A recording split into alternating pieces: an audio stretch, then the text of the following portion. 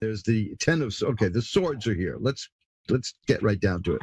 Swords can be about sadness and grief and pain. And here's another one, the three of swords. These are, I'm seeing that the passing, this is from the spirit's point of view, was very painful to your daughter. This is a person whose life was yanked away from her. And Right. and I'm seeing great sadness was there, a lot of it. And the question is, here's the Queen of Swords. This is just Page of Swords. All the sword cards are there. So I'm going to put these away for now. And I'm going to shuffle them because the question is, what's the message after that? But the main message is one of sympathy, in a sense, which is, I am sad being away from you too. That's the way I see it. Because this is a two-way street here. If we're going to go with the idea that we're contacting through esoteric means a departed spirit, then the message is the same. Now, here is a card that I always get when I do these readings, and it is an anomaly in a sense, even though it always happens. It's the Sun, which is a card of healing and health and growth and happiness. It always follows the card of sadness. All the cards of sadness in these kind of readings are followed by the Sun, which is the spirit saying, where I am, I'm doing well, I'm happy, I'm growing, and my spirit is thriving. So that's the good part. But I think the overall message is, it's almost like a shout. I miss you too. Yes. Okay, so I found a notebook from school that I'm not going to get into a great big story, but sure. I found a notebook of hers from school that wrote, I love Mom on it. Now, what 15-year-old does that? You know what I mean? Yeah, I know. When I was 15, I was saying, when the hell am I going to grow up and get out of here? When am I going to get out of here, away from my mom? It's well, I had a very strange family upbringing, but it was. Yeah, I know what you mean, but this is very, very strong. I have never seen. I always see traces of sadness in the spirit for whom I'm reading this kind of set of cards. I've never seen the degree of sadness that I saw in the cards that you got for her. So this is a person who really was hurt by being torn away from you. Yeah. So there, but the card of the Sun tells me that the spirit wants you to know that as a spiritual entity, she has grown and she is growing and she is happy and she is doing well.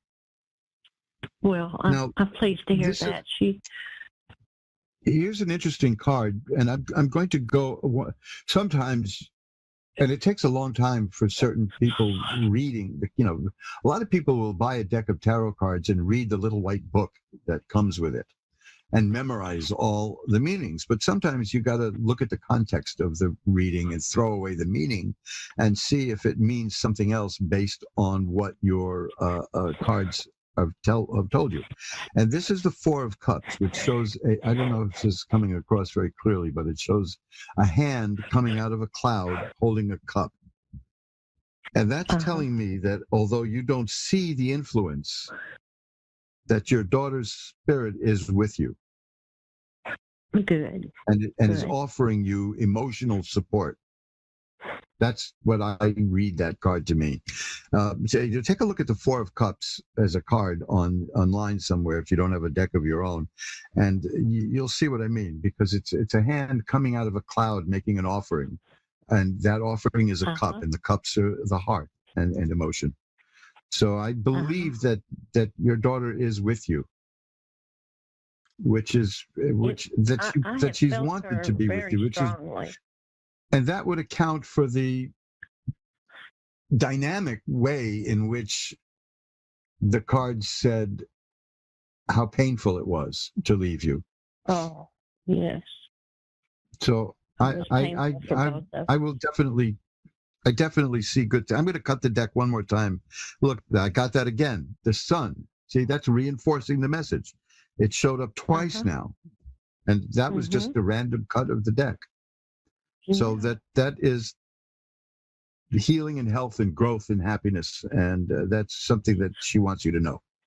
I will light a Great. candle to send positive energy to the spirit and to you. How's that? Sounds really good. Thank you for calling, and I really I honor the courage it took to get up here and talk about all this, because I know it's very Yeah. painful to you. But It's maybe now very, you have a very little more painful. information and it helps. Okay, Okay. Thank you. my pleasure. Thank you so much. Bye bye now. Bye bye. And we'll shuffle up the cards again. You're listening to Reverend Elliot's Magical Window. This is Reverend Elliot. I do that because my last name is apparently impronounceable, which is kind of funny. There's a lot of uh, people of Hispanic descent who deal with us in hospitals, which is fine with me because I get to hear my last name pronounced correctly, which I almost never do. They all know how to pronounce it, and it's just a joy to hear. They say it even better than I do. You know, that's and of course Elliot isn't even how my name is pronounced, my first name. But I have a whole whopping string of middle names, which I don't even want to get into right now. Maybe one day I'll make those a password. I don't know. There's loads of them. That's just, there's loads of them in there. So, well, we're all shuffled up now, and we're coming around the bend here to the end of this edition of Reverend Elliot's Magical Window. So let's shuffle them one more time. If you're wondering what this book is, if you can see it, I'm shuffling the cards on a book. It's The Power of the Psalms. Now that's a wonderful book. I use that with callers sometimes, but I haven't in quite a while. But it comes up occasionally. Emma in Morristown, Tennessee, is on now with Reverend Elliot.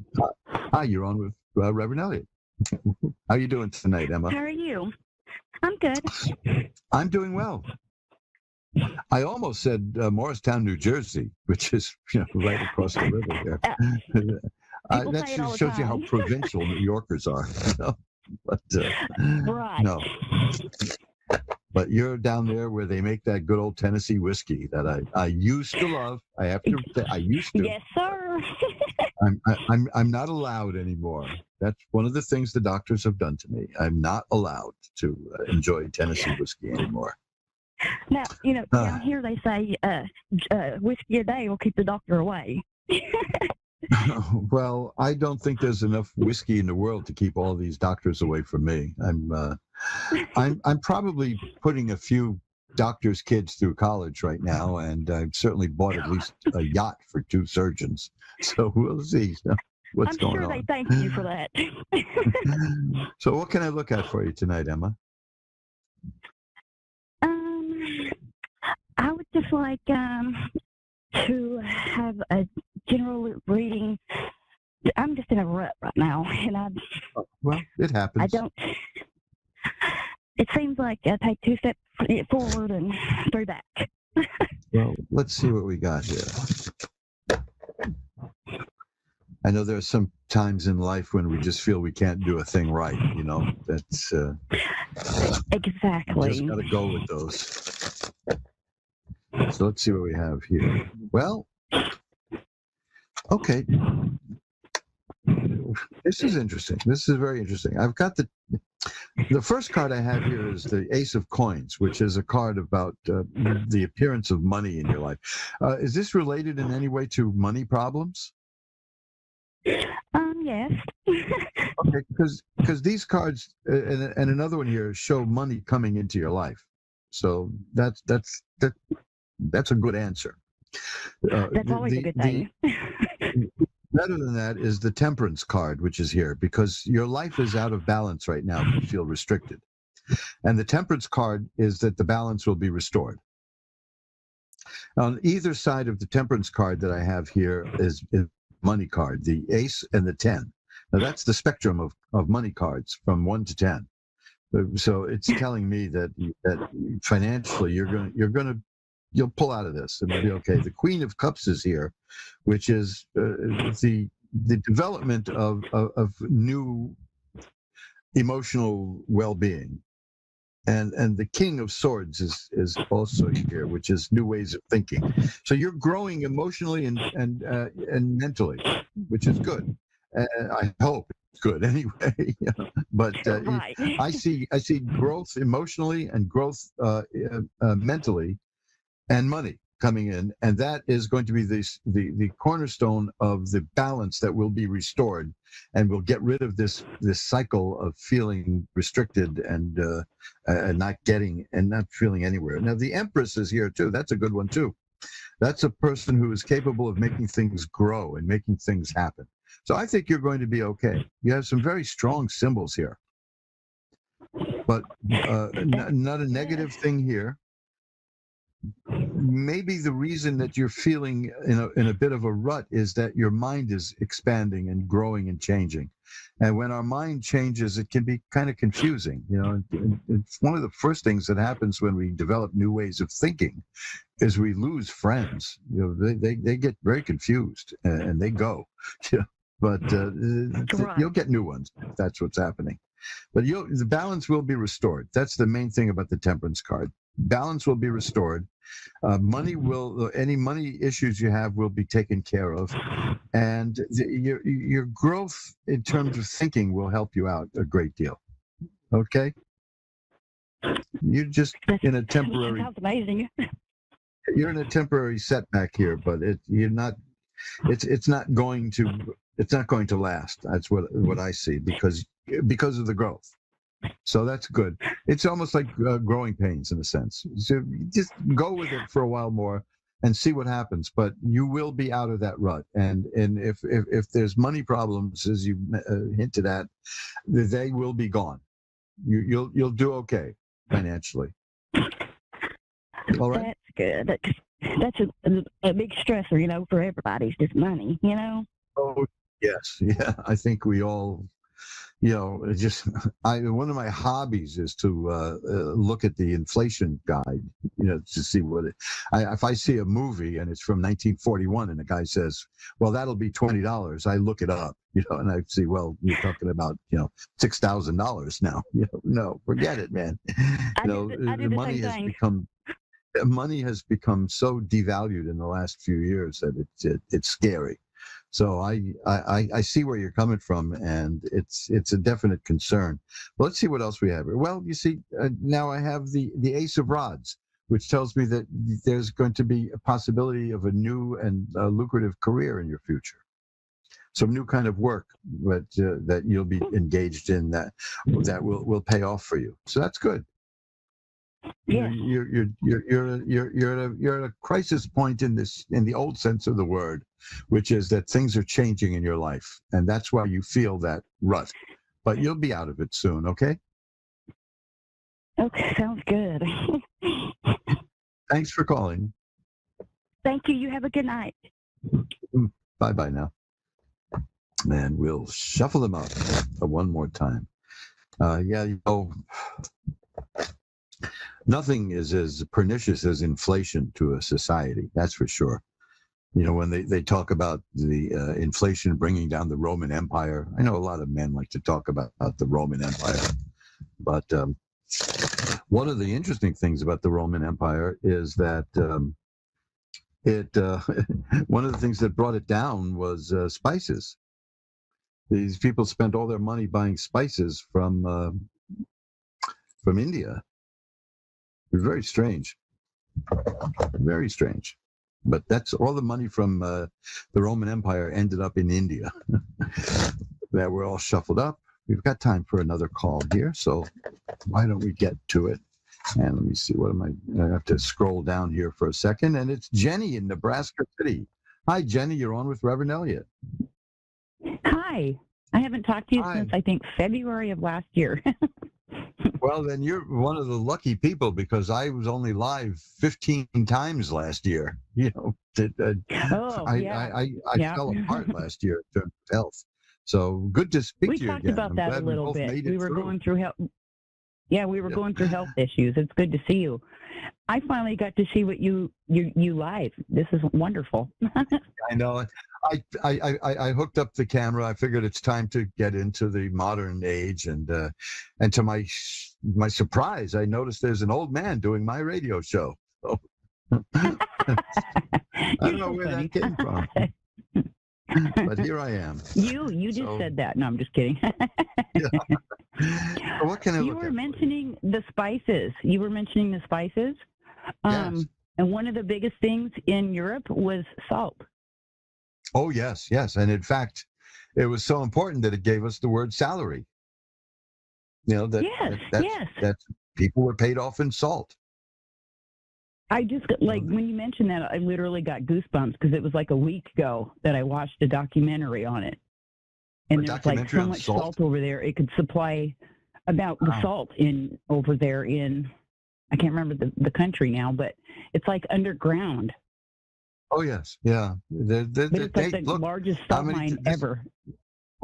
People sometimes they don't know what they're saying when they have to get to work again and say it's time to go back to the salt mines. There were people who worked in the salt mines, that's for sure. Yeah. Oh, definitely. And there still is, but most of them are like closed off, but they say that there's enough salt in there to supply the world for 100 years. Wow. Well, that's crazy. That's it, huh? Well, we'll have to find. Well, I guess they'll desalinate the ocean somehow, and we'll see how that works. But what I find even more fascinating is water is that every drop of water that ever existed is still here.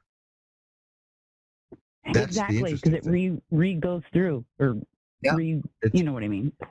Well, the latest that I've read was that the water came here like a teaspoon at a time from asteroids and meteorites that hit the Earth billions of years ago. Oh, wow. And that's how water got here. So this is all interplanetary. When people talk about alien life, that's us. We're the alien life, because we came out of the water. Yeah. Wow, I never thought of that. Yeah, life started in the water. And there we go. Well, I honestly think the first time I ever saw a UFO was here in Nebraska. There's what was there? I said the first time I honestly swear I saw a UFO. It was like flying, and then I saw the sun hit it, or it like lit up, and boom, it was gone. Wow. My kids are like, Mom, did you see that? I'm like, yeah, I saw that. Did you see that? There was nothing there. It was gone. It was crazy. This is, there's... The idea that we know about everything is such a conceit. We don't, there's so much that we don't know about. And I love it. That life is such an exploration. And then they talk about how people went to the moon. Every day they prove to be correct. So who knows, right? I mean, look at us. We're using satellites now to talk. I'm in New York. You're in Nebraska. We're going through satellites, going through computers to use ancient cell phones. It still amazes me. Yeah. Because it's like, remember Star Trek, when they have their little Spock phones. I'm sorry? Is there anything in particular you want to look at tonight? I'm coming up to the end of the show. Oh, I'm sorry. Yes, we got off on the planet things or whatever. Just one more thing real quick. My grandfather trained the first astronaut in survival training before they went to the Mercury 7. Wow. I remember those people. Anyway, so my if you look up Robert Weaver, that was my grandfather. Oh, excellent. And you can see him in the video training the astronauts. Anyway, so we talked last year, and I had some things that were going on, and I know you talked to hundreds of people, but I had mentioned an incident at the hospital when I went in for an MRI. Mm-hmm. Anyway, so nothing ever came of that because the law I won't go there. Anyway, so I'm hoping to see this year is going to be better, if possible. And I had a dream about somebody that I've been trying to reach out to for many years that has passed. And last night, literally, was the first time I had a dream about him in years. But I don't know if the message that I got from the dream was correct. Yeah, well, dreams happen. They do us. I've got a 2-minute notice here, so let me see what I can do really fast. See if you want to look for a message from somebody at this point, or? Yes, if possible, David. Okay, let me see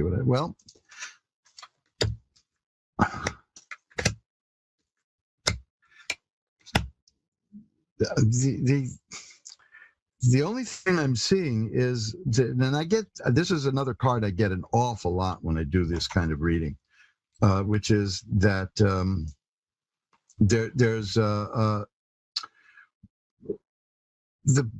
great sadness and pain, but it ended, if you know what I mean. Yeah. So that's what I'm seeing, is a pain that ended. Was this an abrupt ending? We lost contact. We were best of friends, and then the pharmacy gave him prescriptions for his heart, and he wasn't supposed to take them both at the same time, but they told him to, and he died in his sleep. Yeah, it's because this looks like it happened very suddenly, and stay with your dreams. This is what I need. I've got to run in a few seconds, but I got to stay with your dreams, because I've got the Moon card, and that's about dreams and the subconscious coming at a person, and speaking to you. That's the main thing I'm getting here now, because I hate to in my dream, hit and run here, because I'm up against a hard deadline here. But the Moon card is important in this card, which it's saying stay with your dreams, okay? And keep a journal maybe, and then see the answer you look for will be there. Well, that's the best I can do right now, because I've got to run.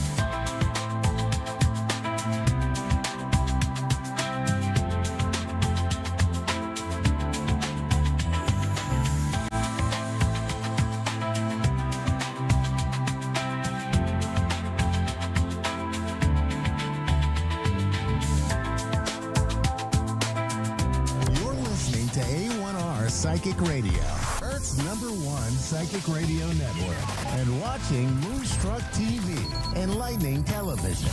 Welcome. Time for the Eleanor Grace Show with Eleanor Grace. Eleanor Grace. Live from GraceDestiny.com. Connect direct. In North America, dial 888-454-2751. In London, 20-3519-2158. In Sydney, dial 02-8488-3147. Or online, contact us through our Facebook page, facebook.com/psychic radio. Or one of our websites, ask1radio.com or moonstruck.tv. This is the Eleanor Grace Show on A1R, the Ask One Radio Network. Hello, hi everybody. How are you? How are you doing? I hope we're all enjoying the heat wave. I mean, it's rather marvellous, isn't it, really? For us here in the UK, we don't get this heat very often. So this is a real treat, even though we've got the forest burning, we've got Europe ablaze, Italy, Sicily, Spain, France, Greece as well. And it's just spreading across the continent. So it's really tragic that we're having so many fires, but here in the UK we're enjoying it because we just have rain mostly all the time. So this is a real boost, I think, for everybody's energy here, and I'm looking forward to reading for you today. I'm Eleanor Grace. I'm a natural psychic medium. I've been doing this work for many, many years now, very, very long time. And we like to make that quick connection. So we're all over your cards, your crystal ball. I've got my crystal with me here. This one is lovely. It is the quartz crystal. And in the quartz crystal, you can see there some of the citrine, which is fabulous. It really picks up the light.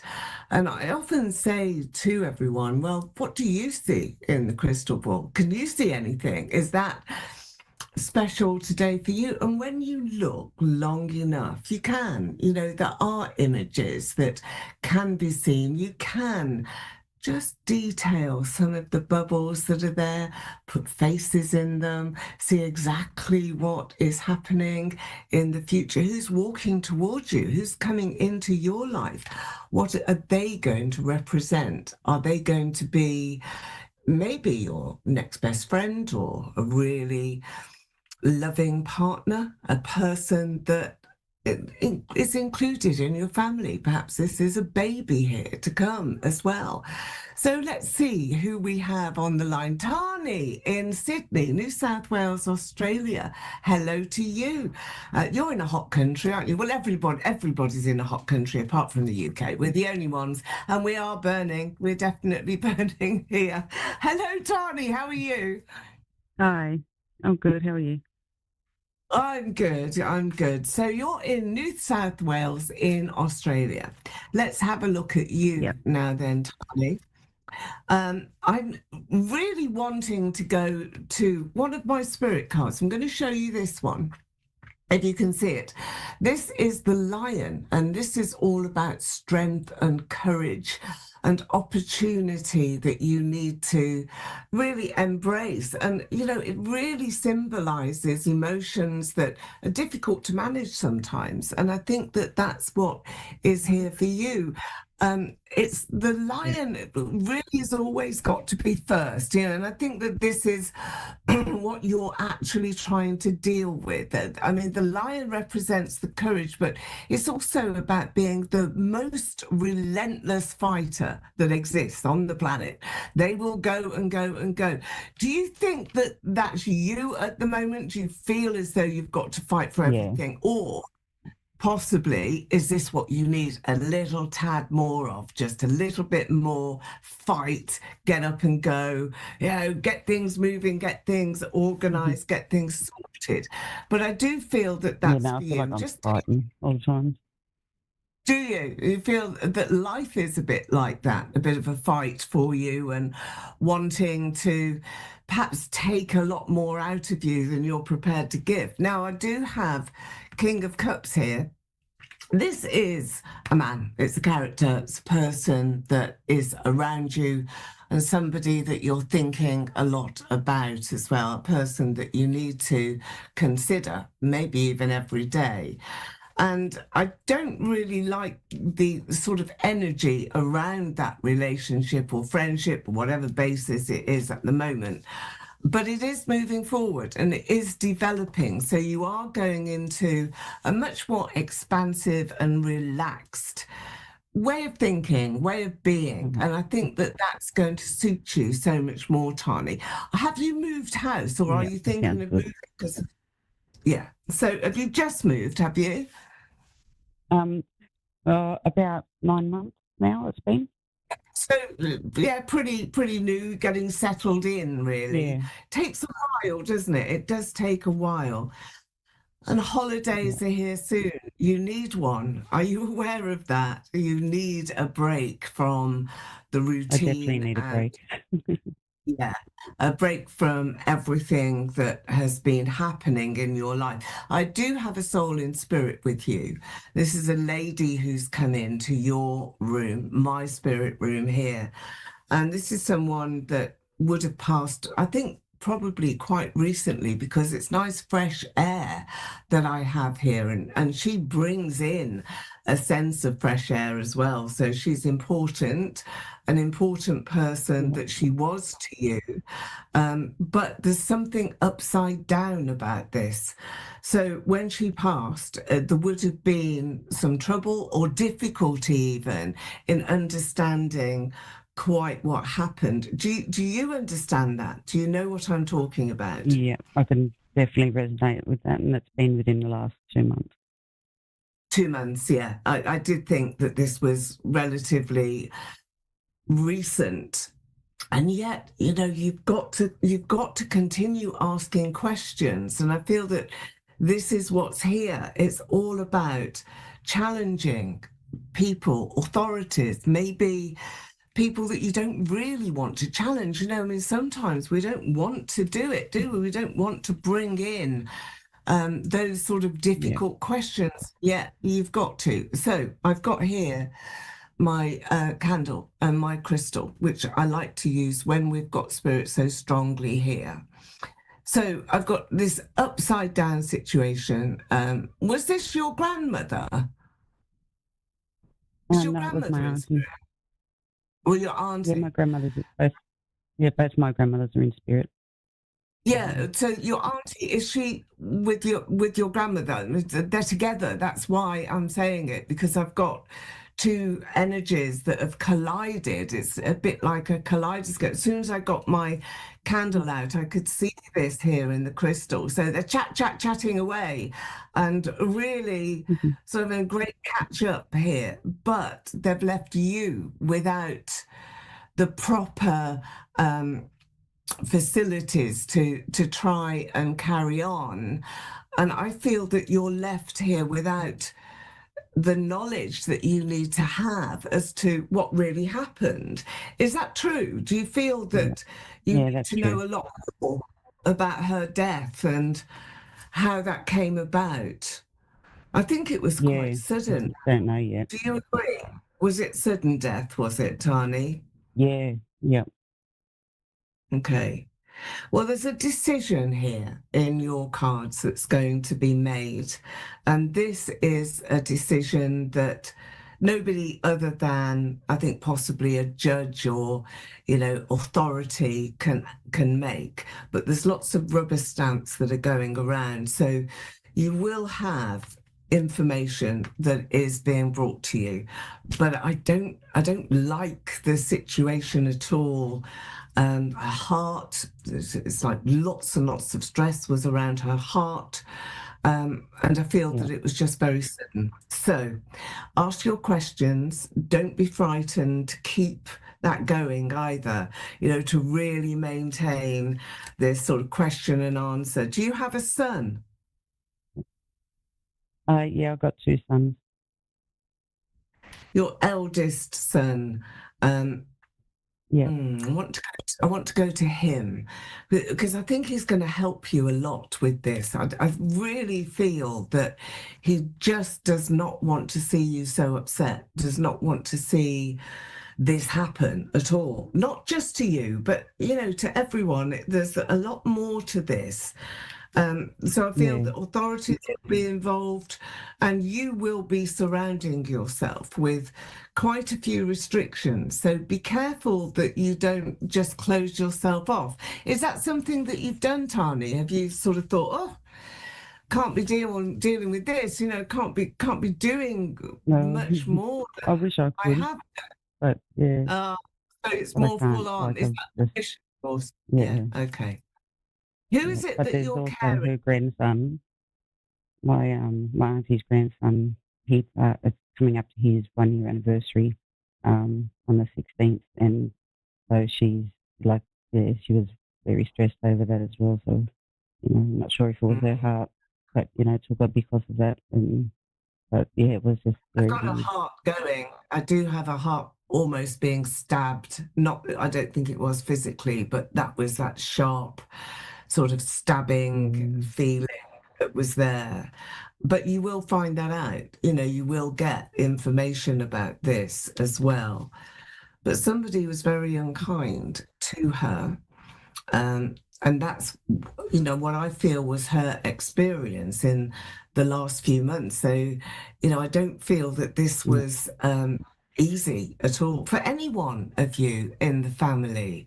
I think it's been quite traumatic and something that you just shouldn't have to deal with at all, should you? You just shouldn't have to. We don't expect it. We don't expect that we're going to have these sorts of shocks and trials and tribulations. But there is the truth that's going to come out for you, Tani. And I feel that this is a judgment call that's yet to be made, and that you haven't got the full spectrum or the full answer yet. Remember what I've said to you about the courage of the lion, that you need that. You need to challenge the authorities, find out what's happened, because something is being covered up here. Do you know any more about the circumstances so I can just dig a little bit deeper? What are your thoughts here, Tani? What do you feel? Not sure, but I think you could be picking up her grandson, which is I call him my nephew. He actually like I said, passed nearly a year ago, and there's suspicious circumstances around that. Was that okay? But so that's really. Has that not been resolved yet? Those suspicious circumstances around the. No, not at all. That's what it is then. That's why her heart's broken, and why I've still got judgment calls. I've still got you having to ask those questions, really being strong with that. I mean, you can't afford to mess around here. I think you've got to call it as you see it, because there are lots and lots of investigations yet that need to happen. I do feel for you. But look, you've got the justice card. So the truth is going to come out, but you have got to really be pushing those buttons and not stopping until you've got a few more answers, because that's how you can develop, not just for yourself, but how you can get some justice here for your family, for longevity, for the years that are coming into your life, and for you to feel as though he's only 15 years of age. Really, really. Yeah, still a baby. Really. A baby, absolutely a baby, absolutely. And there's a battle around that as well. So something's being covered up. Do you feel that? Do you feel that something just hasn't been revealed? I 100% feel that. Good. It's not good, but there's just something about it doesn't sit right with me at all. Yeah, there's something here that just isn't right, and it's being covered, but the truth is going to come out.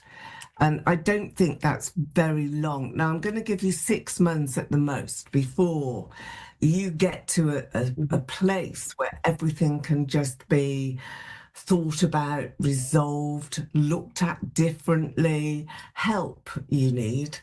And there is help coming. And I feel that that is only as a result of you continuing to ask these questions. And you need to, because the questions are important. They are going to penetrate deeper and give you a lot more insight into what happened. But you are being protected as well. So be aware that no matter how many questions you ask, nobody is coming for you. Nobody is going to question you about that or even give you any sort of sense of blame, because sometimes that's what happens. People blame innocent parties for no reason, just because they want to deflect some of the spotlight that's actually on them. So, Tani, you do have... And that's, I think, sort of happening at the moment. Do you feel as though you're being blamed then? Is that something that's happening, do you say? No. So my auntie who passed, her daughter, the mother of the little boy, she's been getting blamed for a lot. And it's, she's not doing anything, but he had a girlfriend. So we think, something's gone on. Within that. Well, these things happen in life. It happens more than we would like it to. What you have here is the Ace of Cups. So you do have a resolution, and you do have something that is taking this pain, this weight away from you. So I do feel that despite how difficult this situation is and has been and will be, 6 months, then it's ended.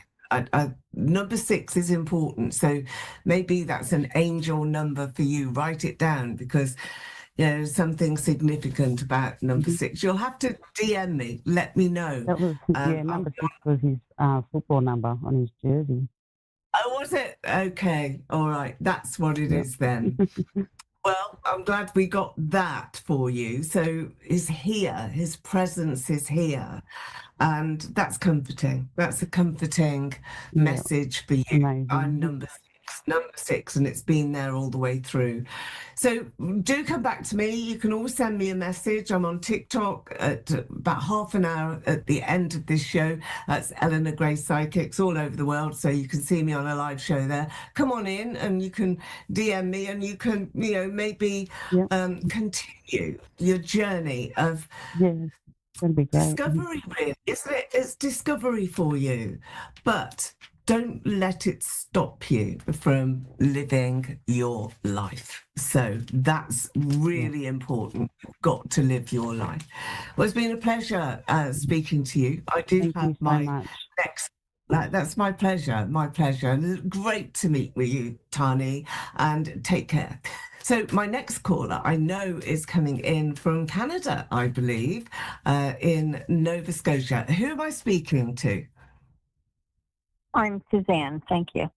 Hello, Suzanne. Hi there. Halifax, Nova Scotia, Canada. That's what I've got on my screen now. So hi.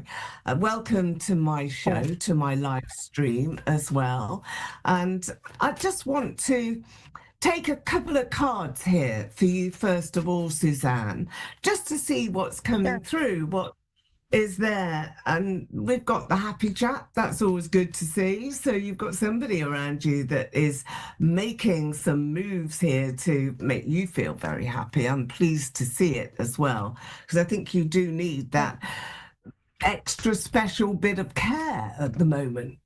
So looking forward now to where you are, I feel that this is something that you have just got to be, thinking so very positively about and continuing here with your journey. It's sort of continuing to see exactly where you're headed, exactly where you're going, and sort of how you're going to get there, and I feel that that's really important. So at this particular time, I think you will be feeling really quite fortunate, sort of going forward in a way that you need to and understanding your journey. So let me see what else is here. We've certainly got, you know, some of these real strong capabilities because you've got your home life around you here as well, and that I feel is amazing. You know, I think it's a very important time for you, and a time in which you really will feel as though everything is blossoming. So I do have this ballooning picture. I've got the mermaid here as well. Now the mermaid is always about challenges that are disappearing. It's about new pathways as well, but it's a journey. Now you've got love and support through your journey here, and that's powerful. That is really important for you to understand, Suzanne. So, happy chap, are you in a good relationship, would you say, at the moment, or is that something that you're wanting? Oh, yes, yes, good, very good, yeah. Yeah, you got your happy chap there.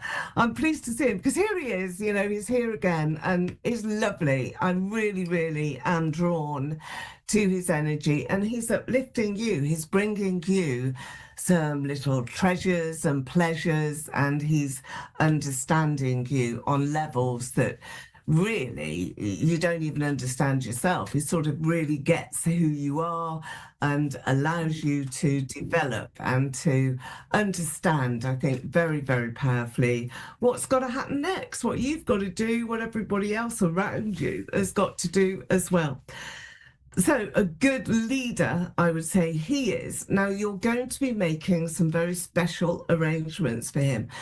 Because it's the Ace of Cups here, you're going to show your love for him in abundance. There's abundance around you, and there's a time where you may well feel as though you've got to care for him quite a lot. So I don't think his health has been the best. Is that true? Have you found that he's more tired or needs more rest than he would do? What's the situation there, Suzanne?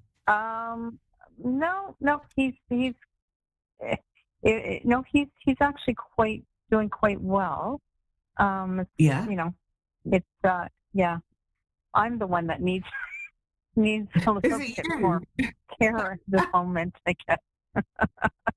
Yeah. Okay, so I'll tell you what I've got, and then you can sort of fit it in because there's somebody here with really quite a bad right leg. So I'm wanting to go to a right leg. I'm wanting to go to a doctor or a consultant who is going to give great advice and good answers. So a recovery position is here as well. And I've got other little bits and bobs that need to be tampered with. It's a difficult word to say that, isn't it, tampered? Because what I feel is there is like some little things need to be pulled out. So either some little nodules or something like that needs to be taken out and disappear. Do you understand that? Yes. Okay. I do. Well, it's really successful, Suzanne, really successful. So don't worry, please don't worry either about him or you, because it's all happening in the right way, in the right order. He is concerned about you, but you're going to find that goes the other way. And within a few months, you're going to be very concerned about him because I've got this leg problem. Is that your leg or am I seeing a leg? Yeah, exactly. Right on. Yeah, okay. Yep. Right, I want to take you back to the beginning again here. So it's sort of, we've got the Fool card in the tarot. When I always get this, when we have this scenario, I just want you to sort of think back in your mind about, well, what happened before? Where were we before this event happened, or you got ill, or, you know, what was it that was the trigger? How did this come about?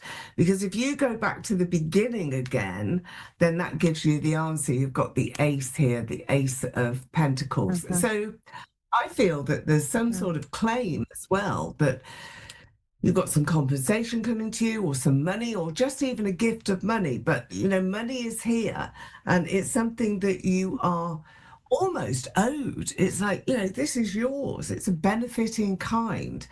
So if you've lost some money or if you weren't provided for in the way that you expected, possibly from an inheritance or something that you were expecting to get, then this is coming about in another way and you're going to get funded in a different capacity, in a slightly different way. And I just think that it lifts you up, it brings in big smiles, sort of Cheshire Cat smiles, and the full opportunity as well for you to just be thinking, do you know what? I think this is perfect for me. I think this is exactly where I need to be. So you've got boosts coming in here on several levels. One is the health issue and small operations that are needed, necessary, but they have the desired outcome. They are going to do the trick. And then on another level, more of a spiritual level, you are getting back something that you lost. And that is in a material capacity. So that's finances, maybe a bigger, better house, more provision for you, more luxury I'm seeing here around you. And you need to go to the water. You need to go to the sea, to the ocean. It's just that salt from the ocean. It's going to be amazing for you. Have you lost weight as well? Have you, reduced your size? I wish. You wish? Okay. Well, it's going to happen. I've seen it in the crystal ball. It's here. No. I'm not having you say I wish because I've seen it. I think that you'll maybe get one of those magic injections or something like that because it's really quite easy. But I've got much smaller you here in your crystal ball. So I really like that. I think that's great. And I think that you deserve it as well, Suzanne. You've perhaps being so immobile, wanting to live life much fuller because you've got such a great personality, and that's the way that you can project what you need and what you want. Use it to your own ends. I like the theatre around you. I don't know if you go to the theatre, to any stage productions, but I feel that drama really pulls you in and it shows your personality to a T. So I think you're also going to be seeing some theatre productions. That's what I've got. And I think theatre productions are just going to be the ticket that you need. It's just elevating you, bringing you sort of back into the world as well, and really allowing you that sense of life, living your life, living the dream. I know you're not at the moment, but hang on just a little bit, because living the dream is what you will have. Do you want to move? Is that something that you want to do or need to do? I'm sorry. I missed. I didn't hear you quite well. Do you want to move? Is that something? Yeah, you need to do it. How did you know? How did you know? Okay. Well, I'll tell you. we are in a different province in Canada. So our family, our whole family, grandkids, everybody is in another province. It's very hard. Okay. So yes, funny enough, you should say that, because we are actually in the midst of going to put our house up for sale by next spring. I hope to God that our house sells.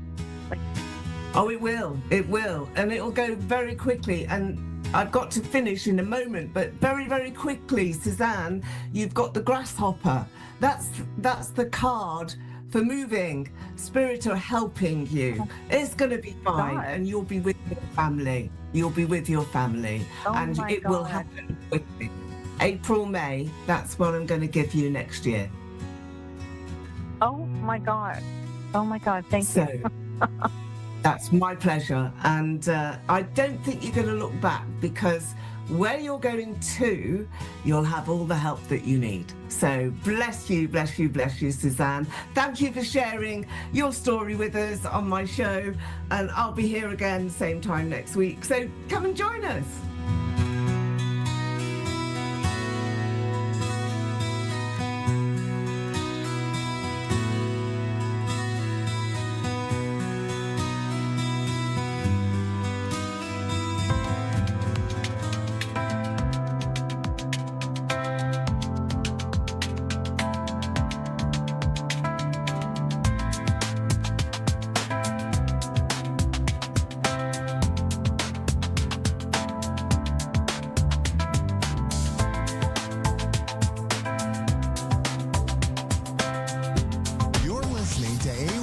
Psychic Radio, Earth's #1 psychic radio network, and watching Moonstruck TV, enlightening television.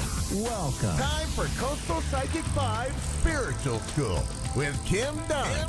Search Coastal Psychic 5 Spiritual School on Facebook. Connect direct. In North America, dial 888-454-2751.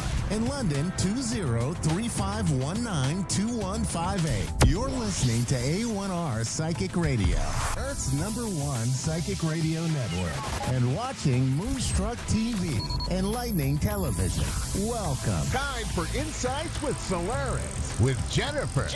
Live from Solaris.1. Connect direct. In North America, dial 888-454-2751. In London, 20-3519-2158. In Sydney, dial 02-8488-3147. Or online, contact us through our Facebook page, facebook.com/psychic radio. Or one of our websites, askoneradio.com or moonstruck.tv. This is Insights with Solaris on A1R, the Ask One Radio Network.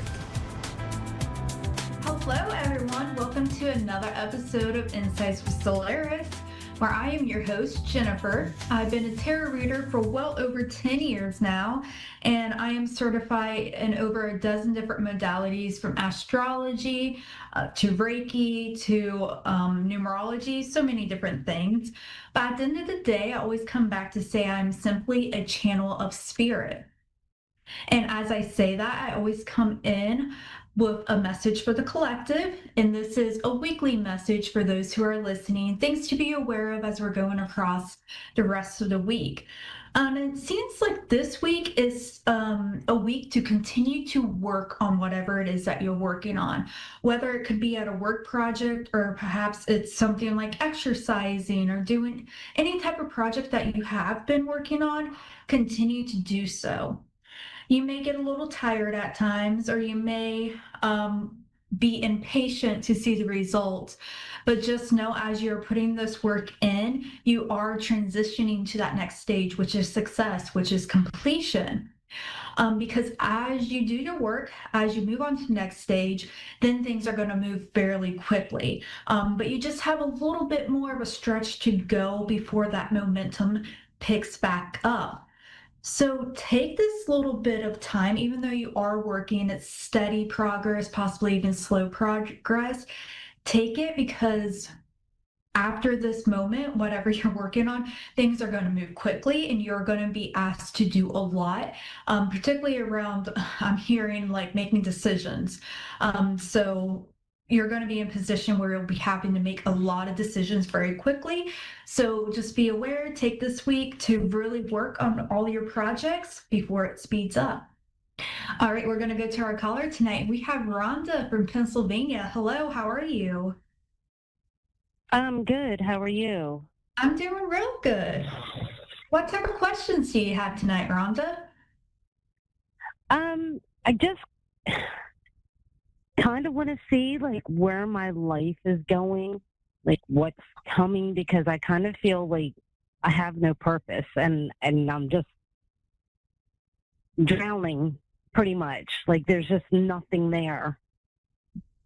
Okay, yeah, we can absolutely walk into that. And I hear a lot of people through my clients who are struggling to find their purpose. So just know that you are not the only one out there. And a lot of times I hear, no matter what the age, we come to this point of where I should be doing, I have a purpose, but really the only purpose is for you to find your own happiness, to create your own experience. But we can look into this to see what's going on. Because in the center of all your energy, Rhonda, is that I am seeing this push and pull. You wanting to move forward, but spirit is actually holding you back so you'll wait. And you're being held back because it seems like there's a couple of different things. Is that you may be being pulled in two different directions of I should be doing this or I should feel this way versus what you really want. And the thing is, I think what you really want, you haven't really admitted it to yourself yet. And that's I see that all the time. You're not the only one. Of sometimes we say we need to do this, and this, but underneath we never really ask the question, am all the things I'm currently doing, are they making me happy? Or do I really want this? Or do I think I'm supposed to want this? So you have a lot of drive, and I understand like perhaps the ambition part seems like it's a bit torn, but you are being held back for a reason. Okay. So regardless of what your purpose is, you are overall at a stage where you are meant to be looking forward and what actually brings you happiness, security, and that material wealth that you're looking for. So I do see growth in material aspects as well. And abundance can come into all forms, not only material, it can be experiences, travel, so much. But it seems like in the next couple of days, you'll be starting to ask yourself these questions. What makes me happy? Perhaps you're even going to start opening conversation with those around you. Whatever it is, you are going to be receiving communication, and you're going to have kind of like these divine interventions. It could be a conversation, it could be a post that you see on social media where it kind of starts clicking of like, hey, this is where I'm going now. So it's like a stepping stone. You're not going to have the clear picture immediately, but that clarity is coming in the next couple of weeks. But just remember that this pause is purposeful so you can understand what you want. It's no longer about the things that you should want or you think that you want. It's what brings you balance. And when you find that answer, you will be walking away from situations and people. Particularly, I see 4 to 5 people in 4 to 5 situations where it's just not serving you. It's not good, not bad, but it seems like you're in an environment where you have people and things keeping you stuck as well. And sometimes it is a bit scary to say goodbye to some people, especially if you have friends or if you've been at a job for a very long time. It can be hard to say goodbye. But if you are wanting to find something that has a little bit more purpose, that feels like it's more purpose in your soul, in your heart, on a daily basis, you are going to have to say goodbye to some situations. And you're not going to want to do it immediately, and that's okay. But once you gain this clarity, you're going to realize that people have been taking you for granted. Things were happening behind your back that you weren't aware of, especially gossip and things. Nothing like malicious, but kind of petty. And you're walking away from this into a burst of new creativity, new relationships, and new opportunities. How does that sound to you, Rhonda?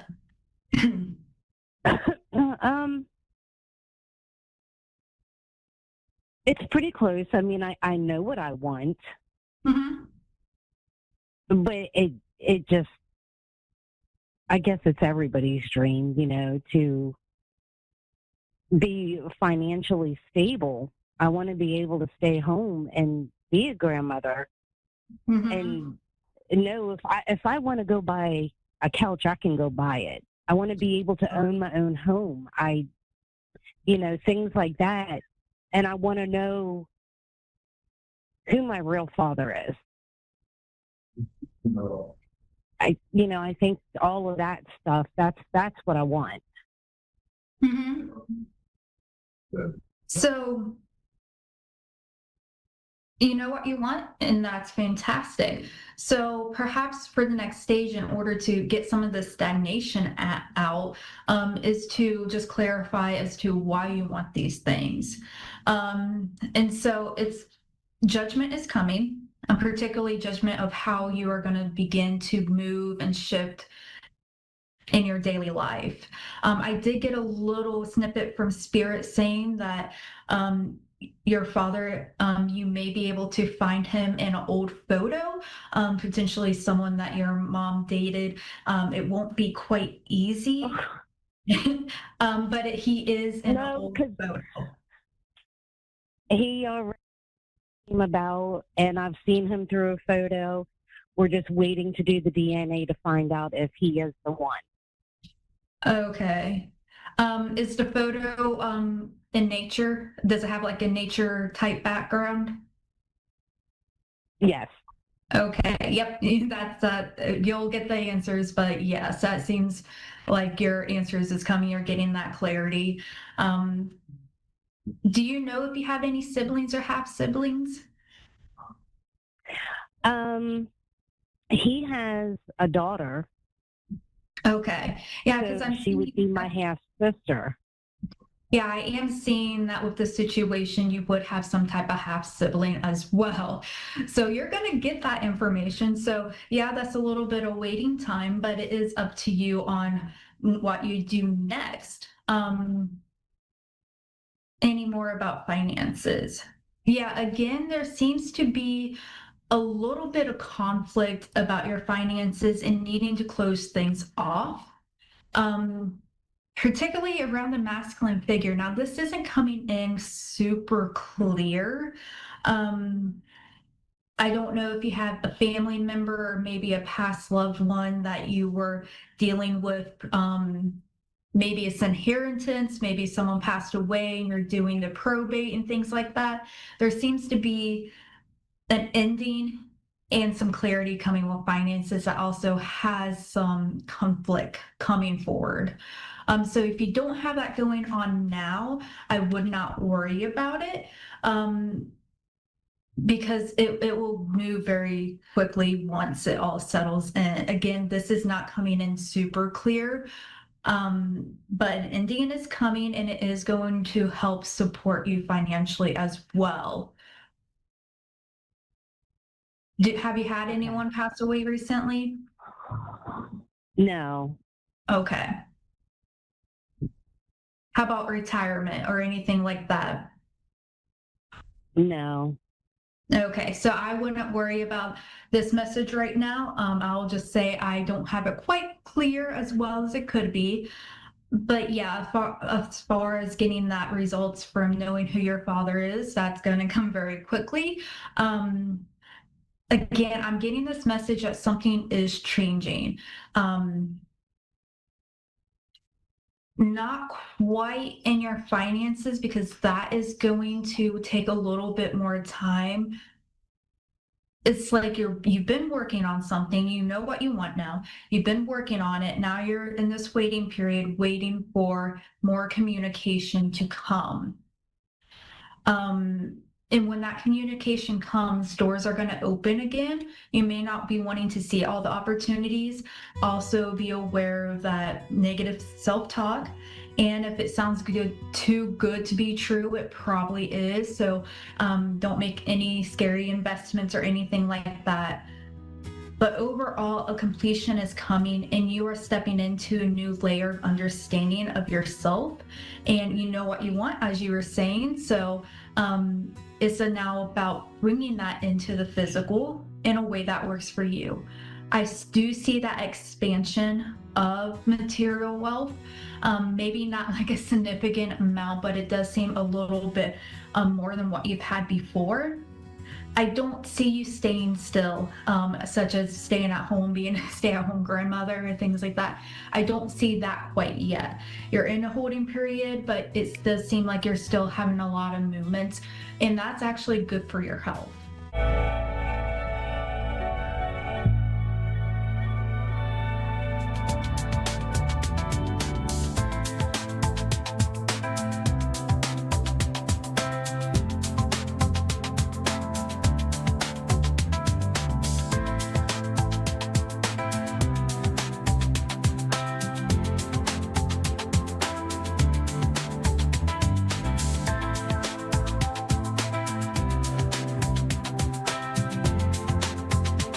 You're listening to A1R Psychic Radio, Earth's #1 psychic radio network, and watching Moonstruck TV, Enlightening Television. Welcome. Time for Soul Song Healing with Lizzie. Live from soul-songhealing.com. Connect direct. In North America, dial 888-454-2751. In London, 20-3519-2158. In Sydney, dial 02-8488-3147. Or online, contact us through our Facebook page, facebook.com/psychic radio. Or one of our websites, askoneradio.com or moonstruck.tv. This is Soul Song Healing on A1R, the Ask One Radio Network. Hi, this is Lizzie with Soul Song Healing, and I'm going to talk a little bit more about mediumship today. As you may know, I'm a medium, which means I can talk to my loved ones who have passed away. I can talk on behalf of your loved ones and relay messages and have conversations. And this is something I do professionally. But I want to tell you a little bit about how you can connect. Your loved ones send you signs. So these may be signs of things that you shared in your life, like some kind of significance. So look for these signs, and they're going to send them over and over. You may feel their presence with you. And the other thing that you can do, and I've seen this with clients, and it's been really interesting, and I've had some really interesting experiences where you can ask your loved one who's passed away to visit you in a dream. And in this dream, you are there together. It's very real, and you can experience just like, they're in this other dimension because they've transitioned, but they're there with you in the dream. And I've had beautiful experiences where not only did my loved one visit me in a dream, and I woke up with this incredible feeling, but the next day, as I was walking from acupuncture, I saw a man who looked just like my loved one, who had a very distinctive way of looking. And I mean, my mouth almost dropped. So look for the signs. They're sending you signs, and trust what you hear, okay? Right, so I think we're going to take a caller, and I'm going to do some mediumship today for someone who's calling in.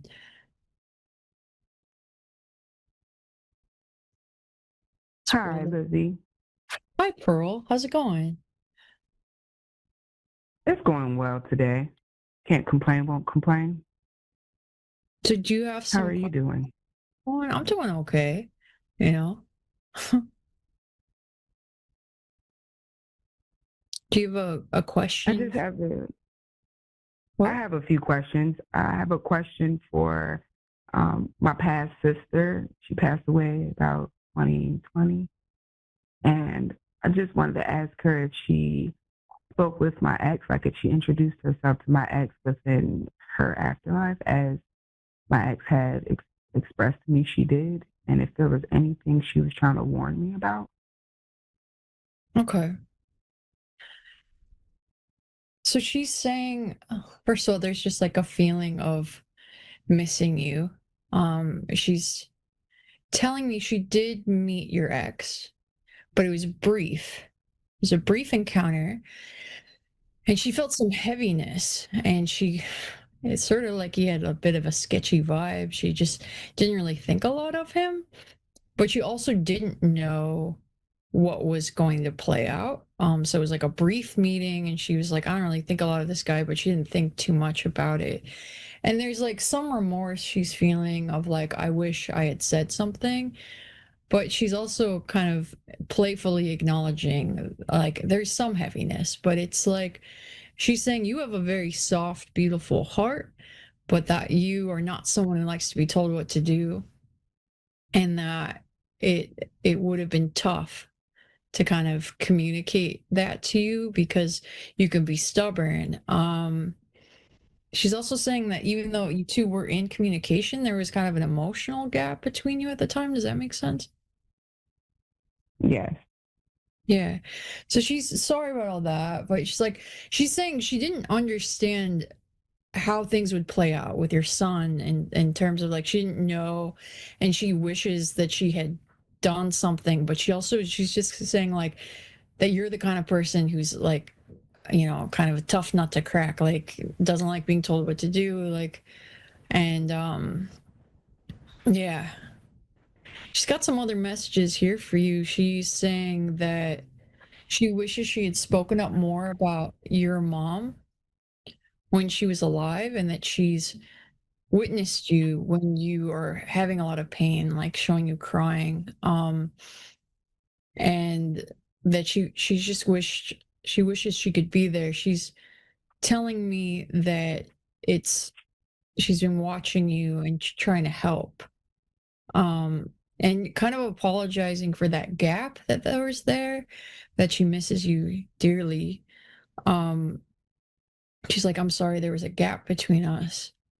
And her message here, she's telling me to tell you that she's trying to lead you to the right kind of people to ask for help. Like that's how she's trying to help you on the other side, is that she's sending you to the kind of people that are worthy of your trust and will help you break out of financial constraints, get out of survival mode. She's arranged this. She's like, please trust these people. She understands the anger that you have. She's like, I get it. She went through something similar and she's validating it. And she's also like, she's just a general feeling of I miss you and I wish that I could still be there. This is like a deep feeling of I wish we hadn't had that gap, and I need you to know that I'm there with you on like the nights where you're having trouble sleeping, when you're crying and you're stressed out. She's there and she's showing herself, rubbing your back.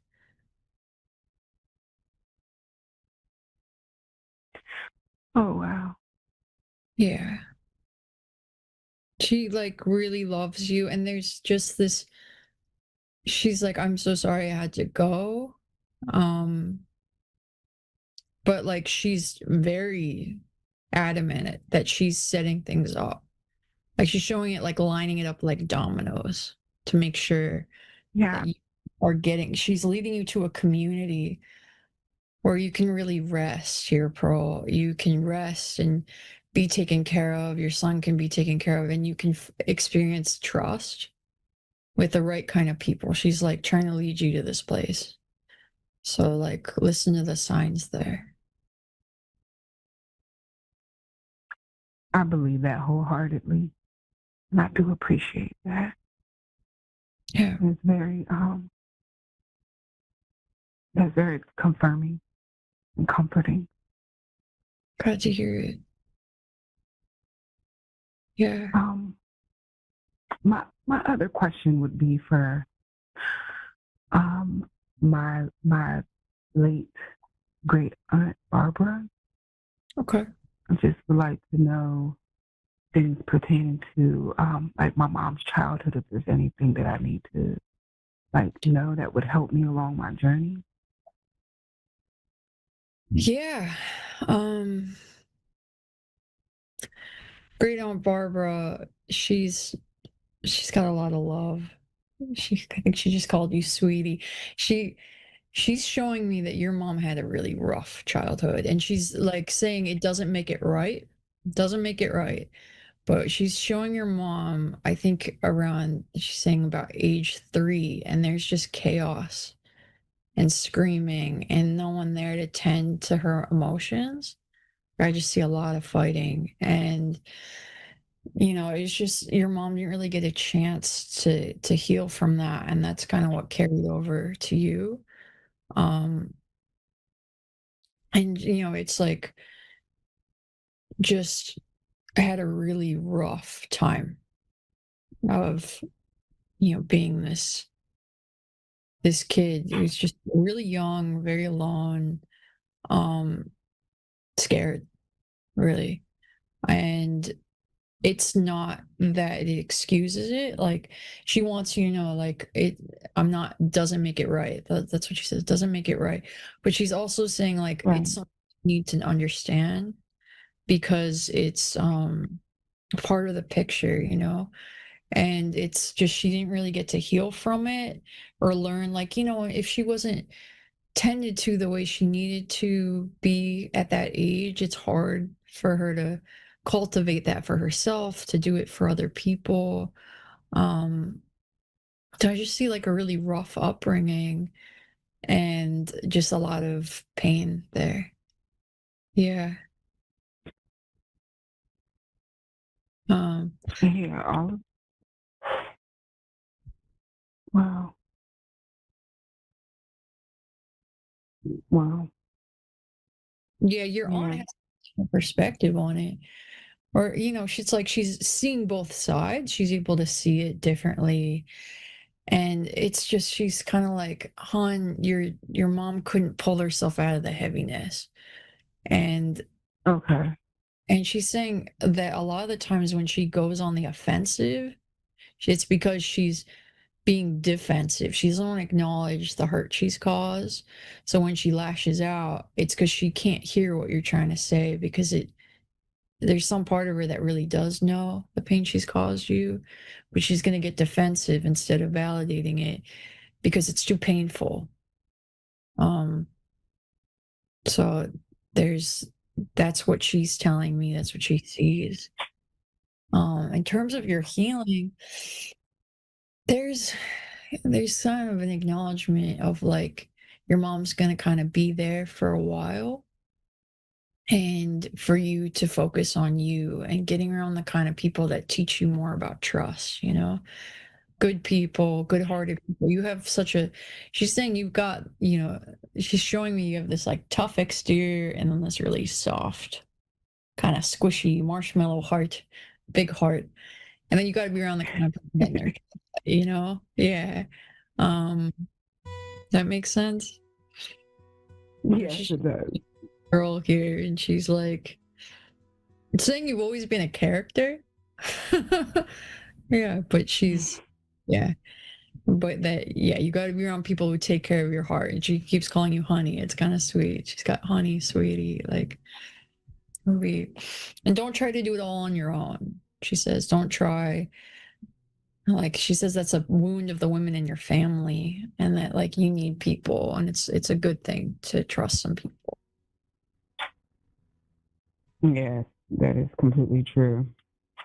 There's a lot of support here. They're definitely working on the other side to bring different circumstances for you. So they're showing like that things have been really tough.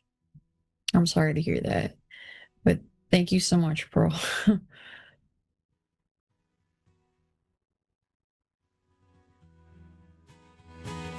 I appreciate this. It's helped a lot. I wasn't expecting to get such clarity with you today, and I definitely appreciate it. I was optimistic pertaining to what could have come of this, and it's been a beautiful experience, and I will take this with me. Thanks. Thank you so much. For anyone who wants to book a session with me, I'm at soul-songhealing.com. Thank you, Pearl.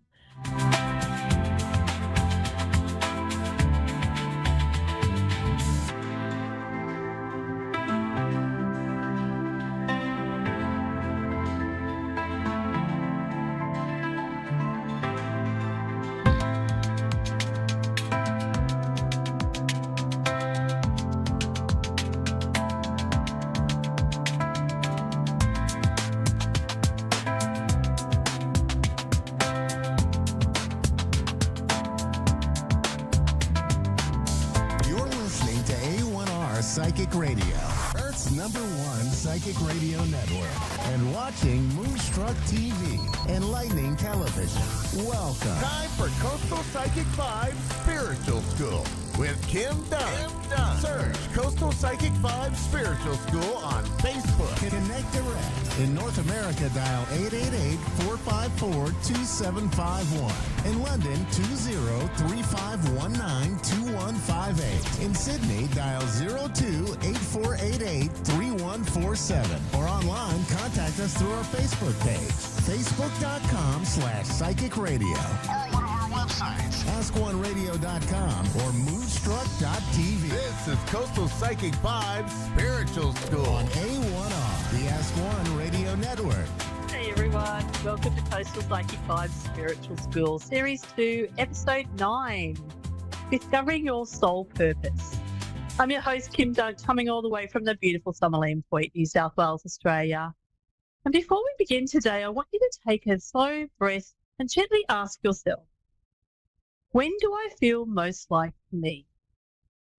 It's a version shaped by expectations, but the version that feels peaceful, alive, and authentic. Just allow that question to sit with your heart as we journey together today. And today's episode explores one of the biggest questions of a spiritual awakening. What is my purpose? And as we awaken, we often realize we are searching for meaning rather than simply existing. That search is sacred though. Looking back over my own life, I can now see that every challenge became part of preparing me for the work I do today. Discovering I was adopted, seeing spirit as an early age, navigating complex PTSD, raising my daughter as a single mum, and finding ways to heal all the shapes and now bring that compassion that I can bring to other people. None of it was wasted. Every experience was gently pointing me back to who I truly was. So, soul purpose, more than just a job. It's a unique way that your heart expresses love, kindness, courage, and wisdom in the world. Purpose isn't something you have to force. What if all those experiences you wished had never happened actually be preparing you for the life you're meant to live? Many people believe they need to be completely healed before they can help someone else. In my experience, healing is an ongoing journey. It isn't perfection that connects us with others. It's our authenticity. And that's what we are here to live, our most authentic lives. And this deeper journey of becoming who you truly are to be, or came here to be, through following your passions, meditating, and solitude, you can learn and understand what your soul came here to experience. Developing those gifts within you and allowing those experiences and gifts to contribute something more meaningful to the world. Sometimes our purpose is to heal. It can be to learn, to create, or just here to love or to be loved. There are so many you can be listing that can be your authentic path. And all of those moments that are stretched through us can sometimes become those moments that allow us to sit beside another person with genuine compassion. Your past does not define your future, but it can shape the gifts you offer the world when you choose healing over hopelessness. You need to follow and listen to your intuition. And one of the biggest questions that people ask me is, how do I know if it's my intuition or is it something else? Is it fear? They're really not sure. So I find that over the time, I found that fear usually feels urgent. It tells you to make a decision really quick. And it focuses on all those things that can go wrong. But intuition is more of a gentle, calm, and persistent feeling. Even when it asks you to step outside your comfort zone, it carries that quiet sense of peace.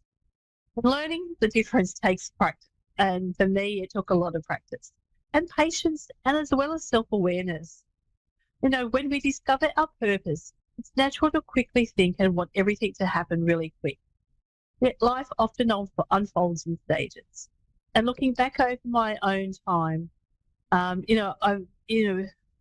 of us realize that certain opportunities, if they had arrived earlier, we wouldn't have been ready for them. So every lesson, every season of waiting, every small step has been preparing us for what comes next. And just trust that that growth is happening, even when you can't see that full picture. Your living your purpose doesn't always make you need to make dramatic changes. Sometimes it just begins with a conversation, a small act of kindness, or a decision just to even honour yourself. And remember that purpose is rarely found in one single moment. It is revealed through the choices you make every day. Purpose is found in the way you love, the way you listen, the way you heal, and the way you choose to show up in the world. Small moments lived with intention create a meaningful life. As we come to today's end of the episode, just remember something really important here. Your purpose has never been hiding from you. It has been quietly unfolding through every experience, challenge, and every moment of growth. Trust the timing of your journey. Trust your intuition. And trust your heart. You don't need to have the entire path mapped out right now. You need simply to have the courage to keep taking the next steps. Trust that the unfolding of the universe. Anchor your heart gently with spirit. Remember, everything you need is already within you. So take the time and find out what your soul purpose is. This and a whole lot more is available in my 12-week Awaken Anchor program. If you'd like to go to my website, www.crystalpsychicvibes, or you can go to my Facebook page, is Crystal Psychic Vibes Spiritual School. Alrighty, that is definitely enough for me today.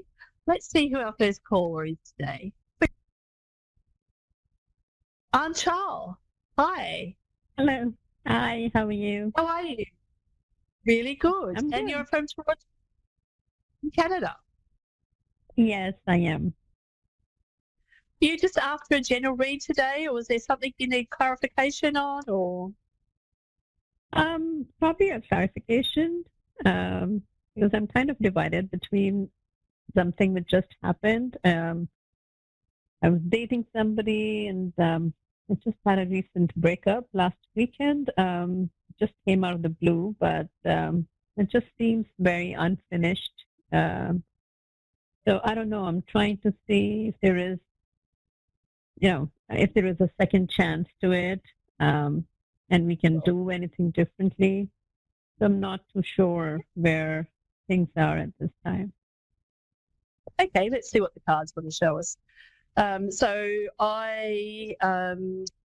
We've all got a spirit team. So my team are just speaking to your team, and we'll find out what they want you to know. Yeah, that would have been a bit of a shock for you by the sound of it. Mm-hmm.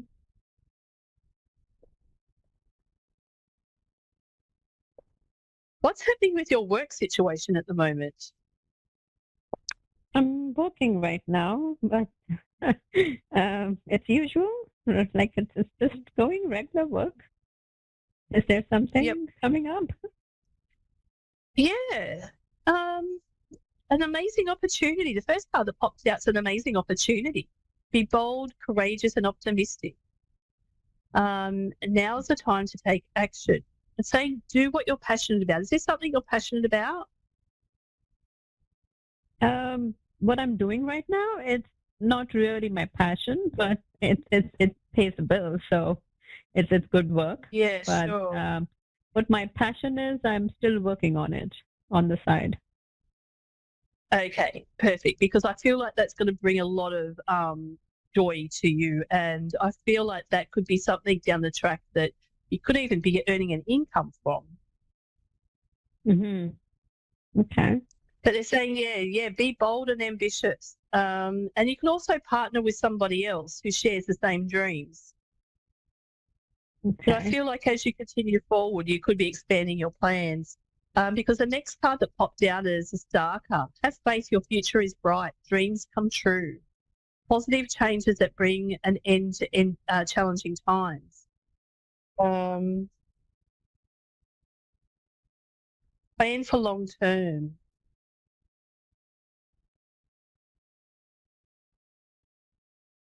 Pride in the success of your labours. It's saying be patient, but decide on what's next. So are you meditating at the moment? I am, yes. Excellent, excellent. Really take that time. I feel like they want you to spend on putting your time into something that you love doing. I feel like you're going to get a lot back from it. Okay. Okay. And Okay. what's the time frame you're looking for that? Is it like a couple of months, next year?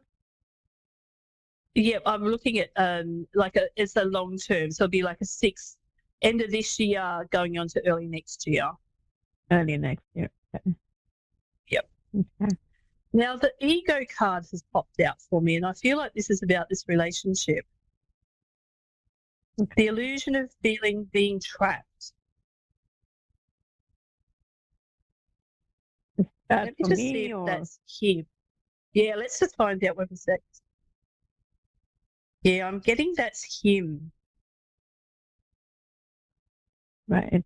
I don't feel. Is he? It's like he's scared of commitment or something. I'm sorry, I didn't get that. I feel like he's a fear of commitment.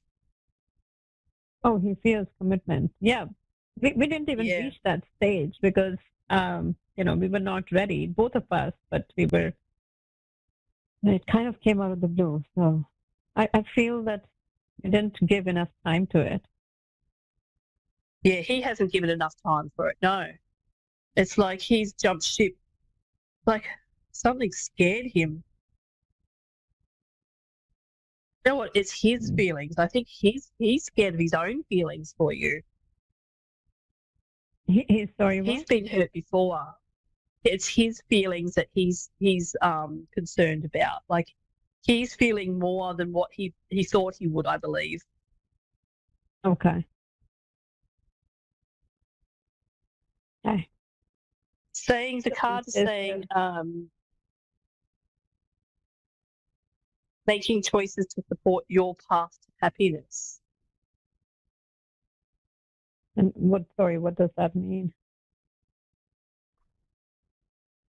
I think you need to leave him and let him. I feel like he needs to sort himself out. I feel like he could come back. Let me just check with my pendulum. Might be set.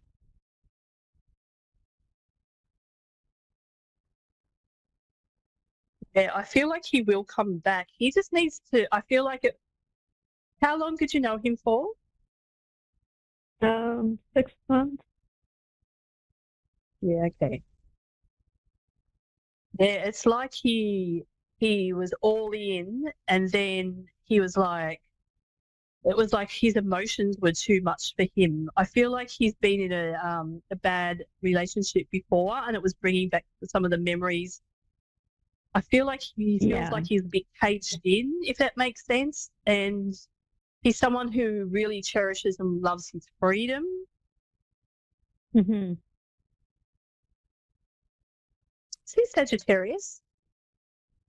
I'm vegetarian. He's partially vegetarian, not completely. Okay, yeah. Because I'm feeling that part of Sagittarius where they like their freedom and adventure, and I feel like he was a bit scared of being pinned down in a way, but he still has all these feelings for you. I feel like he just needs to sort his own emotions out at the moment.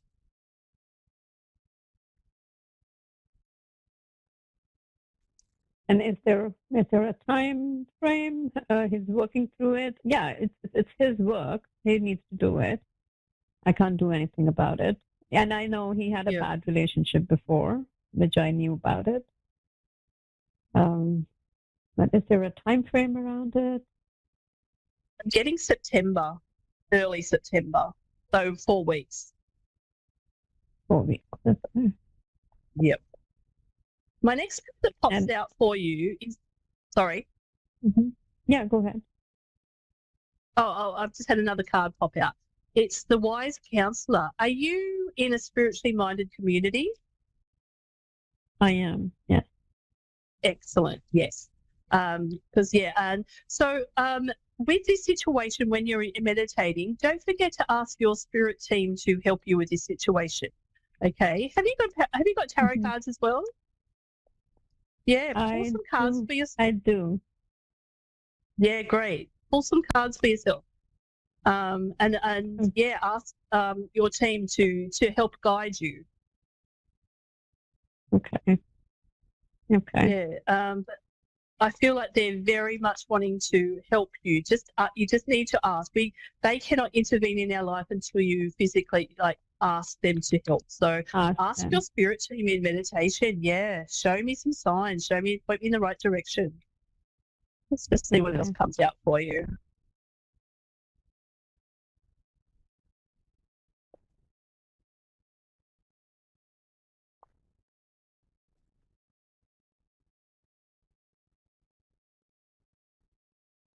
Okay, the next card's saying the need to bring balance and fun into your life. I'll need a bit of fun, right? So I need to bring balance into my life. Yeah, balance and some fun. I have got the Justice card. I've also had the Justice card come out for you. Let me just see if this is about the relationship. Is it about the relationship or something else? Yeah, it is. It is. Yeah, so you'll get your justice there. It's just saying try and see all sides of the situation. Sorry, can you repeat that? Yep, so try and see all sides of the situation, of the relationship I'm getting. Okay. Yep. Okay. And do you see anything with if we start again, if he reaches back again and we start again, is it a long-term relationship or is it just again start and stop again? No. Once he makes up his mind this time, that's it. He will fully commit. Okay.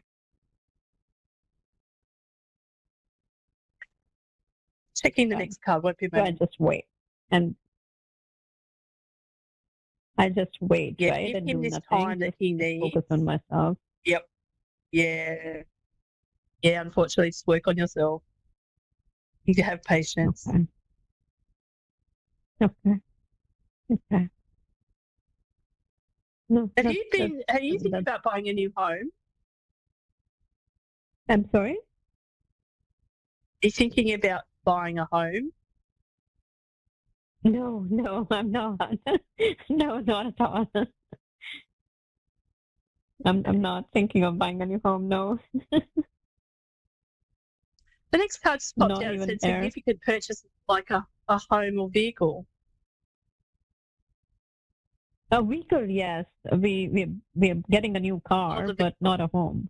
Oh, that's what it is. Sorry. Yeah. The message is significant purchases like a home or vehicle. So it's the vehicle. Thank you. My last card I pulled for you. Mm-hmm. Yep. The last card I pulled for you is the release card. Endings that lead to new beginnings. Spiritual transformation. Okay. So these ending, even though there's an ending here, it will start as a new beginning, if that makes sense. He's going to come in refreshed and with a different mindset. Yep. So be patient, give him his space, and I really feel like he will. I feel like it's his emotions, and he needs to sort those out. And once he does, he'll be back. Okay. Thank you so much for calling in tonight. Thank you so much. Give me a lot You're of welcome. things Have a good to night. think about. You too. Good night. Thank you.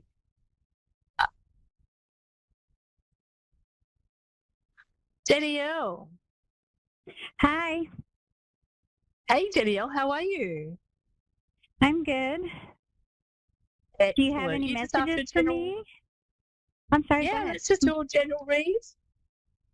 Yeah. a general read for you? No problem. Yeah. If there's anything that you would like some clarification, I can certainly see if we can get that for you. My first card that popped out. I'm kind of feeling a little lost about my job. I don't know if I should stay or try to find something else. Okay, let's see what the cards want to tell you. My first card, Okay. though, that has popped out is the Wise Counselor. And it's just popped out from my previous caller too. Unity with a spiritually minded community. Are you, I feel like you're obviously very spiritual. Are you in a community of like-minded? No. Okay.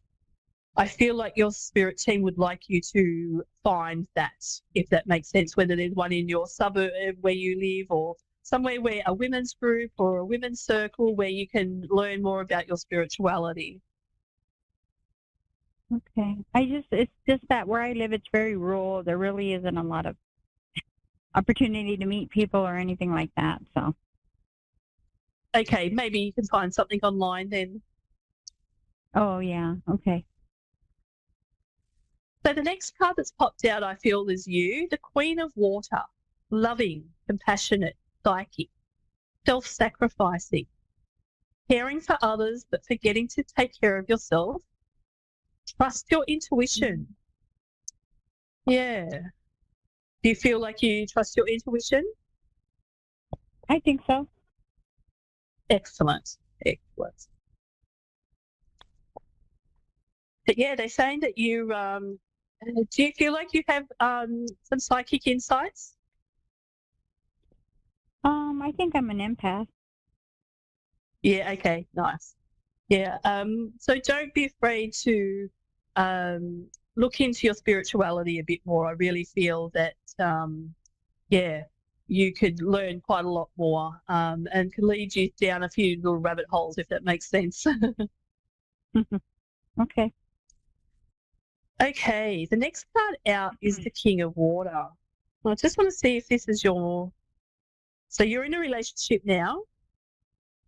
I have a soulmate who's passed on, though. Okay. Are you And not does with he have any anybody at the messages moment? For me? No.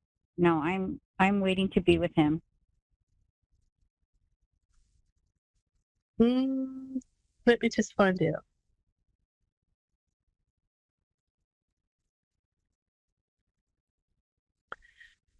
Well, this card's telling me you've got somebody else coming in.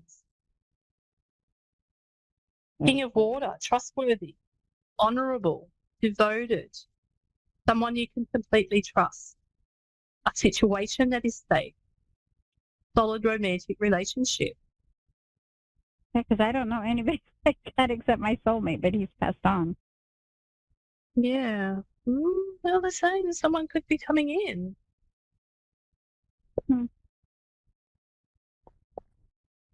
You wouldn't be seeing a counsellor at the moment, would you? No. No. Okay. No. Well, I Probably feel like should there's be. definitely someone. Oh, okay. Yeah, that was the only other message on the card. So I really feel like this is about someone. Yeah. And that wouldn't be disrespectful for your soulmate that is already passed. You're going to be here on this earth for many, many years yet to come. And this could be just someone coming in to just so you're not lonely, just give you that company. You know what I mean? Mm-hmm. And my soulmate doesn't have any messages for me? We'll find out for you. Okay. I haven't heard from him in a long time. Okay. The gentleman that I feel like is coming in, he's divorced. They're saying he's experienced, he's humorous. Yeah. And it's also saying that you're focusing on your career a lot at the moment. Yes. Okay, here's another beautiful card that's come in to say that there's someone coming in for you. A beautiful new emotional experience, a romantic relationship, awakening of psychic abilities, In a new home. Interesting. Okay. Next card out is the Three of Air. Great sadness that will heal with time. That's your soulmate that's passed. We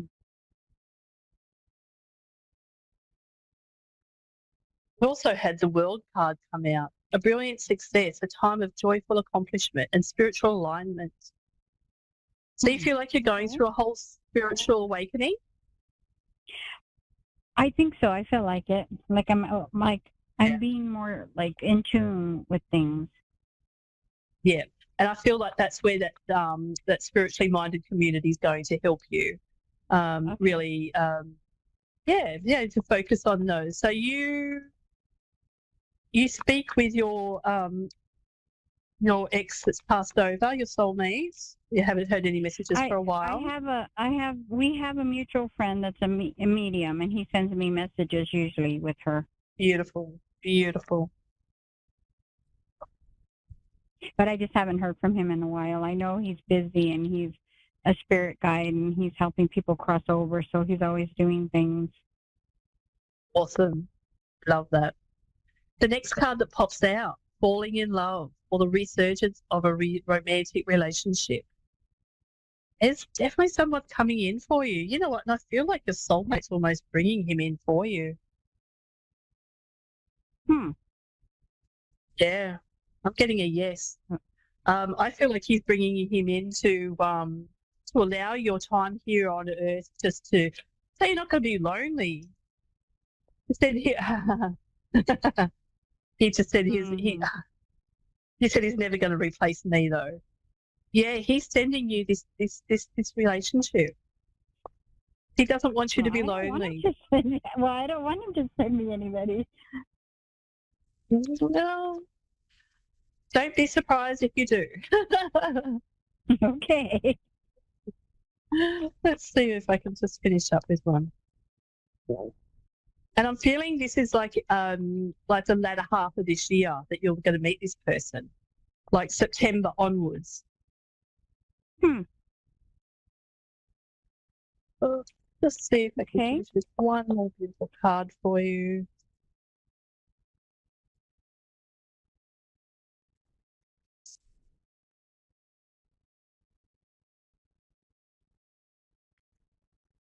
Oh, here we go.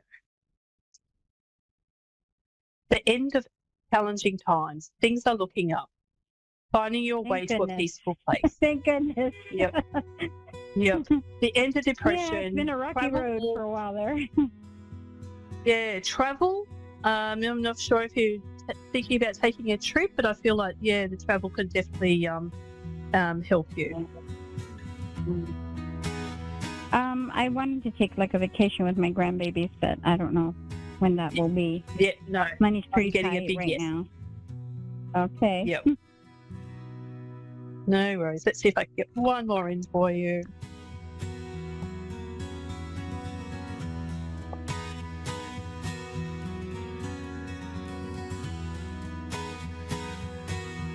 Oh, here we go.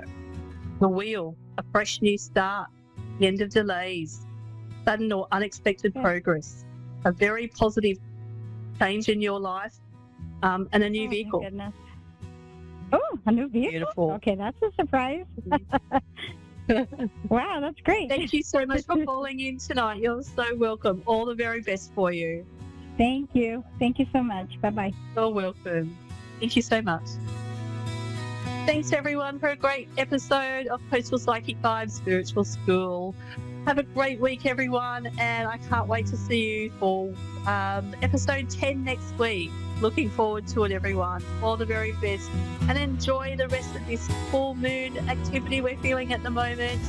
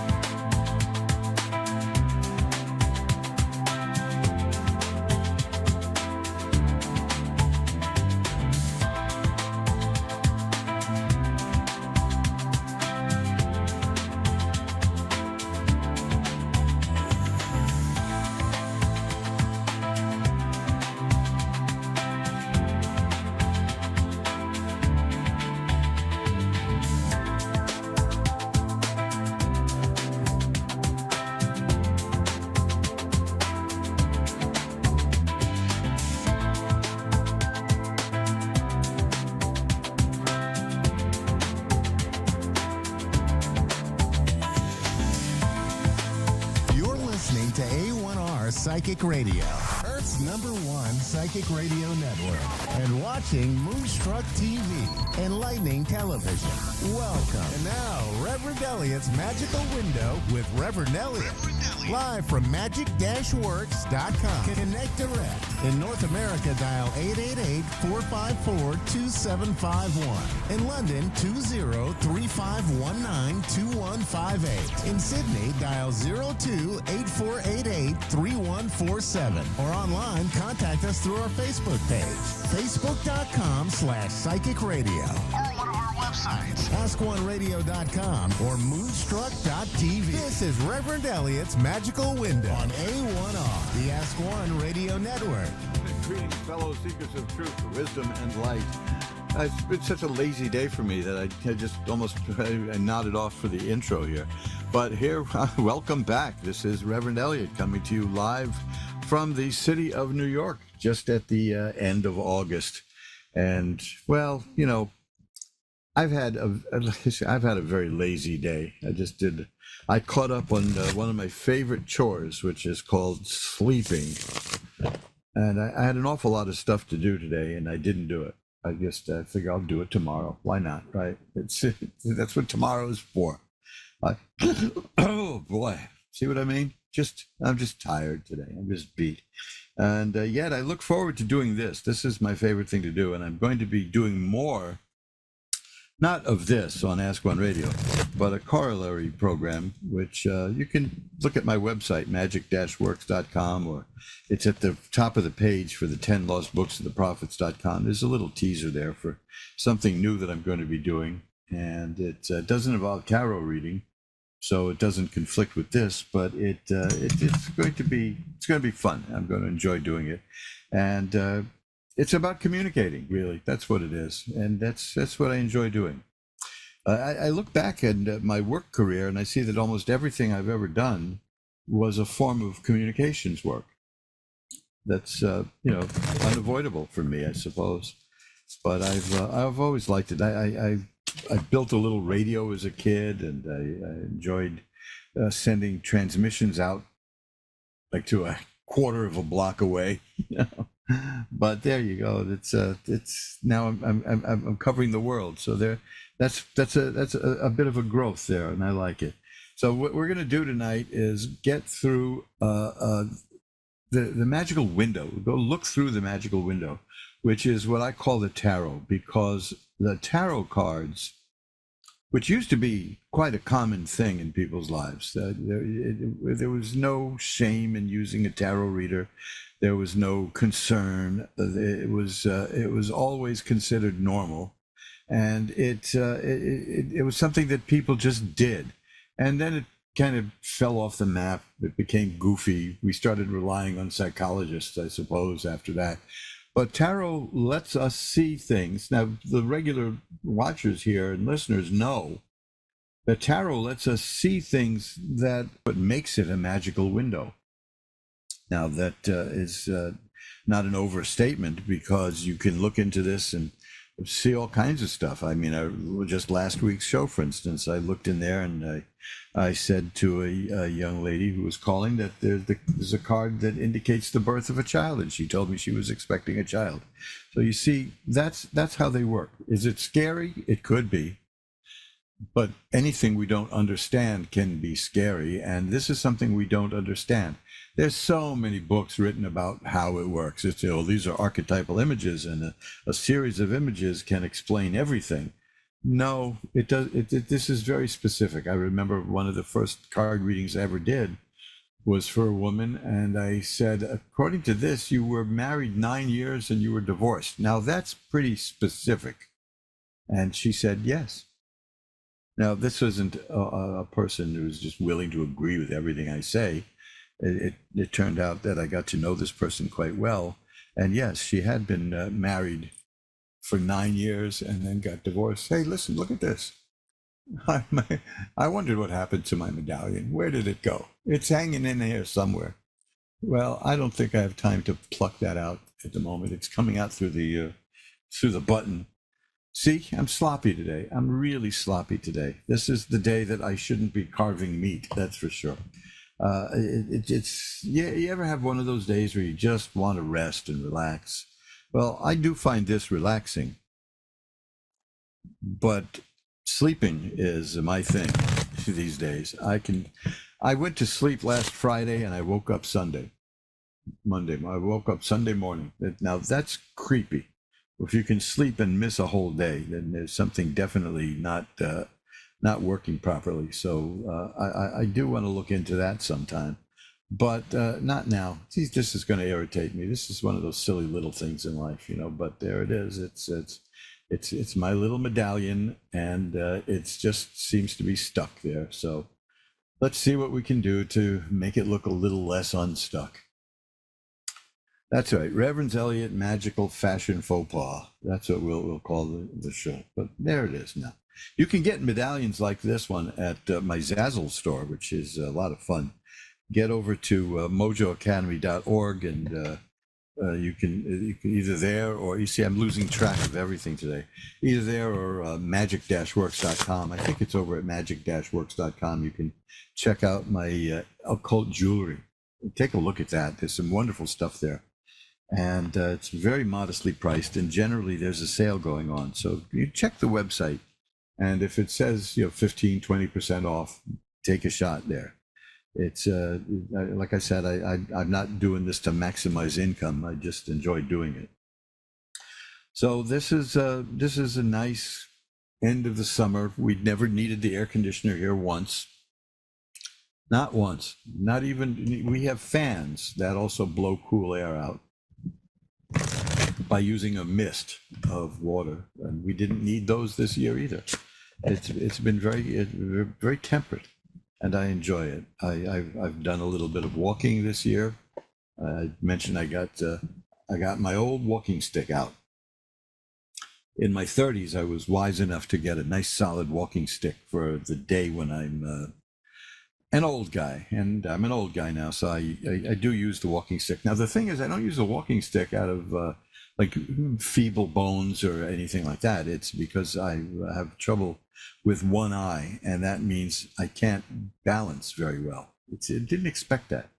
I know that I lack depth perception, so there's always a cleanup in aisle 4 when I go to the store.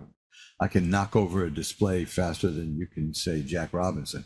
But I know I am not. I'm not comfortable walking without being able to see completely. This is New York, This is where we famously look both ways before crossing a one-way street. That's how you can spot the New Yorkers anywhere in the world. That is an observation from a wonderful comedy writer and performer named Barry Berry.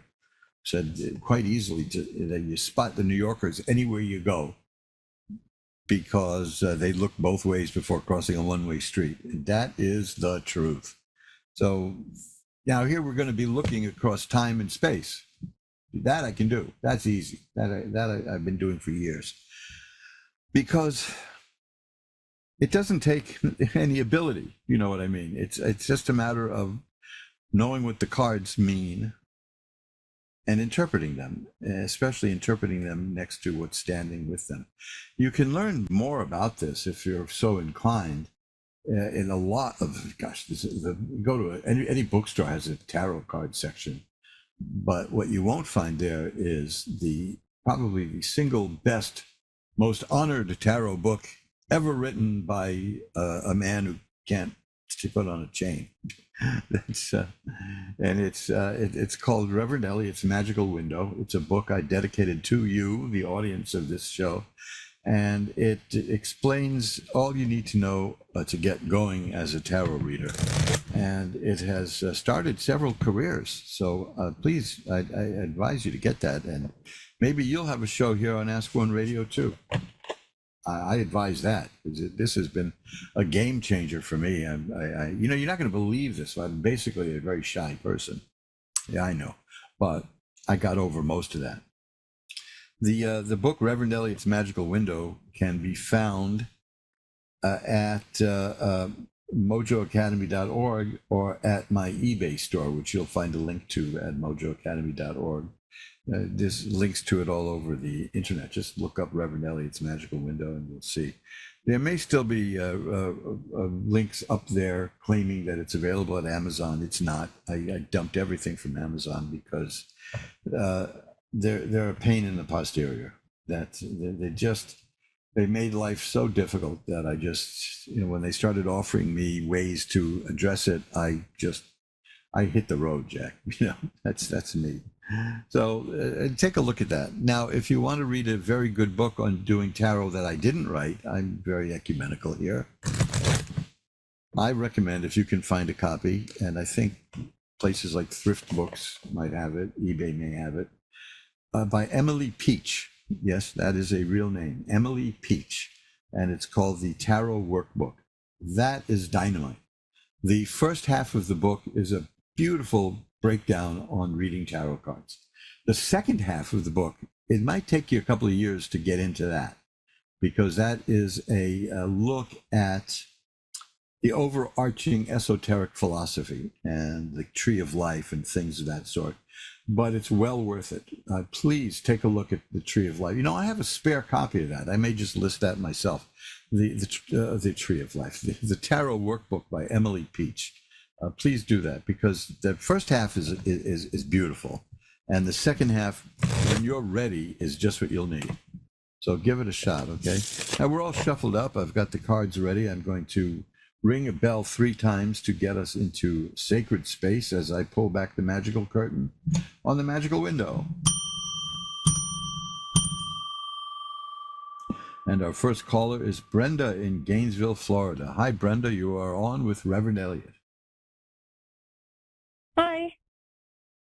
Hi, Brenda. How are you tonight? I'm good. How are you? I'm doing well. Thanks for asking. What can I look at for you? I don't know. Just give me like a general, maybe. Okay. I was going to make some kind of silly joke about the Army, but got to restrain ourselves here. People call me in good faith, and they don't want to be joked with. So let's see what we get. Oh, I don't care. Go ahead and joke with me if you want to. Beautiful. Are you in the market for romance? And this is not a personal. Sort of, yes or no, but not really. Okay, well, this is a professional yes, question. Sometimes it comes whether we want it or not, and you do what you want with it. But I have the Knight of Cups. Cups are affairs of the heart, emotions, and it's telling me that's the appearance of something new. Now, keep in mind that the Knights are pretty much hypothetical. It's not quite as solid as the Pages, but it means that an opportunity for romance will be coming your way. Also, there's going to be changes in your life. That's the Wheel of Fortune. Oh, nice. Now, the changes will be good. Right now, I have the Two of Swords for your overall life situation, which is a card of feeling kind of stuck where you are. You're not moving, and you're not getting anywhere. Exactly. Yep. Okay, well, now the card that I mentioned, the Page of Cups, that would mean the actual appearance of romance. That's the next card here. Oh. See, I no sooner do I get done saying it's not, the Knight of Cups is not like the Page of Cups, you get the Page of Cups. Now, to me, this just shows me that the tarot cards are not only alive and sentient, but they're sarcastic. Because they're telling you, don't speak for us, pal, we'll speak for ourselves. So yeah, the change in your life that's going to shake it up a little bit is going to be something emotionally satisfying. If it's not romance, it'll be something else that you find quite emotionally satisfying. The Ten of Rods here tells me that you're feeling that you're under a great burden and a lot of stuff that you've got to do. Is that correct? Yeah. Yep. Well, the two next cards should get to you, because one is the Star. That's a card of hope and optimism. So, keep your chin up. And the Ten of Swords is here. That is a very ugly card, but it's one of the nicest cards in the deck. Shows a person lying face down in the mud with 10 knives in her back. Now, the point of that card, yeah, I know. I know the card. Okay, there you go. It means you're going to get up again. It means that life threw its worst at you, and you're going to be fine. So you have a very optimistic, uplifting time coming with some good stuff emotionally happening. So that's good. I need it, because it's like very draining and everything. The Hermit is here. That means you'll find an advisor, maybe somebody to help you out. And the Justice card is here. That if somebody has done you wrong, it's going to be righted. Okay. Oh, okay, cool.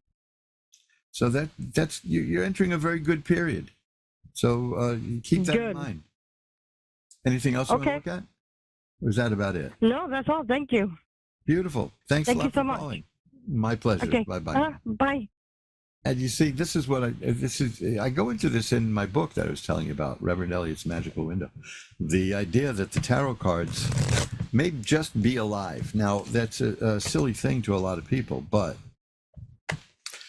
science is starting to come around to the idea that maybe, just maybe, the universe is alive. The universe itself is a sentient being.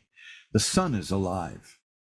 You know, this is stuff that is like next generation philosophy meeting science, because what are we but matter? And yet we think and we're alive. It's more than just alive. Is the universe conscious? Is the sun conscious? And they say that it's quite possibly yes. The planet may be conscious. They keep talking about how human beings are damaging the planet and the planet is going to kill off the human beings. Well, that sure as heck to me sounds like a conscious action. You know, if you don't want to have around things and people who are hurting you. I don't anyway.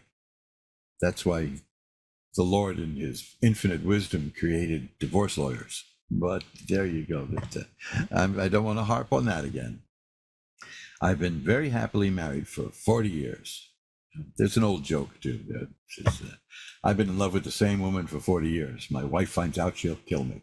But no, we've been together 40 years, and it's been what a ride it's been. And we survived being in business together for 20 years and thrived, and we never had a fight over business. We may have had a couple of arguments here and there, monthly, but we certainly we get along, you know, and we enjoy each other's company. And there's one of the things I enjoy doing is just spending a nice quiet day at home with my wife, who you will find, oddly enough, on. You knew I was going to do this, on my new shaving soap. There'll be an announcement about that when that comes out. We have a shaving soap for the needs of hair removal for the lady, and I have her picture on that label. So that's an homage. Homages now and then make life easier. So keep in mind that consciousness may not be exclusive to animal life. Animals do have feelings, you know. When I was a kid, we had a German Shepherd. You'll find a picture of that German Shepherd in my blog, the post that's up there now. Give it a shot. Go to magic-works.com and click on my blog, and it'll get you there. And that dog was a beauty. German Shepherds are excruciatingly intelligent, and I had not seen that dog. Oh gosh, for maybe a good 10 years. And by the time I saw it again, the dog was old, and as a lot of purebred German Shepherds, was lame in the hind legs, so it's difficult getting around. But the minute that dog saw me, it started whimpering, and it dragged itself over to me. And I know that dogs don't have tear ducts, but the liquid was flowing from the eyes. And it just came over to me. That dog just came over and planted his head on my legs, and it knew me, and it missed me. It was quite obvious. It's very funny how that happens. Now, animals, we agree, have consciousness.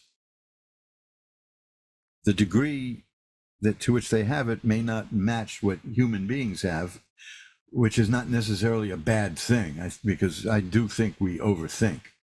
How's that for a conundrum? I think we overthink. But if the world is conscious, if the planet itself is conscious, if, as Zorba the Greek said, rocks are alive, if the sun is conscious, if the ocean is conscious, well, the ocean, how can that be? It's just water. Well, your brain is mostly water, and they tell us that's conscious in many people. I don't know about all. So that's something to think about. That we're not just shuffling through a stone valley here. That could mean buildings develop consciousness. Maybe that's what haunted houses are about. There's consciousness everywhere. We're surrounded by it, we should. It would be very good. I don't like to say should, because I don't believe in shoulding on people. I believe that it is good for us to treat the world like a conscious entity. That's all. Jody in Knoxville, Tennessee is next. Hi, you're on with Reverend Elliot. Hi. I have a cat. His name is Socks, and I am taking him to the vet tomorrow.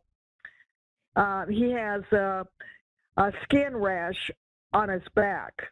I don't know if it's a tumor or what it is, but he has a skin condition which is bad on his back. Mm-hmm. What do you think? What do you think is happening? May I hear from you? Sure, I'll take a look. But of course, the main thing is you're doing the right thing. You're getting professional care. So okay, look, because I have neglected him so much. I have neglected him and taking him to the vet. I'm trying to get my health situated and back to normal again. And I just need to know what's going on with his skin condition. Well, the two cards I have here are, one is the sun, which means health and healing and growth and happiness. But the key thing here is healing. So that applies to both of you, to Socks and to your own health, I guess. And the 10 of Cups is here, which indicates a happy home. So it looks to me like things will work out okay. And will Socks be okay with his skin condition? Well, the indication what is his skin? The indication here is it'll be treated, because the sun indicates healing. Okay.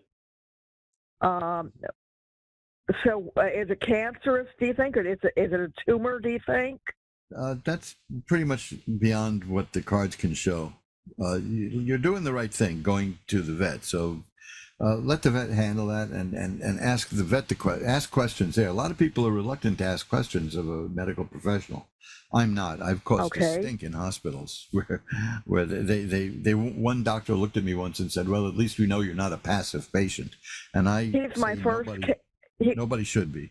He was my first cat, and I love him. I love him dearly. I have neglected his health and not taking care care of him properly. We had a cat here for many years who was a psychotic. I see, a crazy animal. He'd love to have people pet him, and if you stopped petting him, he'd attack you.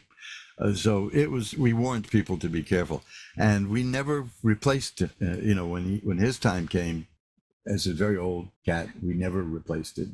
Because they're part of the family. Yeah, it's not like getting a new frying pan. You know exactly what I mean. But I mean, I'm getting positive signs here, so I'm hoping that's a good outcome. Okay. Okay. All right. I sure appreciate it. Thanks very much. Thank you. I will light a candle and send positive energy for you and Socks. How's that? Okay. All right. Thank you very much. Thank you. Thank you. Bye-bye, Jody. And let's shuffle them up. Yeah, this cat was really something else. And he used to attack me when I first started showing up around here. So it would go for my ankles. So I hid by a door frame, and when he came by, I sprayed water on him and hissed. He never bothered me again. I think he realized I was a member of the tribe at that point. But these animals have definite personalities, and they're not always likable. But that's like people too. We all known people who might be kind of interesting and nice, but they just are not likable. They just push you away, and I've learned over the years at a very great price, that when people tell you, you shouldn't get too close to me because I'm crazy, they mean it. You know, they just take their word for it and let it go. You know, that's the best thing you can do, because people are compelled to tell the truth, which is a fascinating thing. Read a story by Edgar Allan Poe called The Imp of the Perverse. That is a marvelous piece of work. And we here in New York, we used to be assigned that in the 4th grade. Now, you may think it's kind of cruel to prescribe Edgar Allan Poe for 4th graders, but the point was to teach us how to use a dictionary, because that man had a wide vocabulary. And the thing about Poe is that if he couldn't find just the right word for what he wanted, he made up a new word. Now, a lot of nice words came out of his work. Tintinnabulation is one. What's his name? Look, I can't believe I'm referring to what's his name, right? William Shakespeare. Take a look at all the expressions and the phrases that William Shakespeare created by the skin of our teeth. You know, things like the green-eyed monster. There's hundreds of things that he neologized, to use a $4 word. There's a funny old joke. Well, funny, it depends. There's an old joke. Let's leave it at that. I'll leave the value judgment out. About 2 old women, neighbors. They're in their 80s. And one is talking about Shakespeare, and the other says, I've never seen a Shakespearean play or a movie. And he says, you're kidding. I am going to get tickets. We are going to go together, and we're going to go see Hamlet. So, oh, wow, you know, you're never too old to have a new experience. So they go to see Hamlet, and this is the woman's very first exposure to Shakespeare.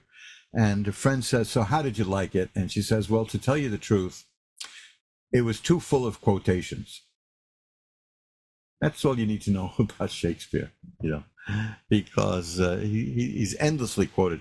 I don't know who has contributed more book titles than Shakespeare.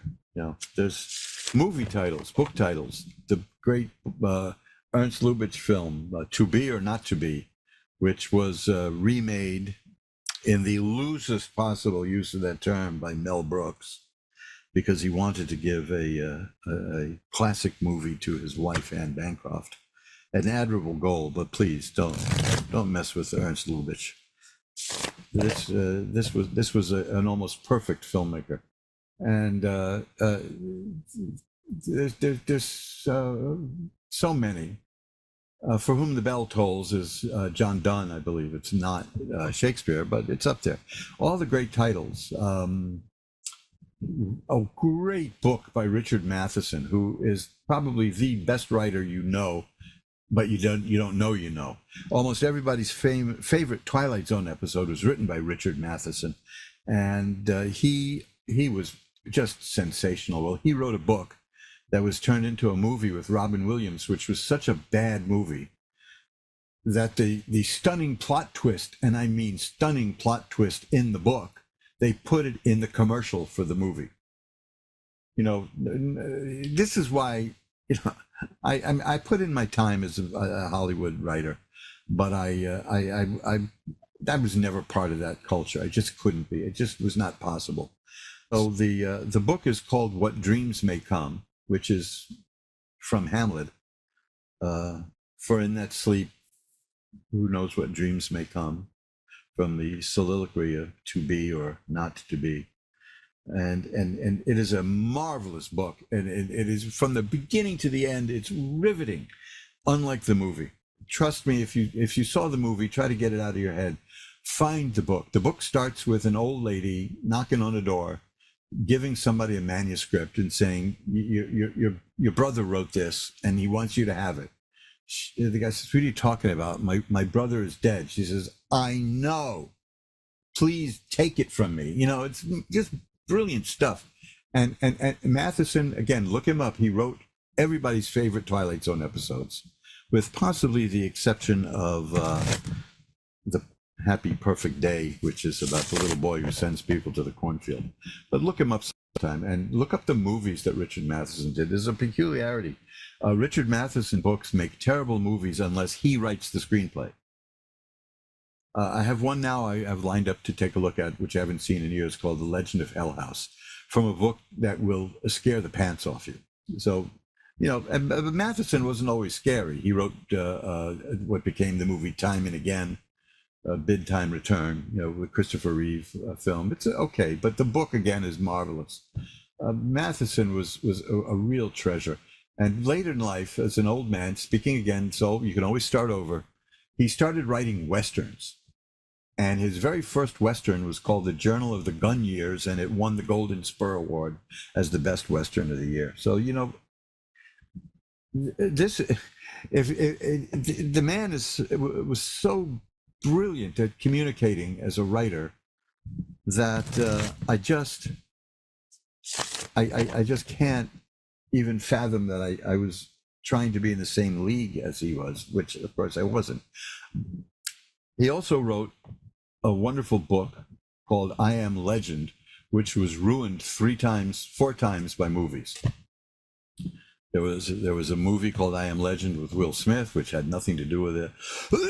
Pardon me. There was The Omega Man with Charlton Heston, and there was The Last Man on Earth by Vincent Price, which is an anomaly because Matheson wrote the script for that, but they ruined it. You know, they made it better. They made it better. A director, a very good director, a theater director I worked with once, had a friend who had a production company in LA called Better, because that's what they do. You end up in a meeting with them, and that's why you have to say, well, better. So I am about to put up another blog post which encompasses some of my experiences in the film business. So you may find that interesting, because Irving Thalberg, who was the head of MGM in his brief life, said everyone in America has two businesses, their own and the movies. And by gosh, can't beat that.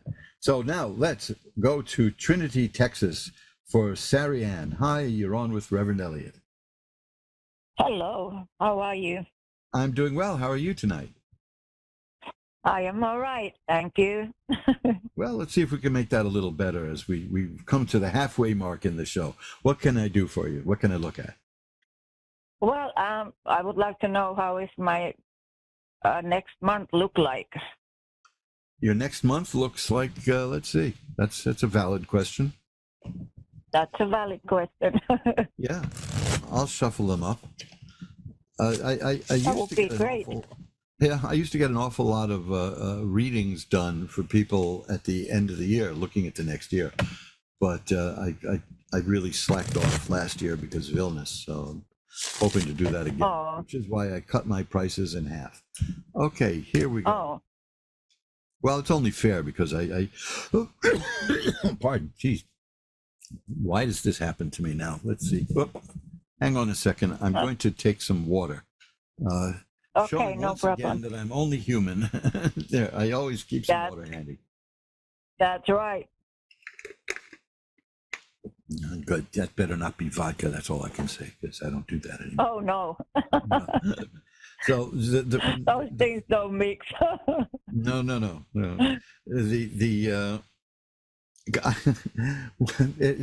Before my first marriage, I met her uncle, who was a former Marine who was a portrait painter, and he liked vodka and water. And they said, just be prepared to make him a vodka and water. And I was so pleased to do that. And I made him a vodka and water when he came to visit. And he said, that's very nice, but could you maybe not make a water and vodka next time? You make it vodka and water, So I was very naive in those days. So the first card I have for you is the Ace of Swords. Aces are new beginnings. Swords are mental activity. You are coming into a new way of seeing the world. Do you feel that happening? Yes, I'm very spiritual. Yeah, well, it's coming. That you are, and the King of Swords is here also. So the Temperance card is here too. That's important, because Wonderful. These cards tell me that your mind is coming into focus. You're coming up with new ways of thinking, The Four of Rods is here, which means you'll be very happy and secure. Things will be good and peaceful. And the Temperance card is, if your life was out of balance in any way, it'll be restored, that balance. That's very important to know. Yes. I have the Devil card here, and this is what's odd. The Devil card is not a great card. It's not it's not like Satan or anything.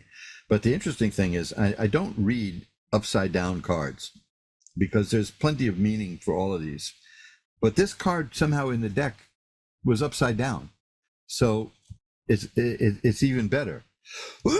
Pardon me. It means you're going to be free of bad influences.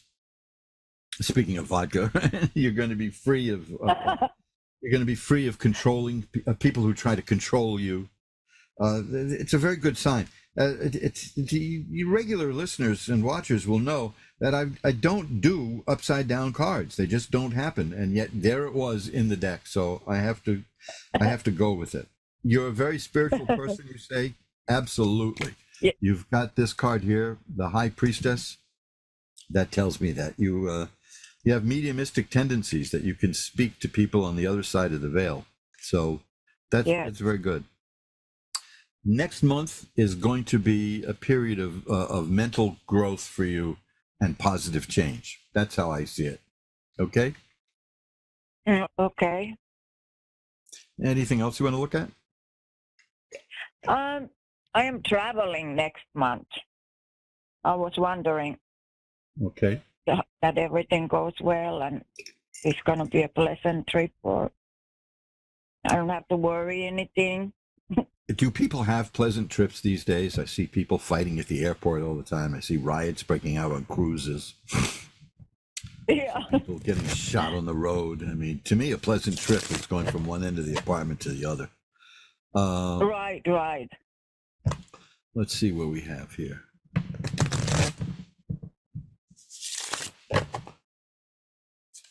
Well, you know, the Seven of Rods is here. That tells me that you're a person who can sweep away obstacles. You don't let these things get in the way. The Death card is here. It means the beginning of a new period of your life. Now that's obvious to see because you're changing the way you think and the way you see. Something is going to happen on this trip. It's not going to kill you. You know, it's going to herald the beginning of a new phase in your life. This may turn out to be the most important trip you ever took. I like that. And there's a card here. This is the the 8 rather. Oh, silly me. The 8 of Cups. That is a person who moves away from things that aren't working for her and going to things that are. And that's part of the period that involves. See, it all goes back to the swords. That your mind is growing and expanding, and you're going to be doing very well. It sounds to me like you're eager to enter a new phase of life. So that's good. I am. I've always had to be dragged kicking and screaming into those. So it is no fun for me. Now I'm going to disappear for a second down here because I dropped a couple of cards. No. Yeah. I'm very. They got to be an important card. They got to be an important card because you dropped them. Well, yeah, they are. Look, the main card is this one, which is means that the bad times are over. If you've been having bad times, no more cards. That they're over. Yes. See, this is very important because this is all, and this may have to do with the trip you're taking because that's what's coming up. Your mind is expanding. You're entering a new phase in life. The bad times are over and good times are on the way. You know, this is really something. You know, it's you may have a very clumsy card reader here, but your cards are not clumsy. How's that? So let's cut the deck one more time and see what we have. Oh, the Page of Coins. That tells me that there's a new income stream coming your way also. More money headed your way. How does that sound? That sounds fantastic. So keep me posted, because anybody can contact me through my websites and or through Ask One Radio, or that's a whole way. Just Google Reverend Elliot's Magical Window. You'll get my email address. You get everything. So keep me posted, because I would be happy to pull a couple of cards for you when you get back, and no charge, of course. We'll just consider that an extension of this reading. Okay. Oh, thank you. I like what I heard. That was wonderful. I'm thinking about it. I'm praying that something new coming in my life in that trip. Oh, We'll see. Look, let me give you one more card here. It's the world, the world. Yeah, assured success. That's what that card is. Assured success. You're going to be fine. Okay. Thank you so much. Thank you. My pleasure. Thank you for calling. And we'll round this off. I just want to do something here that might embarrass somebody, but too bad. I was talking about movies and all that, and how insane it all is. Well, for my money, there is only one active person writing about movies these days who's worth reading. And I have had a couple of setbacks lately in terms of health, so I've fallen way behind. But I want you to read Scott Ross, is his name. Now, you can, the easy thing to do is go to my blog, which you'll find at magic-works.com, my blog. And, or later today, go to my Twitter account, Rev Elliot, at Rev Elliot at Twitter, X. And I'll put up a link to Scott. He's a very talented playwright, produced, highly acclaimed, just absolutely brilliant, and it's so worth reading what he writes. If you like film at all, and you don't want to be bored to tears by a cineast who will say, well, the thing about Citizen Kane is that the sprocket holes were aligned a little differently. No. You're not going to get that kind of tripe. You're going to get witty and insightful, as opposed to inciting, commentary on films. And I maybe you can help me urge him to compile these into a book. The man is extremely talented, and is, again, the only writer on film I will read now at all. That's Scott Ross. You go to my blog, Reverend Elliot's blog, you get a link at magic-works.com, look at my blog, click on that, and on the side there's a list of other links. At the top you'll find his blog, which is the film criticism. So please take a look. You will thank me. Janice in Lee's Summit, Missouri is next. Hi, you're on with Reverend Elliot. Hi, Elliot. Hi, Janet. How are you? Janice. I said Janet. Yeah. How are you tonight? I'm fine. And yourself? I'm doing well. What can I look at for you tonight? Just where my life is headed, Oh, that way. Right. Let's see. It's a funny thing, It's Israel Regardie, the esoteric writer, used to say, and this showed up on Law and Order a few times. The Sam Waterston DA character used to say this. There are certain indications, which I have written about somewhere on my webpage, that occult workers have been writing Law and Order. Just as an example, there was a show about a New York real estate developer with a big ego, and his name was Keys. Now, the tarot cards are also called trumps, and the trump cards are referred to as the keys. So you see, that's not a coincidence. Well, what Israel Regardie used to say is, life's a funny old dog. So I gave up long ago trying to see where life was going, because it's all, I've made plans and something else comes along. So here's your outlook, though. The Six of Coins, that's a part of getting money. It could be philanthropy, That's what it generally is. It could be money that you're owed. It could be money that you didn't expect that you're earning. But that's a card of getting money. Look at, there's a smile on the guy's face as he's handing out the money. And that's good. You hear my smile? Oh, yeah.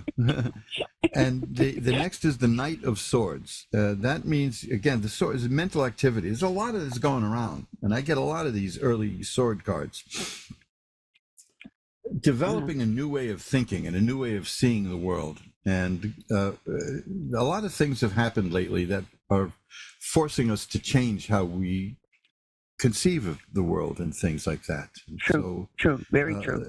And many of us resist it at our own peril, but you're not going to resist it. It's there. It's going to come for you. The Star is here. That's a card of hope and optimism. The Knight of Rods is here. See, knights are beginnings. And that's money. The rods are work. Rods are career. There's going to be new options coming your way in terms of thought and perception and work. The Four of Coins is here. It's telling me that you're very good at marshaling your financial resources. That you're not profligate with money. That you can handle it. You can make a dollar stretch. And the Eight of Rods tells me that all this is going to be happening very soon. Now, the next card is very important. And then the card after that is boring because I've already had it 3 times today. Oh, the Fool is your card here. The Fool is a great, great card. That is a card that means the person is the Romani people say the person who gets that card is the beloved of God. Had there been anything negative in your reading, that would have wiped it right out. That was my feeble attempt at finger snapping. Okay.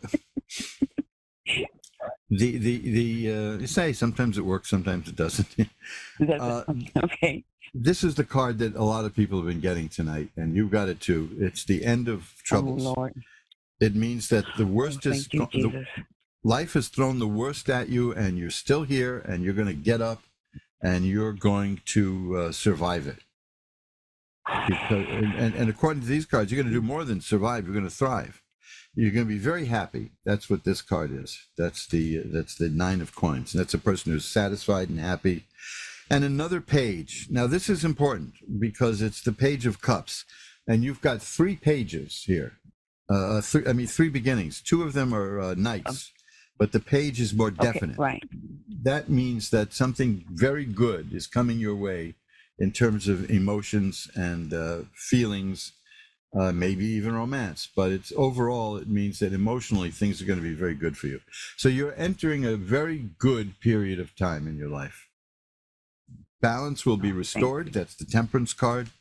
The Emperor card here shows that you're going to be taking charge. This is all very good stuff. And I think you're ready for it, don't you? Yes, I do. Yes.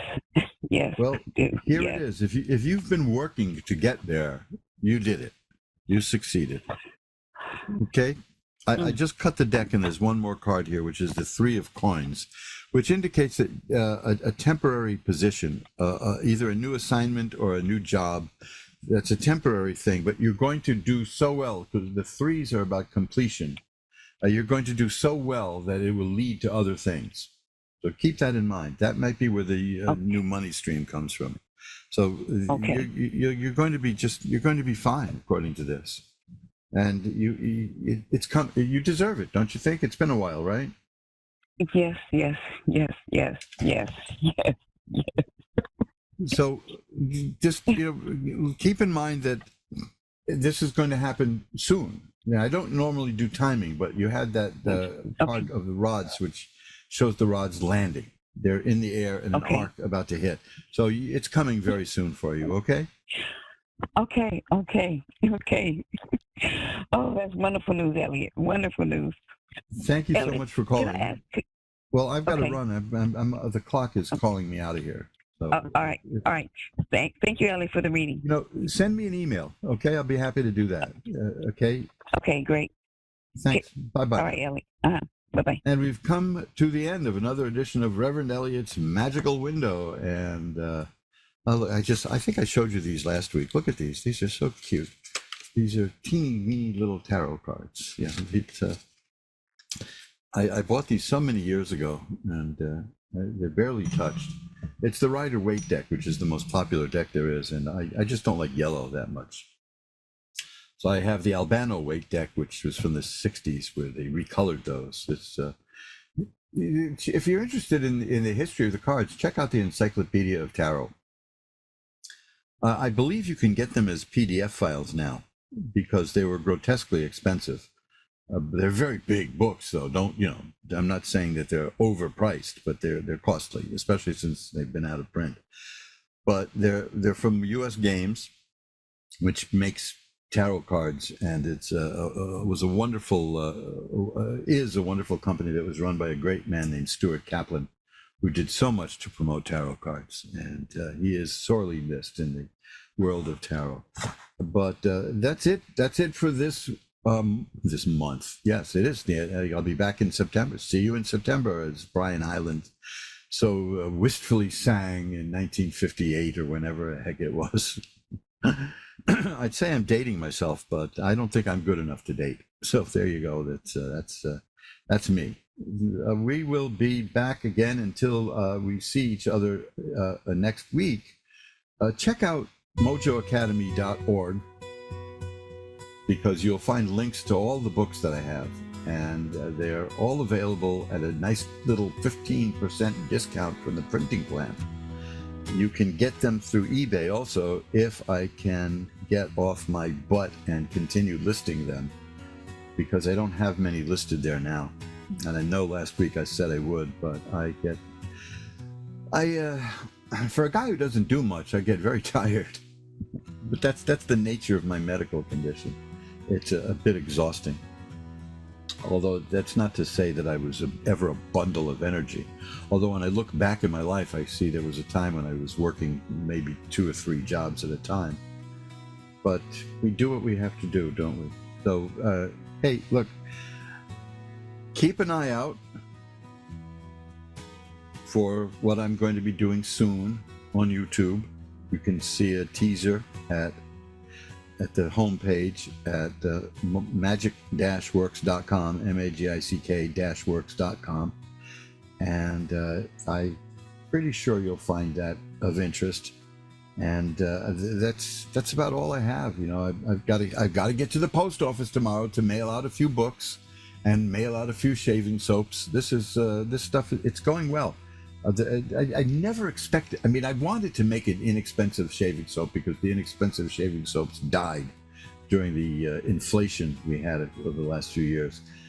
But I didn't expect it to be so good. I mean, it's just, who knew? If I'd known I had a knack for doing that, I'd have done it years ago, trust me.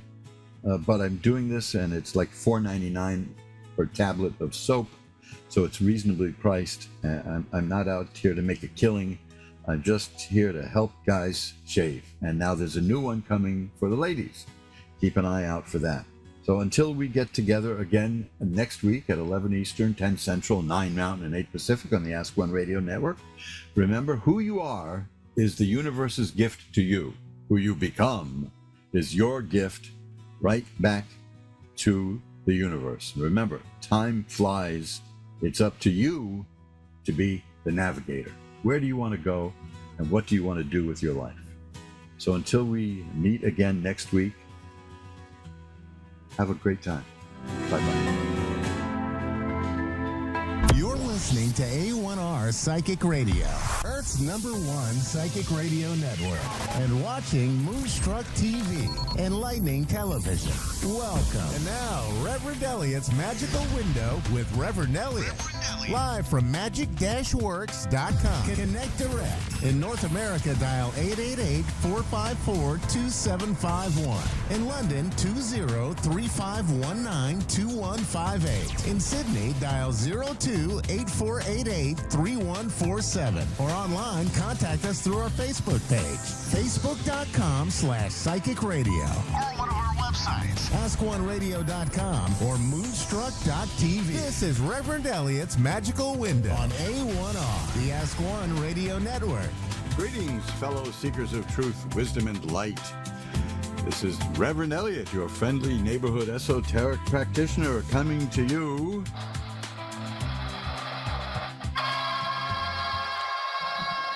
live tonight from the city of New York, where it's practically fall. You know, the summer just seems to have come and gone. It's been cool and nice and dark. Let me just put this thing back in my head so I can hear you talking. It'd be an interesting program if I just had to read your lips, but I don't think it works that way unless you have a camera too. So we're here for the next hour to look through the magical window of the tarot and maybe discuss a few esoteric points. Get a little magical work done. You know, this is a good time for it because, as I mentioned last week, magical work is about positive energy, and the world sure needs positive energy. You know, there's another guy going nuts with a gun today. It happens. Why, we don't seem to know. I think there might be more productive ways to work out a person's anger. But, you know, now speaking of which, this is an urban nightmare. Can I tell you about this one? This is New York City, so we live one on top of each other. You know, we are in apartment buildings. And we had a neighbor downstairs, right below us, who went into business for herself. I know what you're thinking, but no, it's not going in that direction.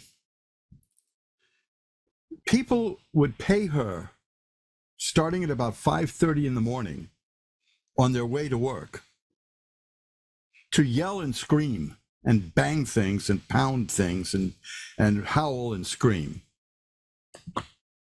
Well, needless to say, that ended up in court, which didn't go too well. We had a screwball judge. See, a lot of people don't know this about judges.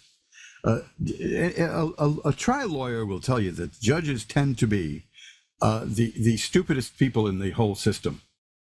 It's just the way it goes. You know, there's no way around that. And during the hearing, this guy started going on a tirade, not about me, not about my wife, not about the neighbor, but about Sammy's Romanian restaurant.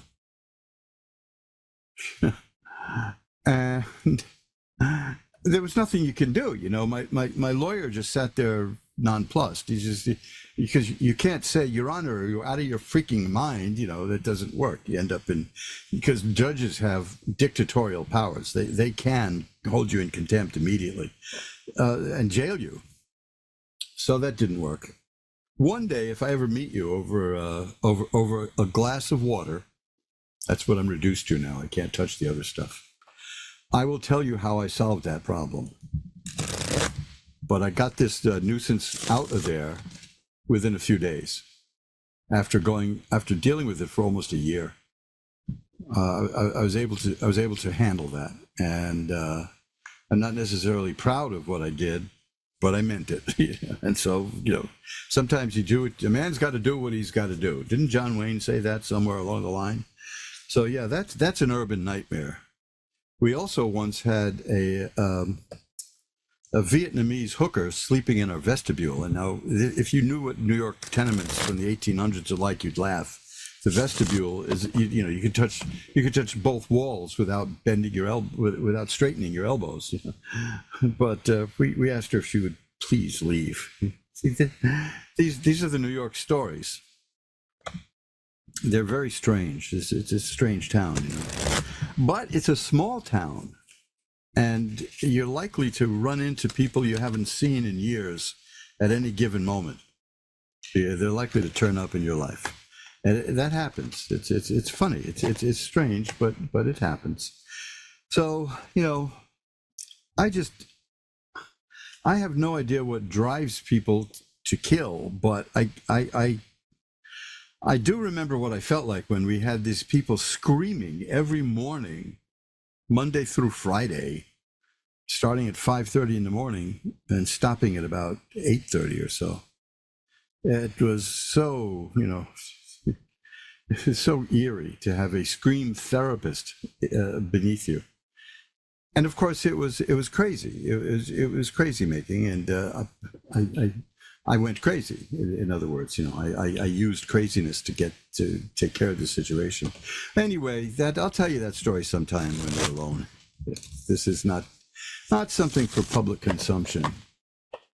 But here we are, getting ready to look through the cards and see what's going on in the world, see what we can do about the world. It's a nutty world.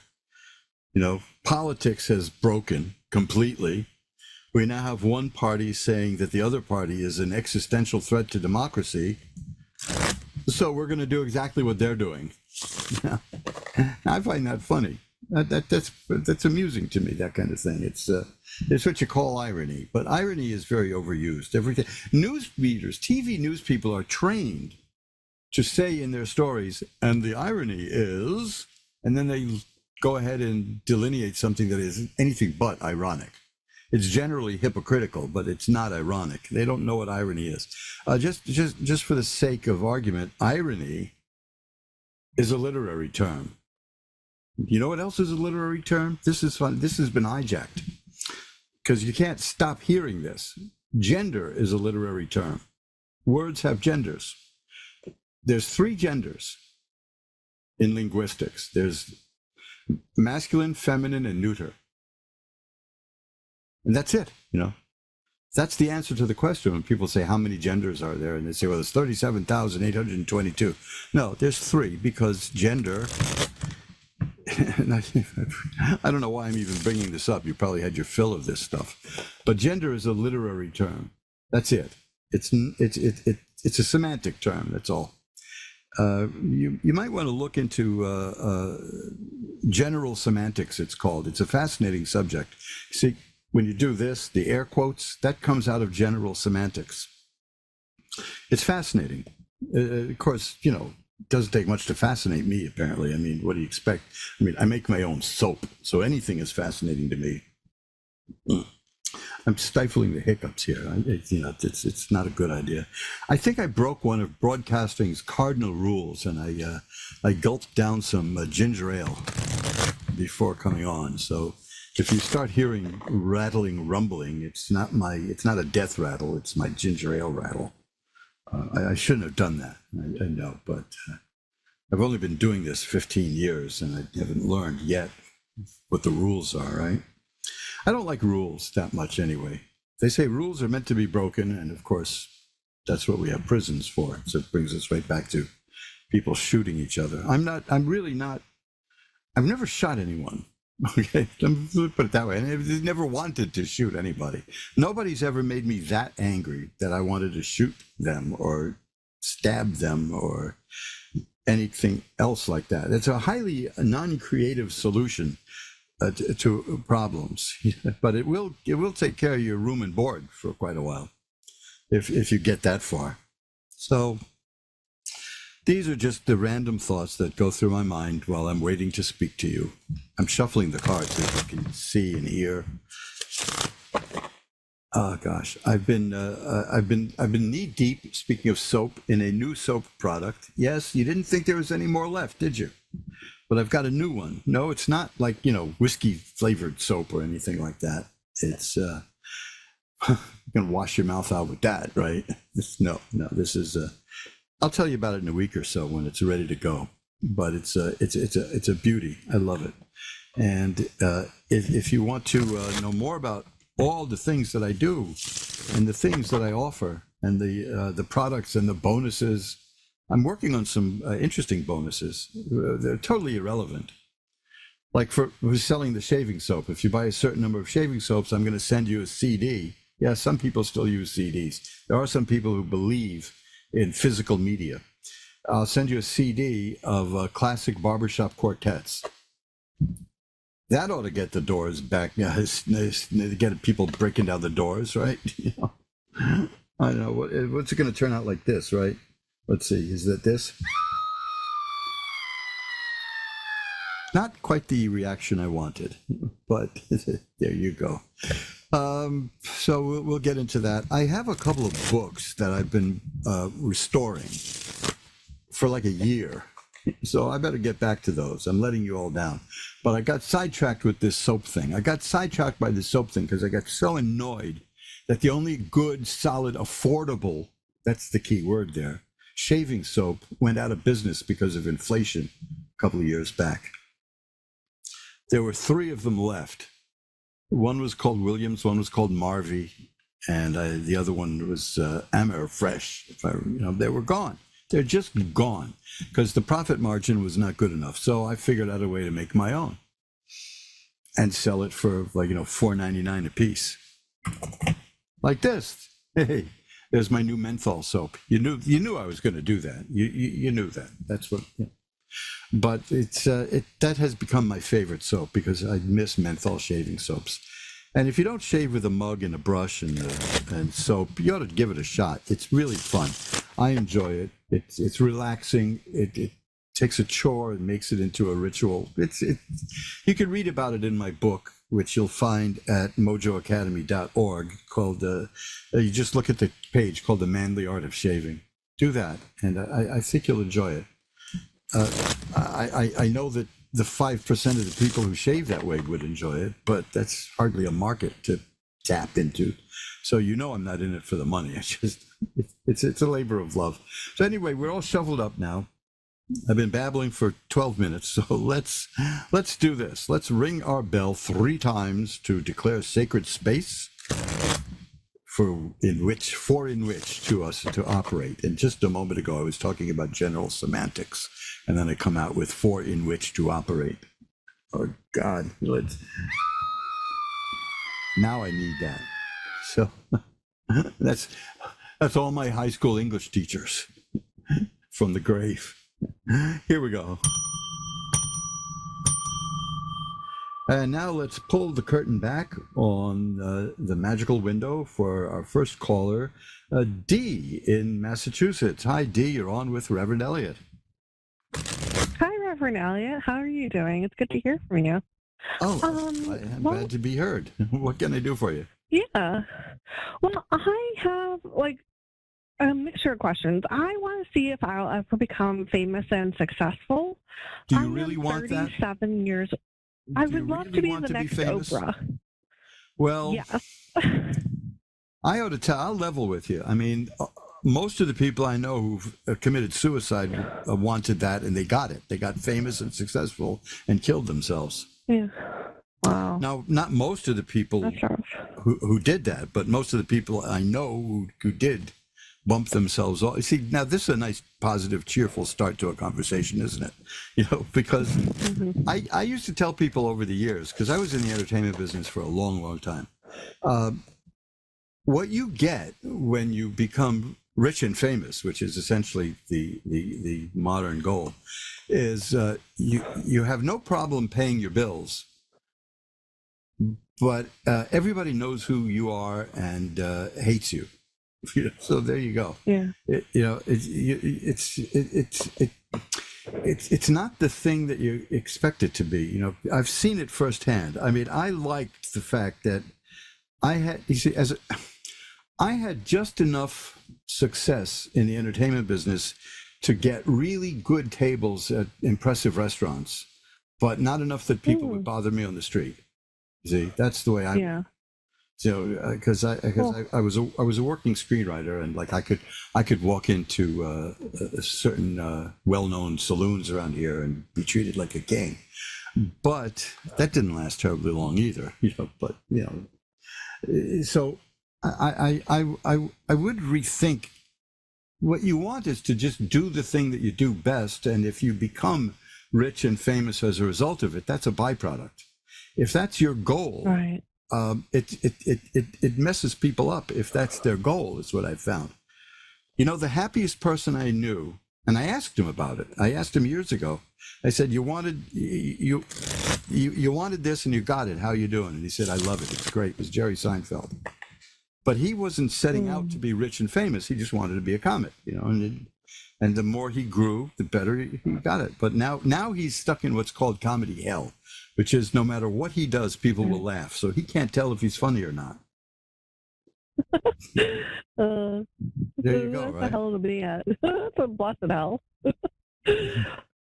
So I'm not saying don't do it. And first of all, it can be done.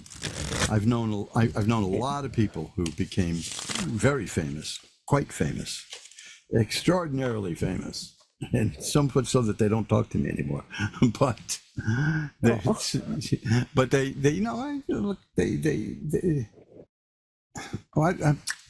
know. There was a very funny moment in my first marriage, which was a fiasco. But a bunch of us were at a table in a nice little restaurant having dinner, the family, and the woman to whom I was married mentioned Elliot's friend George, and she's told a story, and then it dawned on her the brother-in-law, who George was, and he looked at me like I was a freak. And said, "You know George Hearn?" Now, I don't know that that's ever been a household name, but he's pretty well known for a while. And that's what happens, is that, it's like a guilt by association thing. Fame is a very screwy thing, and once you got it, you're stuck with it. Now, if you enjoy it, that's cool. I've seen people who love it. I tell you, I have seen people who just really love it. And know how to handle it. Jay Leno know how to handle fame. I mean, if he was waiting for an airplane and fans came to talk to him and he had to miss the plane, he'd miss the plane. Rather than tell the guy, "I can't talk to you, I got to go." Because that would say, look, he wouldn't talk to me. That would be bad. So he knew the rules of the game. You got to know the rules of the game. Somebody ought to write a book on how to be famous, because there are rules there that once you break them, you're in trouble. Anyway, that's obviously not why you called. So you want to see if that's in your future? Let's look. How's that? Yeah. It's no big deal. Maybe I'm meant to be a stay-at-home mom. That'd be nice. That'd be a great alternative. I've known people who did that, and enjoyed it. But let's just see what's cooking here, okay? I'll shuffle them up one more time. Now that I've put every dreary possible thought in your head. Now, there's a good one. That's the card, the Four of Cups. There's something unexpected coming your way, and it's going to make you feel really good. Cool. It's something you want, maybe something you're hoping for. There's an opportunity. You don't see it yet, but you will. And it's going to work out pretty well for you. The next card is the King of Swords, which means you'll be in control of your mind mentally, which is important, because the next card is the Nine of Swords, which is sorrow, followed by the King of Cups. So the King of Cups and the King of Swords tells me that you will master yourself mentally and emotionally. The sorrow card, that could just mean that when you get what you want, it'll be sort of bittersweet. I don't think it's going to, I don't think in this it's referring to tragedy and horrors and all of that, the stuff I just spent 6 minutes delineating. It's nice to talk to a person about her deepest desires and mention suicide, isn't it? But the next card is the Star, which is hope and optimism. So you have a good chance of getting what you want. Lots of money here. 10 of coins, happiness, joy. So you may get what you want and enjoy it. So that's good. There you go. I don't see anything. I don't see anything negative there, except there'll be a bittersweetness there. Well, of course, when you gain things like fame, you give up privacy, and that can be bittersweet. All right. I'm debating telling a story I knew about a famous actor, because I knew his limo driver, and I won't mention the name, but he was quite famous playing a lawyer on television. Let's just leave it at that. And he used to dress. When he came to New York, he would put on women's clothing and dress like a woman so that nobody would stop him on the streets. He wasn't a very attractive woman in that sense, but he was a wonderful guy by all accounts. But that was his one little thing, that he did that so nobody would bother him. Don't be careful. Be careful what you tell your limo driver when you get there. When you become as successful as you want, be careful what you tell the limo drivers, okay? Because they don't shut up. Okay. Anything else you want to look at?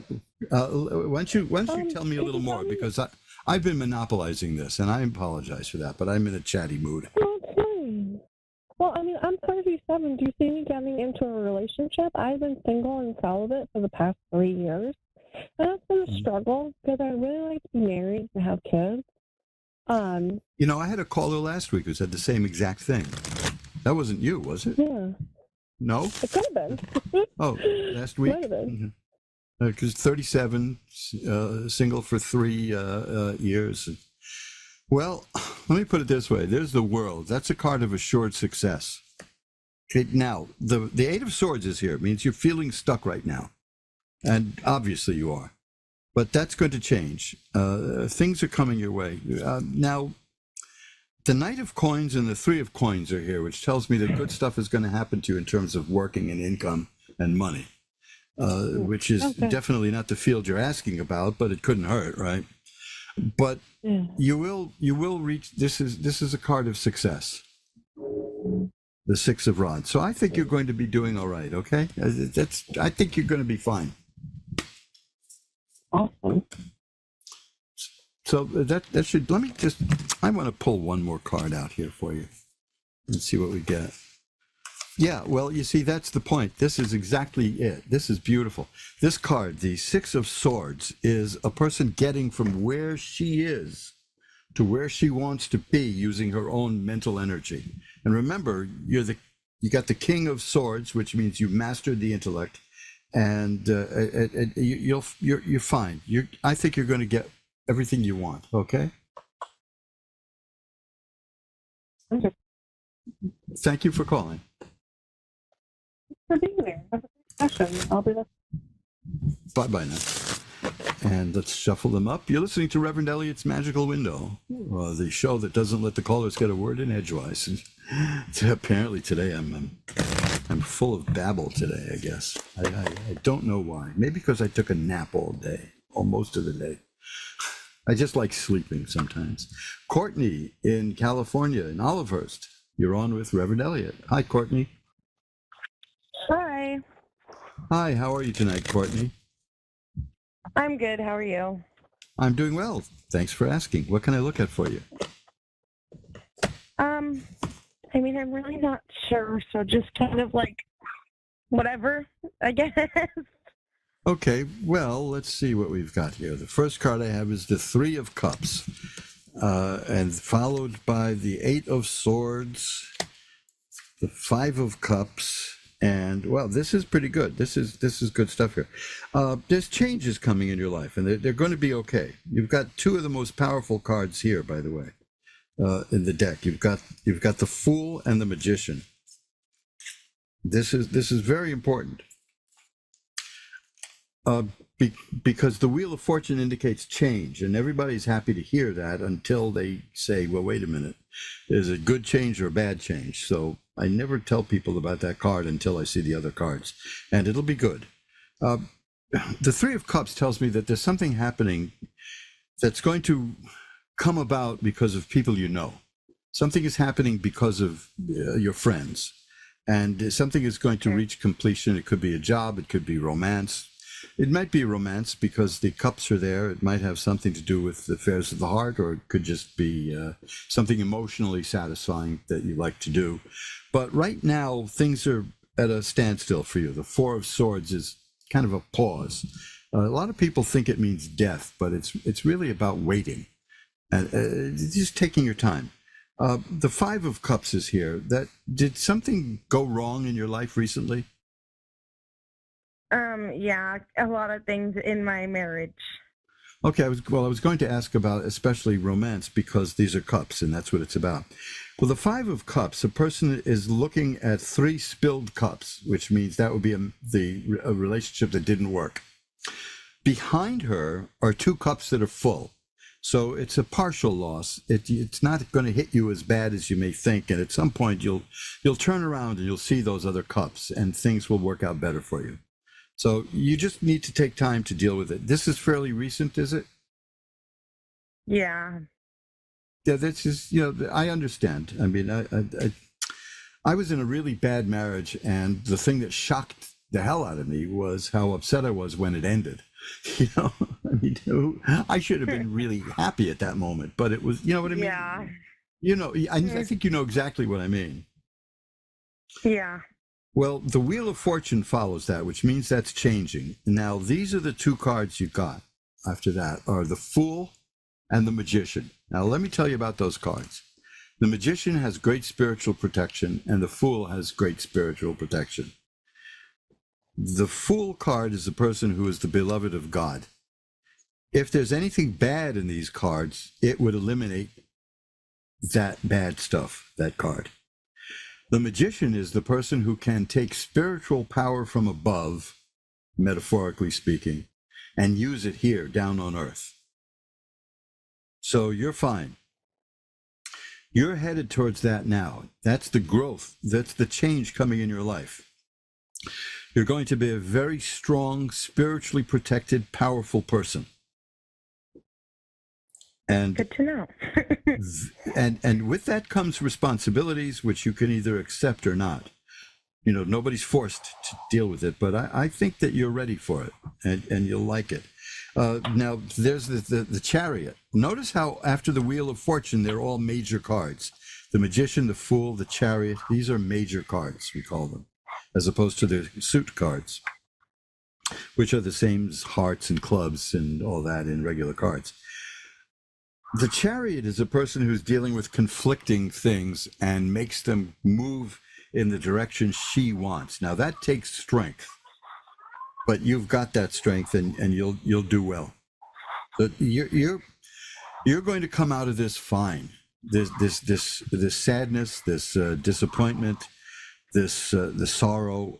You are going to emerge a whole new, powerful person. Okay.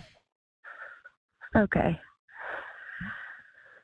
Think about that and keep that in mind, because, like I said, you can accept it or reject it or use part of it. But you're oh gosh, the Empress, the High Priestess. I'm sorry, not the Empress, the High Priestess. That's it. That's the one. You know, the High Priestess and the Magician. That's a marvelous combination. You see behind the veil the things that are separating this life from the other life. You may have mediumistic abilities. You're very spiritual, and it's going to come through. One more, which is also a major card, is the Hermit. Keep an eye out for somebody who's going to guide you. Somebody will guide you. You will find a spiritual guide, because you're in a period of renaissance. You're coming into a period of rebirth. Now, what's the first thing we do when we're born? Is we scream and cry. You know, it's not pleasant. And I think that rebirth goes the same way. You know, it's very difficult. You know, I mean, even in the Gospels, there's the line, "Take this cup from me." I mean, it's very hard. But the benefits are extraordinary. You are morphing, but it was there all along, into an extraordinary person. And you've got a lot to give to the world, and you're going to do it. I've never seen such power in a reading following disappointment. You know, it's almost as if what happened to you, you know, they all say, well, it's for the best. It means it in this case, it will be. You know, here's the Justice card, the Lover's card. The Lovers means you have a choice between the sacred and the profane. The Justice card, I think you're going to be bringing justice to the world. I think that you're going to be almost a dispenser of justice in a spiritual way. So, you know, please keep in touch with me at any time if you want. You can get my email through askoneradio.com, and I'll be happy to look at some more cards for you, because you're heading for a journey, a powerful, powerful, powerful journey. There's the High Priestess Yeah, and again. I've kind of already been like the shift. You know, you can kind of feel when things are starting to shift, and I've already been feeling that shift of like certain things opening up. So I'm definitely like those cards definitely resonate with how I feel. please check this out again. You can hear the audio at the archives at askoneradio.com, or you can see the video at Moonstruck TV. It'll be up later tonight or tomorrow.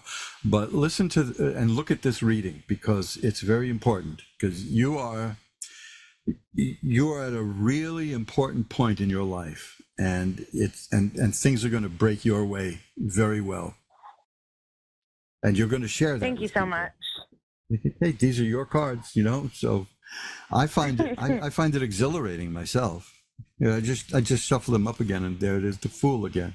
So your destiny, it'll be what you make of it, but you'll have power. You'll have the power to do that. Thank you so much for calling and giving me the chance to read your cards. I feel Thank you. Bye now. And let's shuffle them up. What a powerful, powerful reading. And the idea that all of the cards after that disappointment were major cards. I mean, this is why I've been doing this since the early 80s. I never tire of it, and I never take it for granted, and I'm always amazed by the cards. Always. This is just marvelous stuff. And if you want to know more about what I do, go to magic-works.com, magick-works.com. And you'll see 100 and something pages there of various things that I do and offer, and a lot of free stuff and many books to look at, and all kinds of things. If you want to learn how to read the cards yourself, you go over to mojoacademy.org and check out the book called Reverend Elliot's Magical Window. You can find that at eBay also, at my eBay store. You'll find links to that at my website. And please, consider it, because it's the kind of book I wish I had when I was learning this. And this has done nothing but enrich my life. I've only been warned once about how evil I am. But, a very religious person said to me, "The Bible says you can't do that." And I said, "No, the Bible says you can't do that." I was not a member of his particular religion, so there you go. Anyway, Sadie in Gainesville, Florida, you're on with Reverend Elliot. Hello. Hi, Sadie. How are you tonight? I'm good. How are you? I'm doing well. Let's see what we can do to make you feel a little better than just good. How's that? What can I look at for you? Do you do mediumship? Sure. You want to try to contact somebody? Yes, please. Okay, let's see what we get. I usually look for certain cards to show that I'm on the right track. Okay. Obviously the Death card, and a few others too. Well, this is a card I always get when I do this kind of reading. It's the Nine of Swords. Okay. And so now this the Six of Swords shows a person crossing over some water, which is good. That we can take that symbolically to mean that crossing over. Was this a sudden passing this person had? Yes. Because I've got the tower struck by lightning, which is a sudden, abrupt pow. Now here's the thing. Right. This goes along with that with the Six of Swords. It's the Eight of Cups, which is going somewhere else. Well, we're talking about going to another realm of existence, as you know. The way these readings generally go is they start off sad, and that's why the Nine of Swords comes first. And then they get happy. Well, there's the Death card I got now. That's the one that tells me that it does. The Temperance card also. That has an angel on it. So those are cards that I look for. Okay. Now this is the next card. It's almost always shows up. It's the Sun: health, healing, happiness, and growth. The message is the message this person wants to get through, as I read it, is it's sad that I crossed over. That's the swords here. It was abrupt. but I'm healing as a spirit and growing, and there's happiness where I am. Now, this is an interesting card, which means the worst is over. So if there were troubles in this person's life, it's done. The next card is the Judgment card about a rebirth, which all points to happiness in the next level of existence. Okay, this is important, I think. I get that so many times that I expect to see the Nine of Swords when I do this, and I expect to see the sun. The message is we're all sad. I know you're sad that I'm gone. I'm sad that I had to leave like that. But I'm growing as a spirit, and I'm changing, and I'm evolving and developing. This is the next card is just another one that confirms it. It's the High Priestess. That's the person who sees behind the veil, and we're looking behind the veil. So I'm now getting just confirmation cards. So the message is the worst for me is over, and I'm growing, and I'm doing better, and I will be back. I will be reborn. Okay. Okay. I hope that helps. It does. I will light a white candle later to send positive energy to you and to the spirit. How's that? Thank you. My pleasure. Take care. Bye now. Thank you. Bye.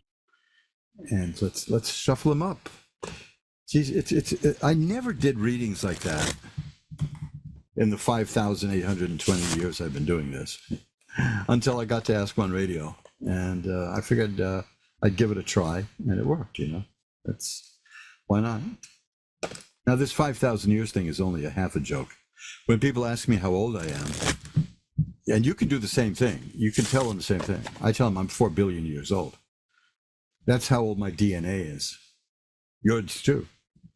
The DNA has been handed down, and now and epigenetics now tells us that DNA is encoded with past experiences.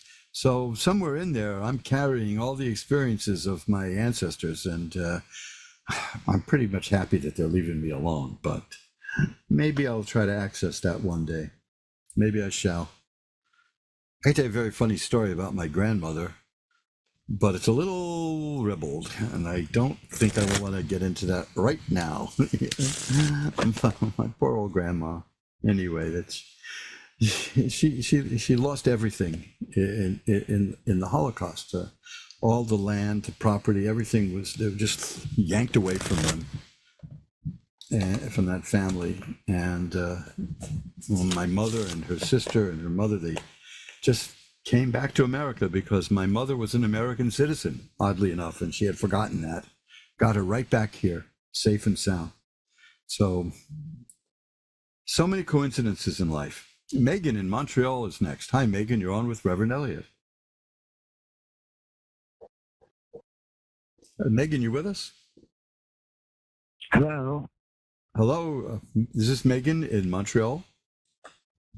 No, this is Leslie Grace in Montreal. Oh, okay. Well, you don't spell Leslie Megan, do you? No, I don't, but I was talking to somebody Meagan tonight.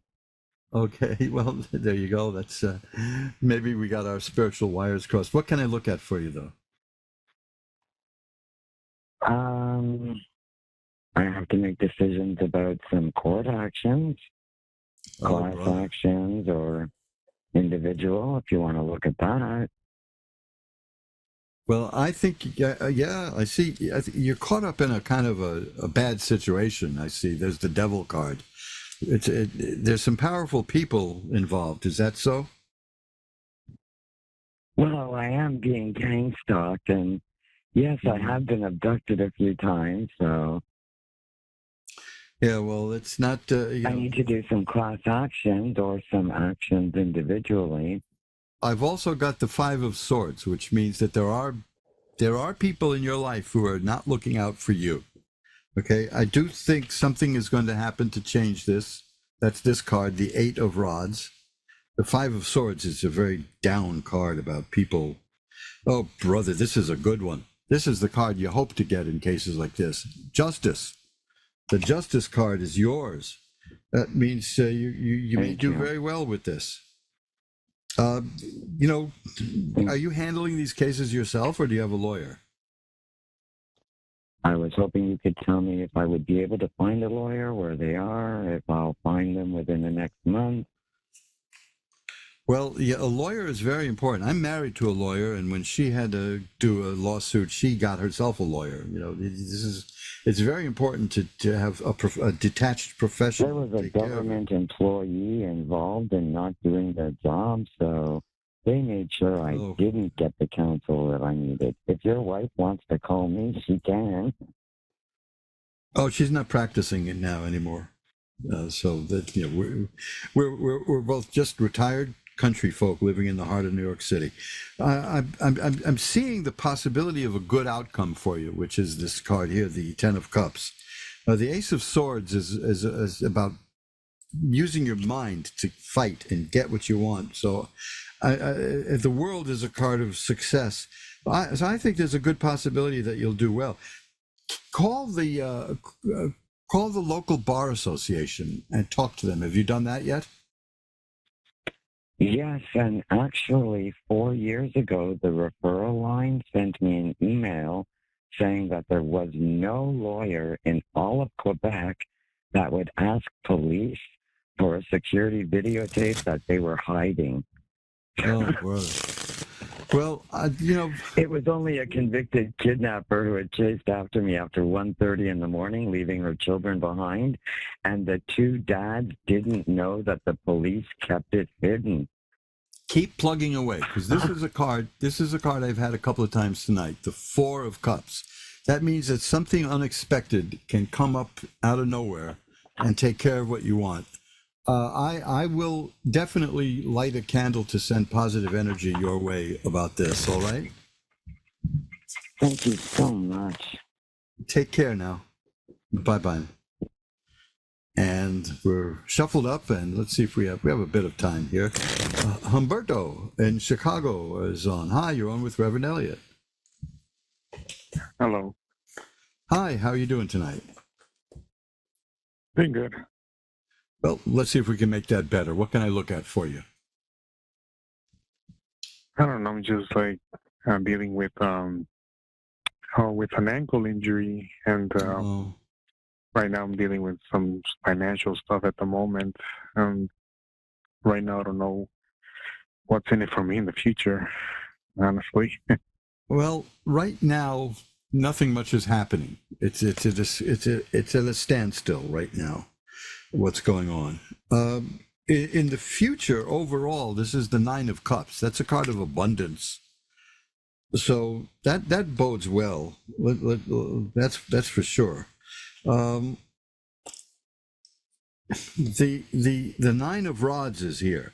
That's a card of somebody who has been around the block, so to speak. You know what you're doing.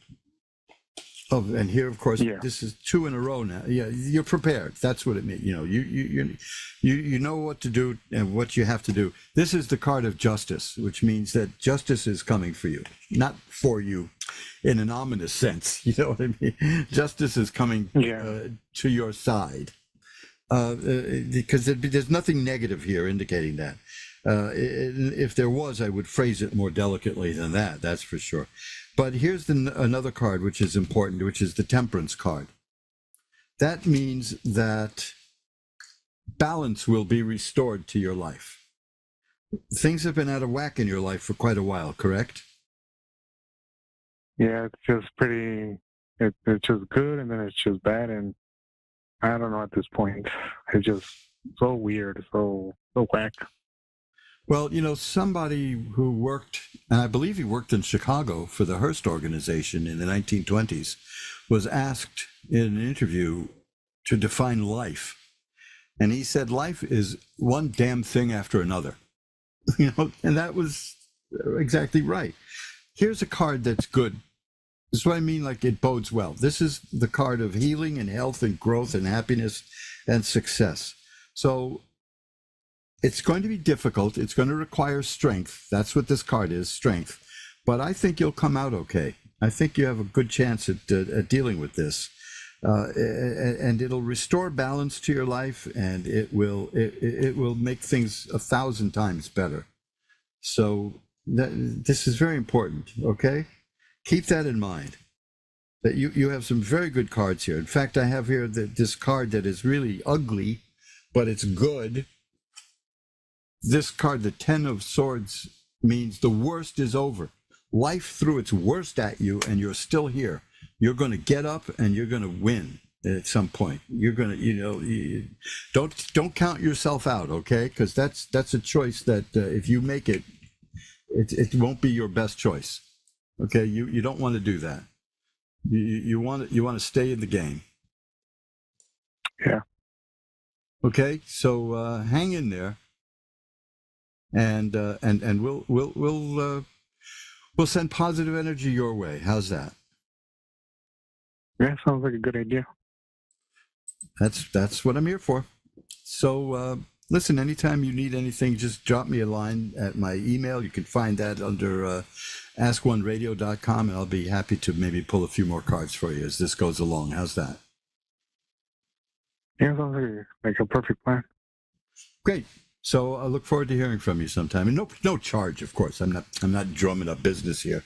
We'll just consider that an extension of this free reading. How's that? Yeah, I'll be happy to. Okay, great. Look forward to hearing from you, Umberto. Bye-bye now. All right. And folks, that's it. We've burned up the cards. We've come to. Yeah, that would be a great ending for a show, wouldn't it? If I just set the cards on fire at the end of every show, just pow, it'd be costly. I get some tarot decks here that are valued at about $200-300, and I don't think I want to burn those. I sold some of those very expensive card decks, but they were only a few bucks when I bought them, but I knew what they were and I hung on to them. So that's it now. This is the part of the show where I wrap things up in a neat little bow. I'm glad that you stuck around. I look forward to, you have no idea how happy I am to be with you every week. I look forward to this. It makes my day, makes my week. I missed so many shows last year, and I want to mention that because there's a point to this. You go to my website, magic-works.com, and look at my rates for private readings. They're not very expensive, but they're less expensive than that now because I cut them in half. I cut them in half because I cheated everybody out of readings last year. And I don't like cheating out of readings. But I do have a good excuse. I was dying. And the doctors had to open me up and patch me up and put me together and do all kinds of stuff. I think you're listening to A1R Psychic Radio, Earth's #1 psychic radio network, and watching Moonstruck TV and Lightning Television. Welcome. Time for astrology and psychic readings with Lady D. Lady D. Live from LadyDPsychicParties.com. Connect direct. In North America, dial 888-454-2751. In London, 20-3519-2158. In Sydney, dial 02-8488-3147. Or online, contact us through our Facebook page, facebook.com/psychic radio. Or one of our websites, ask1radio.com or moonstruck.tv. This is Astrology and Psychic Reading on A1R, the Ask One Radio Network. Hello, welcome to Astrology and Psychic Readings, Lady D. I'm your host, Lady D. Hope you've all had a great week. We did have that full moon in Aquarius the other night, so it was a big one. It's quite hectic, and we had a lot of things I feel like came out of it. We've seen it on the news, and yeah, we'll see what happens this week. So there's no exact aspects coming up this week. The only thing that we do have is we have Chiron that's going to start its retrograde, and that is happening on the 4th of August. So Chiron being in Taurus, so it's sort of just like the first degrees of Taurus, so it is going to be retrograding and coming back into Aries. So when it's like this with the planets, I always feel like it's got one foot in one sign and 1 foot in the other sign. And even though it will be retrograding back into Aries, it's like the energy is still around, because it's like when you see a shooting star, you got the tail end, you got sort of the energy. I feel like the energy is sort of across the two signs here. And I feel like though this is giving us a taste of what's to come next year when Chiron makes its way into Taurus, and it'll be there for, I think it's about 9 years. I could be wrong with that, but it will be a long time. So as we're seeing around the world, like the inflation hasn't helped, the economies around the world aren't great. I know here in Australia, it's affected the house prices too. So with that going back into Aries, it will go back into Aries or September, so next month. We're nearly in August now, so in September. So I do feel like that maybe I know for me in Australia, it could be that prices sort of like things might be stabilized, but not 100% better. And then it goes back into Aries, and where it plays conflict with sort of leadership, and it can also bring up war. We've already got Neptune and Saturn already in Aries as well. So also too, this week you might feel like there's some insecurities, could be around money and self-worth issues with going backwards or retrograding. Sometimes I feel like too, sometimes with the outer planets, when they retrograde, that the energy is not as strong, I find. Sometimes like it's a build-up when it has to go forward again. But I did get this week, there could be a sense of insecurity or self-worth, could be a sense of wanting to spend time in nature coming up for you this week, feeling a sense of not, I guess, could be a sense of something about safety maybe coming up, or lacking a sense of self. There could be a split in the collective as well. The other aspects we've got coming up, or this we're already there this week, the energies are just sort of continuing on. The ones that are standing out to me are the Venus set squaring Mars. That can bring up some frustrations in terms of money, things about money. Also, we've got Venus, which is in Virgo, and we've got Mars, which is in Gemini. So it could be about certain people in your life and relationships. There could be some arguments, or just feeling a little bit of frustrations, or just things not going to plan. You've also got Mercury, which will be in sextile to Venus, and that may be taking a bit of ease off of sort of some frustrations. And it can be maybe things are going to come up and bubble up to the surface, but you're able to talk them out or talk them through. Could be coming up with that. We do have Mercury that's in Cancer. So Mercury in Cancer, it just wants to sort of nurture people, and it does want to feel safe and supported. And it's about family as well. We've still got the aspect of Jupiter in Tri to Saturn. I feel like that's luck with any problems that are coming up that you're having to face. We're going to start to also have that Venus is going to start to oppose Neptune. That could be bringing up rose-colored glasses, looking at things like through a nice sort of lens and maybe not looking at a certain reality. And also, too, we'll start this week having a try with Venus to Uranus. That can bring about some something unexpected with money or with a loved one. And it should be a positive, being a try. We've still got, even now this weekend, we're still going to have Jupiter that's close to the sun. So it is conjunct the day before that full moon. And it is still going to be sort of close conjuncting there. So that's also something that may be coming up. You may still feel that energy as well, having the sun and Jupiter being close together too. So we can see what happens there. And I feel like that this week it's going to bring up some unsettling things coming up here. So we'll just see if we've got the caller on. Let's have a look. So, and also too, I feel like let's do some cards for this week as well and see where we go. There's some cards. Let's do some angel cards for this week to see what else we're going to be bringing up too. I know for this week. Okay, so let's go the caller in. If the caller's there, let's bring them in. Okay, so we got Trish, who's in North California. So, hey, Trish, how are you? Hi, I'm fine. How are you? I'm good. How can I help you today? Well, I'm just wondering what things are looking like. Work has kind of been up and down in many different ways, so just trying to get a feeling for what things are looking like coming up. At work, is there this feeling that you don't know what's going to happen? Like, is there this sort of like the ups and downs, like jolts? Because I kind of feel like there's a surprise coming up at work, but there's this feeling of like, or sense like something's happening or something's like maybe not right, but it's like I see it's like a surprise in your face. It's like you're turning a corner and there's a shock or a surprise. So is it these feelings that you don't know what's going to happen? Yeah. Or on Yes, edge? Yeah, kind of. Yeah, I think I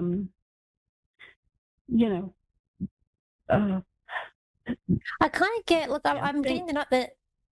Yeah, it's like they're not closing down, but I don't get it. It's like it's not good though. I'm not getting like a most positive feeling there, but I'm hearing they're not closing down. They are staying open, but they're changing the way they do things.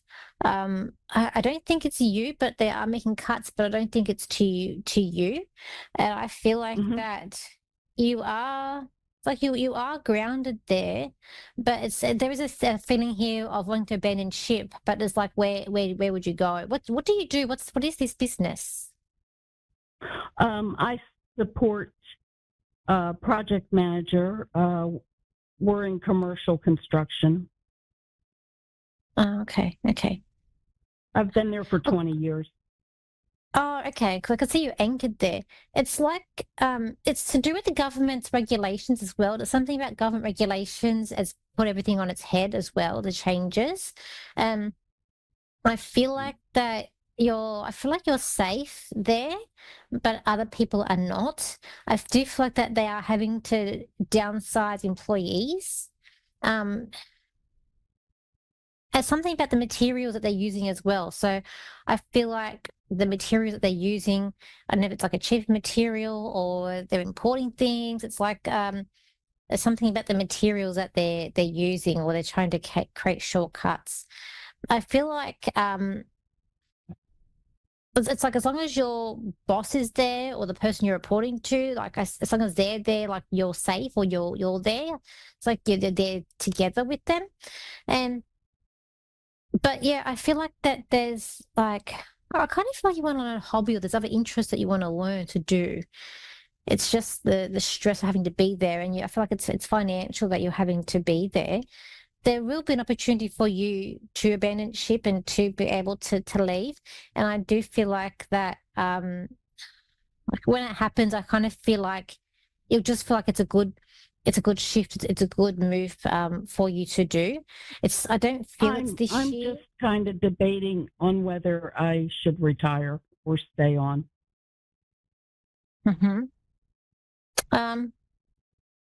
That's kind of, well, because, I keep on hearing, I get it. I keep on hearing though the boss, the person that you're working for, I feel it's a male. I keep on hearing that he wants you to stay, he wants you to go when he goes. So I feel like it's like he wants you to stay with him. Yeah. I don't feel like he wants you to leave. Well, that's good. I didn't know how he felt. There was a loyalty with him. I kind of feel like he has a nice smile. There's something about his smile. And I feel like that he does rely on you a lot. I just feel like he did, yeah. I worked for the owner, and but kind of the roles have shifted, and I'm working for a lady now, but I really don't think she likes me that much. So okay, all right. So I'm seeing the past. Oh, okay, because I can see past, present, future, so I never know what I'm seeing. Yeah. Okay, so look, but I do think he feels that way about me. I do. He does, but I don't think she does. I see. Look, I keep on seeing abandoning ship. So, but I keep on hearing not this year. So I kind of feel like it will be next year.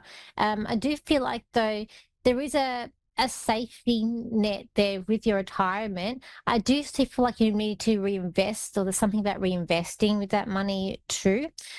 Look, the lady. So if I look at the lady that that's now in charge, look, can she be a bit spiteful, or she has like a venom tongue, like she's got a snake. I see like a snake's tongue with her.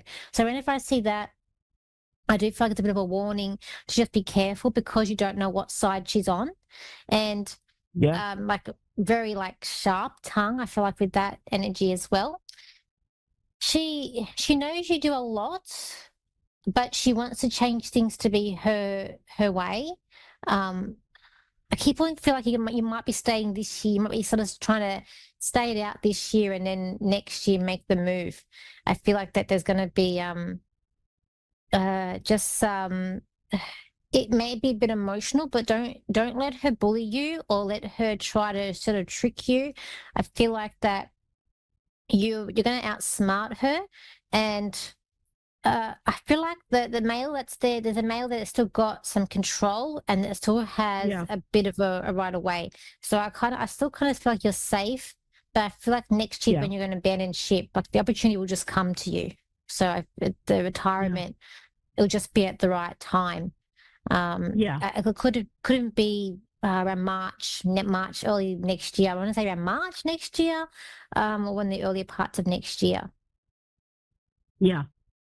That's probably about right. I thought I would finish up the jobs I'm working on right now, and maybe leave after that.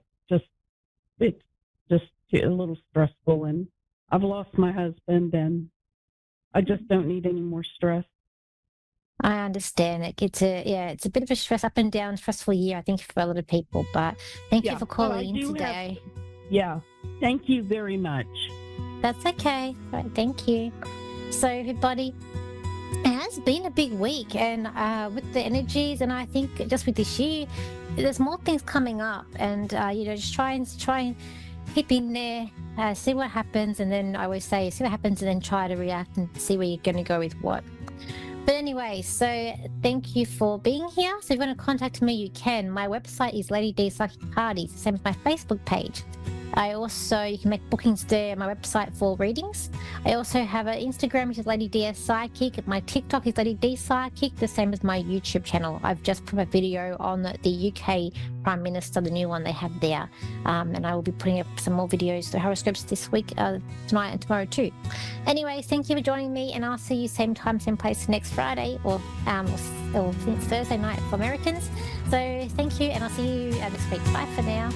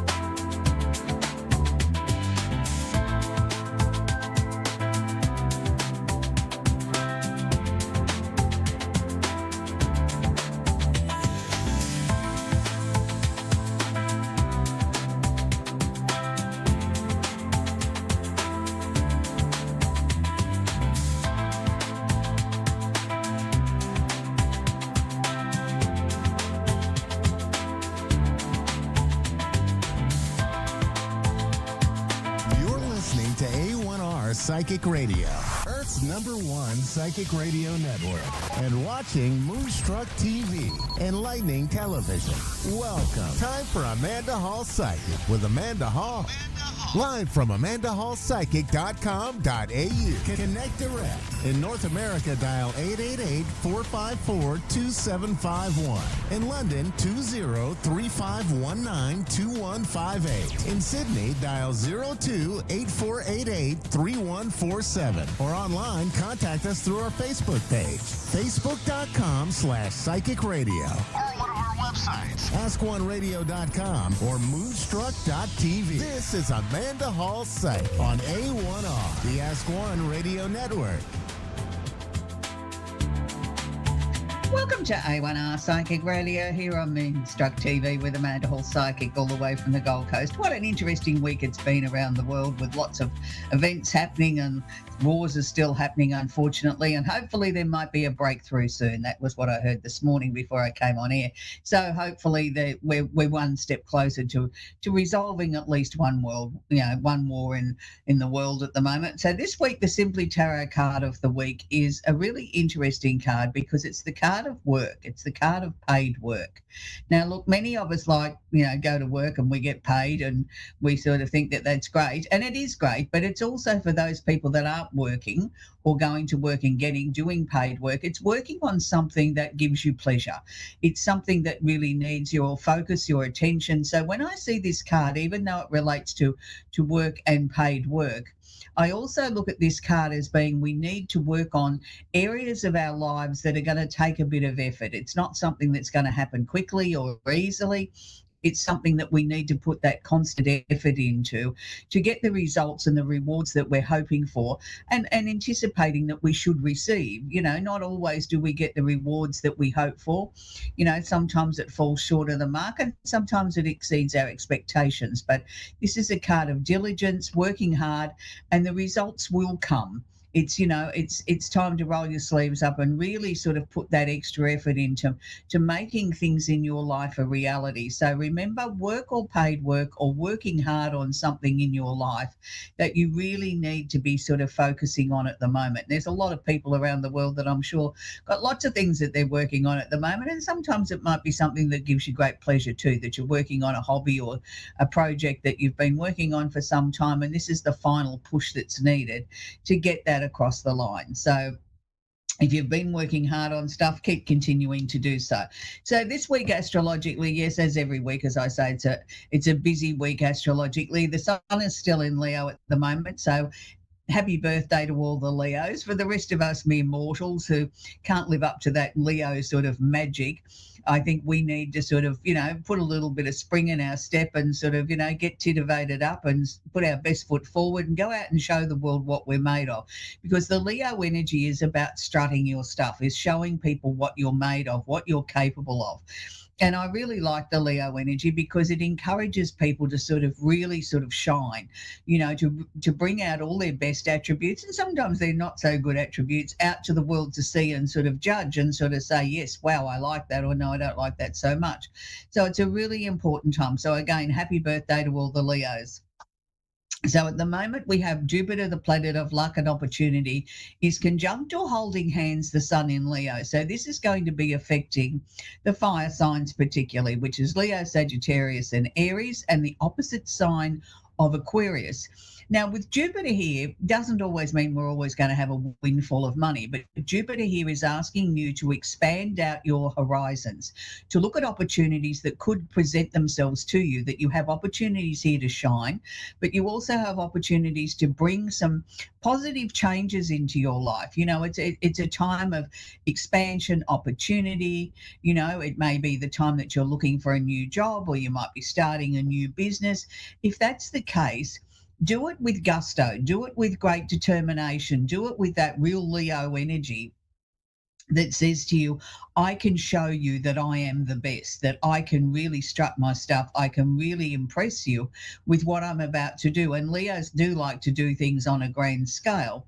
And usually, we tend to associate things like goals with Leos, wanting to go out there and be sparkly and alive and, showing off your jewels and your gold and your wealth. And that's not always the case. I mean, you can still get $1 million look for a pittance price tag. So, sometimes it's about knowing where to spend your money too. And particularly if you're out to impress, it's not always the most expensive outfit, but it's how it's put together that makes the impression on the person, and how your body language is, and do you engage with them in your eyes and things like this. These are all important avenues that you need to be sort of very aware of. So if you're going out to make some major changes in the world and you've got to strut your stuff and you're one of those 4 signs that I spoke about, terrific. Make sure you put your best foot forward. For the rest of us, we have Mars the planet of action is sitting in Gemini. So this is going to be affecting mainly the air signs. So Mars is asking you to get up off the couch, do something different, think about things in a different sort of way. And because it's in Gemini, it's asking you to sort of look at more towards your local environment. Is there something that you can get off the ground that's got a local sort of feel versus a long distance sort of feel? Because that's where your greatest success will come from, is putting your energy into your local projects, or putting the energy into yourself. So this is going to be affecting the air signs, which is Gemini, Aquarius, and I forgot. Oh, Libra, of course, and the opposite sign of Sagittarius. I'm terribly sorry. I didn't mean to forget Libras. I just had a little mental lapse there of not sure which sign to sort of mention, but Librans are very, very important. And I know there's a lot of Librian people at the moment have really been getting up off the couch and bringing in some new projects or exploring their local environment. Sort of, a lot of Librans I've been working with lately are looking for new jobs or looking to sort of enhance or expand the job or the job opportunity that they've got, and they're really sort of being quite focused on that very close local environment, trying to make sure that they're putting their best foot forward. So good luck to everybody that might be looking for a job. We have Venus, the planet of love and affection, is sitting in Virgo. Now, when Venus is sitting in Virgo, it really doesn't matter what your star sign is. It's asking you to behave a little bit like a Virgo. Now, Venus in Virgo to me would be being very, very critical. We would be looking for somebody that's grounded, that's got their feet on the ground, somebody that, maybe a tiny little bit slower than what we're used to, because they stop and they think and they analyse and they look at the situation before proceeding forward. They're not one of the signs that really sort of does things in a hurry. They like to sort of be very sure-footed before they make a change or a choice in their life. They don't do things by half measures. When they commit, they fully commit, and it's something that they really sort of enjoy doing. So for anybody that's looking for love, and it doesn't matter what your star sign is, maybe be a little bit more critical this time round. There's reasons why previous relationships haven't worked, and it's not always the other person's fault. You have to take responsibility for it yourself as well. But what Venus is asking you to do here is put them under the microscope a little bit. Don't just get caught up in the excitement of, oh, wow, I've met somebody new and aren't they fantastic? Take the rose-coloured glasses off and have a really good, long, strong, hard look at what does this person bring into my life? Are they really the right sort of person that I want to invest time and energy into getting to know people? I think it's really difficult this day and age with, so many choices as far as dating apps and opportunities like that to meet people online. We've forgotten the art of communication. We've forgotten the art of, meeting somebody, glancing across a room and your eyes lock and you sort of all of a sudden there's this amazing power or energy or infatuation, whatever label you want to put on it, and all of a sudden you feel butterflies in your tummy and things like this, and you sort of say, oh wow, I'd really like to get to know that person or get to meet that person. We lose that with screen technology and things like that, and go and swipe, look at a photo, we don't particularly like them, so we move on to the next one. And maybe sometimes that's a disservice, because there really isn't a lot of energy coming through our screen as far as what that person might be like. Call me old-fashioned, but I still believe in the power of, boy meets girl and the magic happens and in real life, and you get the opportunity to sort of get a feel of what that person's like. If you glance across the room and somebody's got their eyes on you and you feel really uncomfortable, you're not going to have a conversation with them, are you? So we're on a screen. Somebody could tell you anything that they think that you want to hear, and you're not necessarily able to sort of judge it in the same way, because you have to trust in what they've told you as being the truth, and you have to trust in that that's a real photo of them, or it's not been photoshopped or something like that. So there's a lot of variables. So there's a lot to be said for maybe getting out and about and sort of, living your life that way, and with the hopes then of meeting somebody that way in a really positive sort of dynamic sort of way. Get out, join a few clubs, take up some hobbies, go to a concert, go to something that, might be free in the park by your local government or your local council, and sort of start living your life instead of sort of sitting there on a device trying to find the love of your life. Maybe be a little bit more critical and get out there, be a little bit more like a Virgo. We have Chiron, which is not a planet, but which is known as the wounded healer, has moved into Taurus. Now, Chiron in Taurus is going to be there for a number of years, and it's going to mainly affect the earth signs, and particularly Tauruses, or anybody that has a Taurus rising or ascendant. It's going to be a time where you really need to focus on healing yourself. Chiron is the wounded healer. There's healing that needs to happen, and healing isn't always on a physical level. It can be on an emotional level. It can be on a soul level. Healing comes in many forms, and it doesn't mean that you've necessarily, broken your leg and it's got to heal. Healing might be something that on an emotional level that goes way back to childhood, or even to a past life, that needs to be brought to the surface now and sort of examined and looked at and healed and sort of let go of, and sort of not so much feel sorry for yourself, but allow yourself that time to sit in that energy and say, I can have the luxury of time of healing myself properly. Not just sort of saying, as I know many people say, oh, I've dealt with that, I've let go of it, it's gone. Well, no, it's not quite that simple. We have to heal ourselves on many different levels, and the physical is just one of them. There's an emotional level, there's the soul level, there's many different levels of healing. So if you are a Taurus, or you are an earth sign, which is Taurus, Virgo, and Capricorn, and the opposite sign of Scorpio, be aware this next few years, and it'll come in waves, where there's times where you're really sort of regurgitating the past and looking at things that you think, why on earth am I thinking something like that?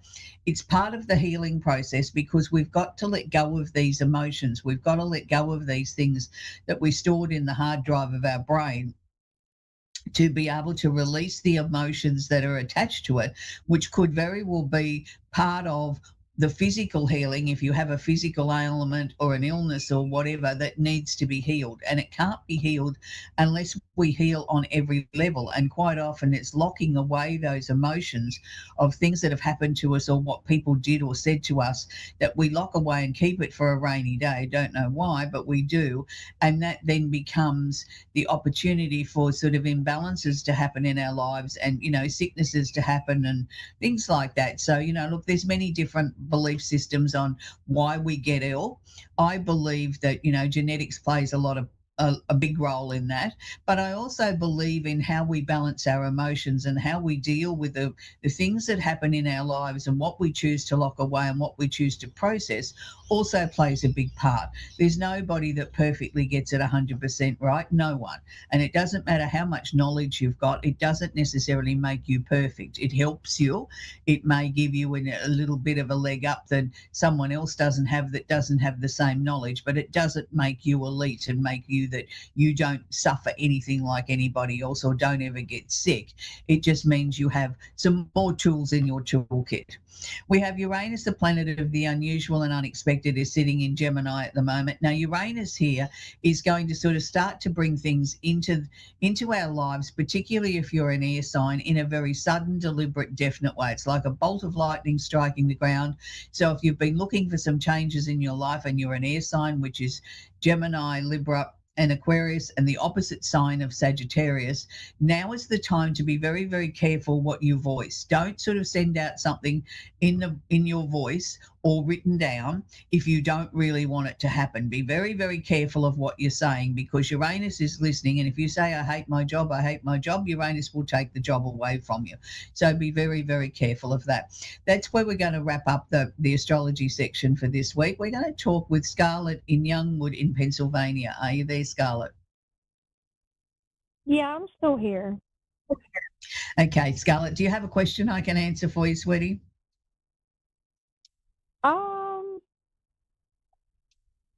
I have a question. Like, is it anything I can ask you? Yeah, sure, within reason. Yes, of course. Okay. I'm so sorry. I'm like new to this, so I'm a little nervous. That's all right. Take your time, sweetie.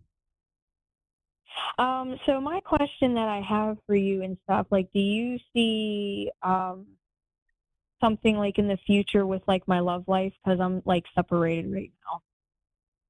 Okay. Well, that's always a difficult time when you're separated and going through those changes in your life, and sort of, you wouldn't be human if you didn't question, have I made the right decision? Deep down in your heart and your soul and your tummy that you have, but you still question that. And that's very healthy, because if we didn't question that, then I'd be questioning you at why are you not looking at this from every sort of angle to make sure that this is the right decision and this is exactly what you want.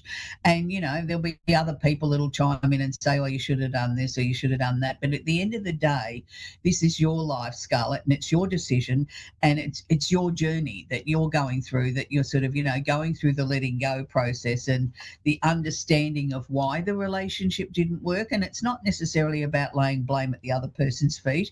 It always takes two, and there's always things that we possibly could have done better or differently that might have given us a different result. But at the end of the day, this is where we are. And the reasons why I'm talking about this is I want you to sort of turn around and say to yourself, well, look, I own the parts that I did, but I don't have to agree with the parts that brought us to a separation either, as far as they were intolerable to me. And these are my now new boundaries of what I'm looking for in a new relationship. Those things are not negotiable. I don't want those again. It's interesting because they are showing me that there is a number of endings and changes coming up for you. And one of them is the finality of this relationship. It's not just going to be a separation. It is going to be final. That's it. It's gone. It's time to move on. You've got opportunities here to go dating, but I'm say to you, it's not sort of as if you're being too fussy, and I don't want you to think that. It's like, unless somebody really appeals to you, there's no need to go out with somebody just because they've asked you just to be polite. There has to be some magic there. There has to be some reason why you want to go out and you want to get to know this person. Yes. The person that I'm separated with right now, do you think that him and I will be back together in the future? No, I don't. That's what I said to you. I feel that it's coming to an end. It's not anybody's fault. It's just the two of you both want and need different things out of the relationship.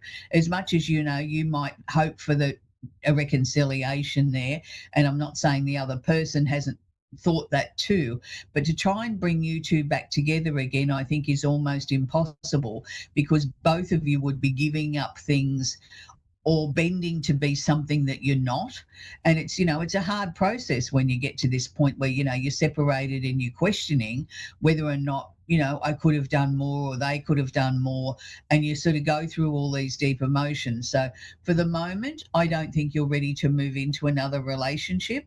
I still think there's a lot of healing to be done around this current situation. So has there been any discussions between you and this person about what actually went wrong in the relationship? Him and I have thought about like getting back together, but it's just kind of like up in the air. Like, we see each other here and there and stuff. Mm-hmm. So yeah, it just kind of shocks me that like when you said that, because I've been dealing with like other psychics too that are like on TikTok and stuff that they've all said like yes and stuff. So like when you're telling me no, it just kind of like shocks me. So. Well, because I feel that the two of you could sit down and you can have discussions about it, but there's still no resolutions. He's not going to change, you're not going to change. So therefore, there's reasons why you got to this point where you've separated. It wasn't because the relationship was flourishing. Look, I've been doing this a very, very long time, and I'm usually not wrong. And what I saw was it was like we could get so far to come back together and then it would blow apart again.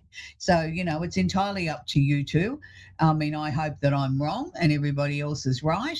But what I saw was a definite ending there. There was a definite change, and I could see the early part of next year you were going to be dating someone else. But, you'll have opportunities before that where people will ask you out, but you're not ready, or they don't appeal to you. And I'm not saying that you're right or your previous partner was wrong. I just think it was a wrong connection. I think there's too many things there that both of you would have to sacrifice, and it would never quite be right. So anyway, Scarlett, that's where we're going to leave it. I wish you well in the future. We're going to talk with Tammy now in Abbotsford in British Columbia, Canada. Are you there, Tammy? Yes, I am. Do you have a question I can answer for you, Tammy? Yeah, I guess just wanting to talk about finances. Sure. So what's your question, sweetie? Yeah, just like, do you see any extra work coming, like any extra hours coming from work? I am on acreage and I am looking at doing some other stuff on the side. Do you see anything productive from that? Okay. First thing I'm getting is, yes, there's going to be a definite improvement in finances. But the thing is, even with extra money coming in, you don't sort of really feel as if you're getting on top of things. You know what I mean? An extra $50 comes in and you disperse that over here and a bit over there, and you think, oh, that's gone. And then it's sort of like I'm waiting for the next extra thing to come in to sort of try and get on top of it. Look, it's not that you're a bad money manager. I want to be very clear on that. I think this has been a very expensive year for you, where you had things that came in that you weren't budgeting for, you weren't expecting, and this is sort of like, you haven't been able to get enough to come in to go back out to sort of say I'm balancing the books. Things will start to change from September, which is good. I mean, I'd love to say by the end of September, you're on top of everything, but that would be a little bit too sudden. But I want you to keep looking at, if an extra bit of money comes in and you can pay that off something, sit down and say to yourself, well done. I want you to keep reaffirming with yourself that you're making progress, even though we haven't got to the bottom of the pile yet, but we're making progress, and that will help your soul sort of feel as if we are making progress and sort of, attract more money towards you. I think there's going to be another opportunity coming in September. That's not another full-time job, but it's going to be regular money that you could add to top up the weekly income. And that's good. Yes, it's going to require a bit of effort. It's going to require a bit of juggling, but it's certainly worth it, because I think doing that for 6 months would really see your finances really well and truly improve, almost to the point that you could breathe again and say, oh, good, I can now look at, do I let go of some of these extra jobs that I'm doing or extra income streams that I'm doing and just focus on living and my day job? And that's a good position to be in. But I think you'll hang on to it for a little bit longer than that, because I can see you wanting to get a bit of money behind you in the bank to sort of just look at it and admire it and say, oh, wow, I've got so much money in the bank. Isn't that great? And sometimes we need to be able to physically see that it makes us feel like, well, yes, it was worth the hard effort. Are you moving house too? Because they keep showing me a question mark around where you're living, Tammy.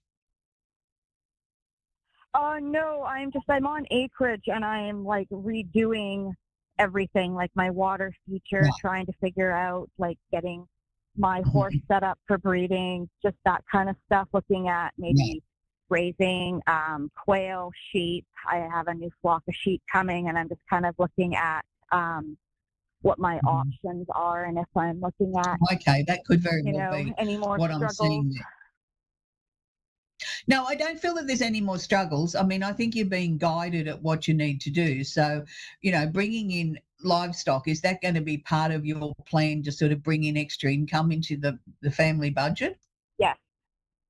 Yeah, good. I want to see you sort of continue on with that, because to me, yes, I know it's hard work, but it puts a smile on your face at the same time. It's like I enjoy being out there with the animals. Like it doesn't feel like work. It's something that's pleasurable. Yeah. And, and it's going to give you an income as well.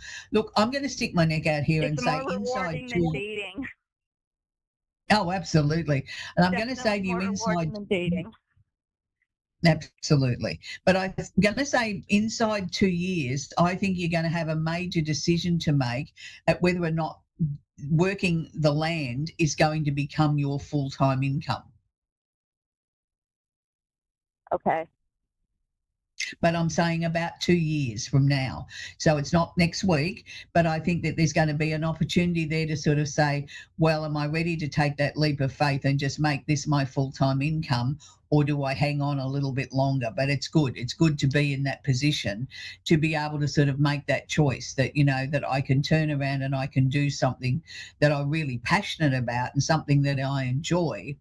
And, you know, you might think at the moment, well, I haven't got enough land to even, you know, dream of doing that. Let's just leave it up to the universe, because that's what they were showing me, that there was going to be a choice in about 2 years' time at whether or not you walk away from day work as we know it and just focus fully on the land. And that'll be a nice position to be in. Yes. Yes, it would. So that's good. So I'm on the right track then. Absolutely on the right track. And look, there'll be days there where you question it. You know, some days when it's raining and you got to go out and it's wet and cold and you think, oh, I'd much rather stay in where it's warm. But, you know, that's only for a couple of minutes, and then you sort of, you know, you're back into it again. But no, you're definitely on the right track. And this is something I think that you were born to do. It's not just something that you woke up one day and thought, this is a great hobby. This is in your soul. This is what you were meant to do. And Perfect. That's good. So that's where we're going to leave it, Tammy. But, you know, you've got a really good opportunity ahead of you with what's happening. And, you know, you really do relate to the animals. And I think that's the most important thing. You're a little bit like Dr. Dolittle. You can talk to the animals and they talk back to you, and you understand what they're going through or what their needs are or what needs changing. But that's a real special gift. And I wasn't saying that just to make you smile. That was truly what I could see, that you have this special bond with the animals. And that's something that, you know, you can't teach that in a textbook. It's something that you're born with. So you're doing the right thing. Okay. So you might, you might be able to write some books or do some TikTok videos or something on how to talk to your sheep. All right. Thank you very much. You're very welcome, Tammy. Anyway, that's where we're leaving Tammy. It's always interesting when you see people are sort of making changes in their lives and sort of question whether or not it's the right thing. And sometimes it's hard to know what's right and what is just a wishful thinking situation. Like Tammy, she questioning whether or not she's doing the right thing, but she knows in the pit of her stomach that this is the right thing to do. And as far as Scarlett's concerned, I mean, it was very sad that, you know, I picked up that the relationship wasn't going to work for her. But look, you know, we all have different ways of reading. So this week I want to leave you with a song that's an oldie but a goodie. And even though these three young men spent many years in Australia, and we claim them as our own, and we have statues, you know, about half an hour up the road from me, it's the Bee Gees and How Deep Is Your Love. And I think it's a beautiful song. It's a lovely song with beautiful harmonies, and it always invokes a smile, you know, when I hear that song about how deep is your love. Do you truly love that person? If so, then you've got to put that extra effort in and try and make the relationship work. But, you know, it's also too, sometimes relationships aren't meant to be. So we have to know when to walk away, and we have to know when to sort of really put that extra effort in and try and make it work. So until next week, enjoy the Bee Gees and How Deep Is Your Love.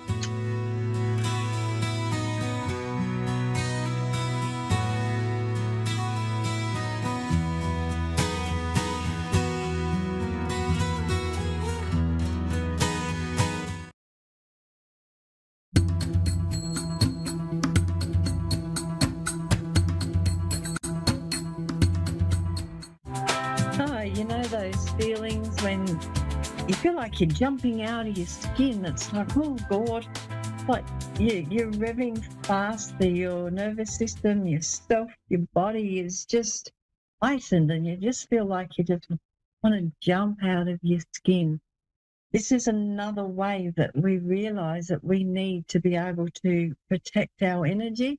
We need to be able to feel as you do into your body. This is a sign that your body needs to disperse the energy that is making you rev faster, making you rev quicker and feel like you are jumping out of your skin, literally. And you often wonder, well, what am I going to do about this? How can I get over it? And most of the time we just carry on as you do about your day, just feeling the feels. But what I've come to realize as this has happened to myself throughout time